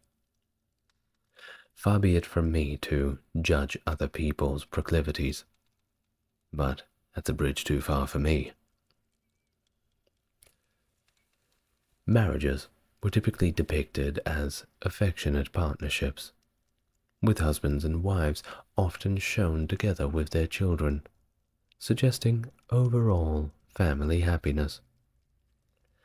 However, marriages were also pragmatic, with wives sharing responsibilities and collaborating with their husbands. While monogamous marriages were common, men of high economic status sometimes had multiple wives, particularly if the first wife was somehow unable to bear children. Not happy with that? Well, you could get a divorce, but that was pretty challenging to get one of them. You had to go through the court for that. Parents usually would arrange marriages, selecting suitable partners for their children. Sounds strange by our modern standards, but many countries, even to our modern age, still observe this practice. Despite legal frameworks, women often made more family decisions and controlled aspects of the household. They had ownership over much of their property and could act as legal entities, bringing cases to court and engaging in public roles. Husbands did not have complete control over their wives' property, as women enjoyed a degree of independence. Not complete independence, but certainly a lot more than many of the other societies of the day. From around 365 BC, new marriage contracts emerged, offering greater protection for women against divorce and placing additional financial responsibilities on the men. The influence of queens and queen mothers was significant in granting women special rights compared to other societies. Pharaohs often sought advice from their mothers and principal wives, emphasizing the importance of female influence. Must have a woman's touch, right? While women in ancient Egypt were relatively independent, widowhood could bring suspicion due to the absence of male oversight. However, widows also gained legal freedoms, such as the ability to buy and sell land, make donations, and even issue loans. Ancient Egyptian society placed great importance on fertility, with complex beliefs and practices surrounding it. If a woman was unable to conceive, her husband had the option to divorce her for not producing heirs. Religious beliefs included purification rituals, common in other religions of the region, which deemed menstruation as a period of impurity. Women were excused from work and prohibited from entering certain areas of temples during that period of menstruation. Couples seeking children often engaged in fertility rituals, as contraception was practiced too. Medical texts contain references to various contraceptive formulas, although some of the ingredients are now a little difficult to identify. While some methods, like drinks made of celery base and beer, are pretty questionable, others showed a basic understanding of effective techniques, such as a spermicide made from fermented acacia gum. During pregnancy, the uterus was believed to be under the protection of the goddess Tenenet. Ritualistic medical care involved anointing the woman with beneficial oils, often using a small bottle shaped like a woman with her hands on her round stomach. Ancient Egyptians had a method for determining the sex of a child, which later spread to Greece, Byzantium, and Europe, with its origins not being completely recognized. This method involved placing grains of barley and wheat in a cloth sachet soaked in the pregnant woman's urine. If barley sprouted first, it was believed that the baby would be a boy, and if wheat sprouted first, a girl. In Egyptian culture, barley was of course synonymous with father. Perhaps don't try this one at home. During childbirth in ancient Egypt, pregnant women were aided by midwives. As part of the birthing process, the women would undergo shaving, including her head. Midwives provided support to the woman during labor, while she assumed a squatting position on a mat. Positioned at the corners of the mat were 4 bricks, symbolizing the embodiment of the four goddesses, being Nut, the revered goddess of the sky; Tefnut, the elder, representing the feminine aspect of the primordial coupling; Aset, the goddess of beauty; and Nebet-Het, associated with excellence. A few preserved examples exist of women holding high state positions. One notable example is Nebet, who rose to the position of vizier during the 6th dynasty. The vizier, by the way, was the highest ranking state official, second only to the king himself. So, like pretty much every other civilization of the time, ancient Egyptian society was deeply rooted in their religion. The power of the pharaohs was justified through various means, with the ruler believed to be appointed by the gods and possessing divine authority.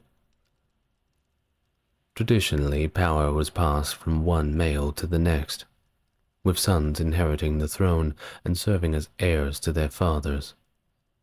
In cases where the king lacked a male heir, succession typically passed to male relatives further removed from the king, such as cousins or uncles.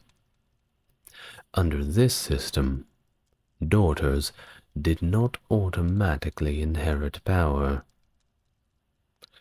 However, in Egyptian civilization there were exceptions to this male-centric succession model.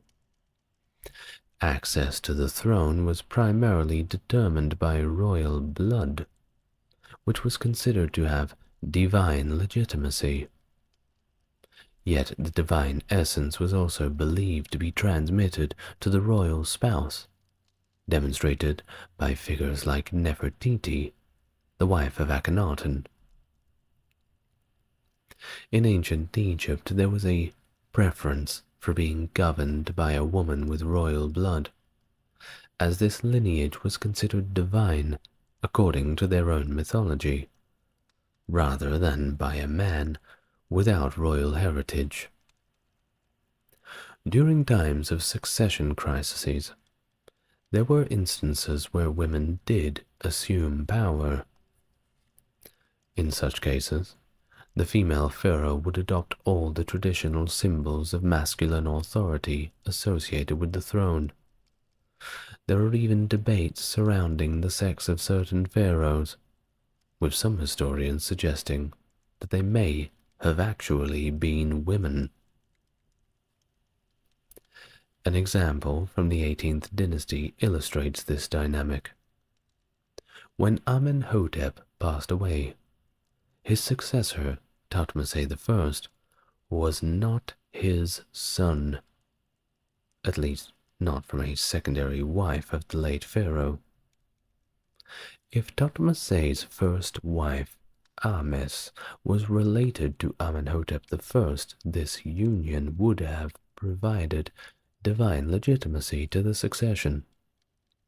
Subsequently, Thutmose II, the son of his second wife, and therefore the half-brother of Princess Hatshepsut, ascended to the throne by marrying her, ensuring the continuation of royal lineage.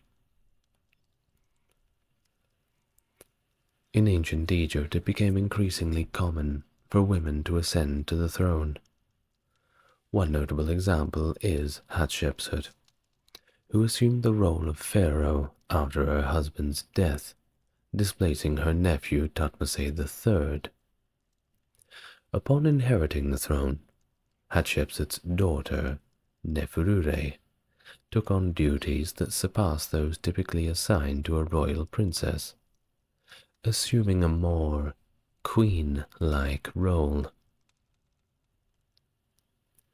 Among the prominent female pharaohs, of course, Cleopatra stands out as the most famous.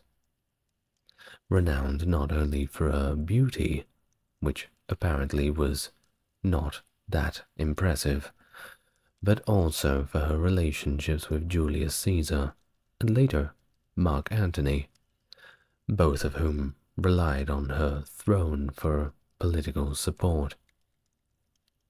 And by the way, when we say Cleopatra, that Greek name, what we mean is Cleopatra the Seventh, not the first, second, third, fourth, fifth, sixth, as there were many Cleopatras before the Cleopatra that we know of most commonly. So, the most well-known female pharaohs, whose reigns are more certain to historians, include Nitocris from the 6th dynasty, Sobekneferu from the 12th dynasty, Hatshepsut from the 18th dynasty, Nefertari, also from the 18th dynasty, and Tuasret from the 19th dynasty. Many of the royal wives in ancient Egypt held significant diplomatic and political roles alongside their husbands. Notable examples include Tai, the wife of Amenhotep III, Nefertiti, the wife of Amenhotep IV, or Akhenaten, and Nefertari, the wife of Ramesses II. In some cases, these wives were invested with divine titles, such as wife of the god or hand of the god, signifying their elevated statuses. Hatshepsut, the wife of Thutmose II, was the first great wife to receive the title of Hand of God, marking a significant milestone in the recognition of royal wives' authority. In terms of bureaucratic positions, Nebet is cited as vizier during the 6th dynasty, representing a rare instance of a woman holding such a high office. However, it wasn't until the 26th dynasty that similar situations of women in top bureaucratic roles became more evident.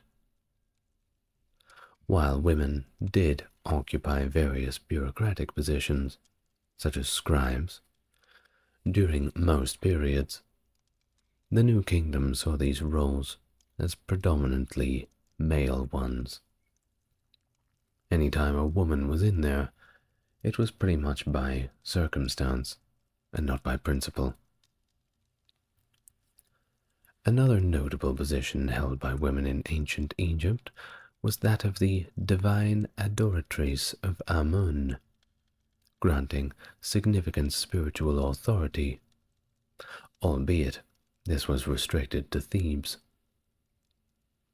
In modern times, there has been a tendency to label the women's quarters within the pharaoh's palace as a harem. Not quite right. This characterization is inaccurate and reflects an anachronistic interpretation. While the women and children of the pharaoh, including his mother, wives, and children, indeed had their own living quarters within the palace of the pharaoh, these quarters barely resembled the concept of a harem as it is understood in later Islamic culture. So you can more or less dismiss those claims. That being said, Egyptian history is certainly very long, very varied, and there is certainly instances of rulers having different proclivities. But we're making a generalization. Contrary to the notion of seclusion and isolation associated with the term harem, royal women in ancient Egypt did not live apart from contact with men or in isolation from the rest of the court. Not at all. Therefore, the usage of the term harem to describe women's quarters in pharaonic Egypt is very misleading, and it stems from incorrect assumptions about ancient Egyptian society being akin to the later Islamic society. Two very, very different things. The literature of ancient Egypt often depicted women in contrasting roles, while painters and sculptors often portrayed women as serene figures with harmonious family settings. Writers sometimes depicted them as the source of misfortune and culpable for sins. In tales such as those recounted by Gaston Maspero in Contes Populares, women were sometimes portrayed as deceitful and manipulative. For instance, the story of Bitao, a humble farmhand seduced by his brother's wife, illustrates the consequences of such betrayal. She falsely accuses Bitao to her husband, leading to his punishment. However, her deception ultimately results in her own downfall, as her husband discovers her treachery and exacts his revenge. It's crucial to avoid misconstruing these literary portrayals as indicative of women being universally despised or sort of suspected in ancient Egypt. Just as women were sometimes depicted in an unflattering light, so too were men, including pharaohs, by the way, portrayed as sometimes stubborn and whimsical characters, the kind of old man archetype stuck in his own ways. Nevertheless, there were sentiments advocating for the cherishing of wives and women in general. Ptahhotep, from the third dynasty of Egypt, expressed such sentiments in a very sweet maxim found in the Papyrus Priest. I quote, and this is Ptahhotep talking here, "You must love your wife with all your heart. Make her heart happy as long as you live." No, can't disagree with that. Now, what about the art? Well, in ancient Egyptian art, women were rarely depicted as aging or wrinkled, as there were, of course, societal standards of beauty to uphold. They were typically portrayed as slender and beautiful, partly because such representations were believed to endure in the afterlife. Egyptian art, while not realistic, reflected the importance placed on perception and image. After all, Egyptian women, and sometimes Egyptian men, were some of the first in the world to utilize makeup and certain cosmetic products. So, of course, they would have such proclivities to make themselves look as good as possible. Pregnant women, or those who had given birth, were actually seldom depicted, unlike men who could be shown as athletic or elderly, depending on the desired image. During the Third Intermediate Period, scholars note a shift in artistic representations of women. A more rounded body type emerged, characterized by a larger mid-area and a thicker physique. This depiction no longer necessarily signified aging. Additionally, there was a prescribed type to follow, linking women and children to their husbands and fathers. Now, one interesting period was the Amarna period under Akhenaten, which saw significant changes in the general artistic style. Notably, Akhenaten's wife, Nefertiti, and their children were depicted with a body type resembling his own, which, by the way, was very unusual. It's said that he had some kind of disease. I can't quite remember the name. Aphorism? Ah, that's it. Marfan syndrome. Excuse my memory for faltering for a moment there. But it was said that the pharaoh Akhenaten had Marfan syndrome, which gave him a very distinct look. You may want to go and Google that one.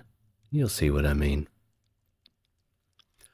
Well, some depictions show Nefertiti with a body similar to Akhenaten's, and this makes them difficult to distinguish, while others portray her with a more traditional feminine form.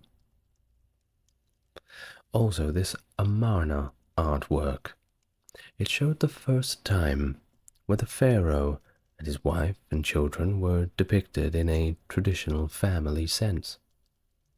There's a very famous artwork of Nefertiti and Akhenaten with their three daughters, the daughters playing around and climbing up onto their mother's shoulders. A very natural scene as they sit around the dinner table, quite ahead of its time, and quite a departure from the godlike pharaoh who was usually depicted as such in this situation that was a daily occurrence for most of the Egyptians. Now, following the Amarna period, which ended at Akhenaten's death, elite women occasionally appeared in art, but they had much fuller figures. The rich array of divinities in Egyptian mythology included numerous goddesses, akin to the situation in Greek mythology. Through an examination of their symbolism, one can gain insights into the perception of women in ancient Egyptian society. Many of these goddesses were interconnected through familial or marital relationships, such as Isis and her sister Nephthys, both wives respectively to Osiris and Set, who were also brothers. Women in the mythology were often associated with themes of life and, of course, fertility. For instance, Isis, as the wife of Osiris, who was slain by his brother, was intertwined with funerary practices. As a mother, she embodied the nurturing and life-giving aspects of femininity. Through her, the concepts of life and death were intricately intertwined. While she was connected with funerary rites, these rituals aimed to ensure the deceased's easy transition to the afterlife, symbolized by the abundance of food that was found in tombs. Additionally, the physical aspects of life were imbued with spiritual significance, with death marking the beginning of not the end, but an eternal journey out into the duat. The palm tree, symbolizing that eternal life, was among the symbols associated with the goddess Isis, who bestowed the breath of eternal life upon her deceased husband. Isis symbolized the reverence for women during her era, embodying the concept of eternal life and maturity as the celestial mother. Her significance elevated her to arguably the most important deity in Egyptian mythology. Her influence, therefore, transcended borders, extending to various civilizations where she was worshipped under different names. Notably, she became quite popular in the Roman Empire, though they made her into their own vision to suit their own proclivities.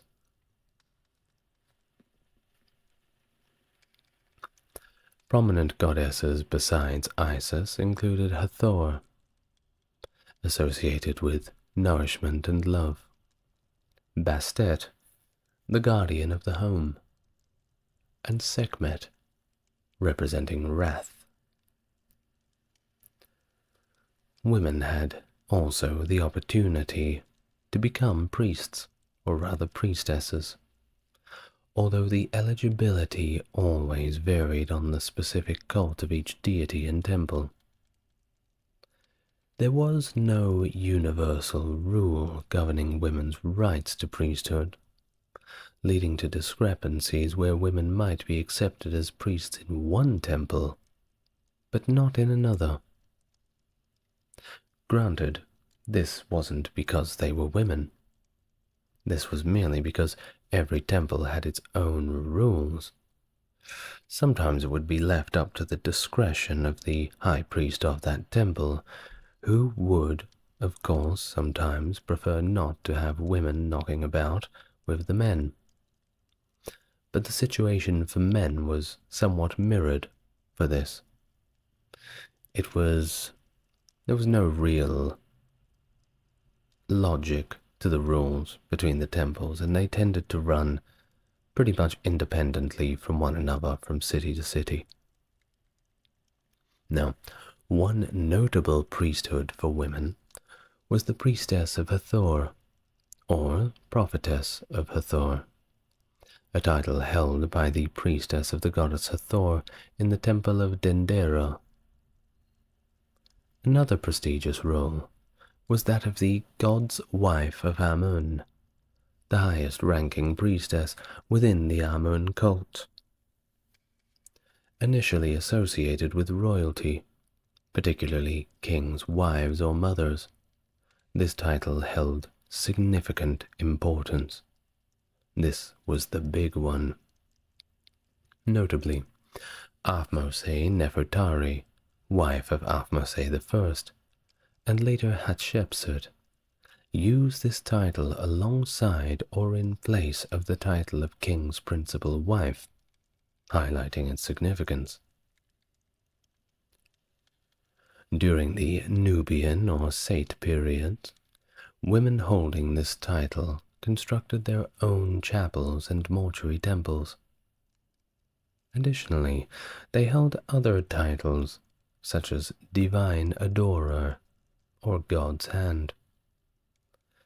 Unlike in some other cultures, the concept of chastity was not really relevant to religious roles of women in ancient Egyptian society.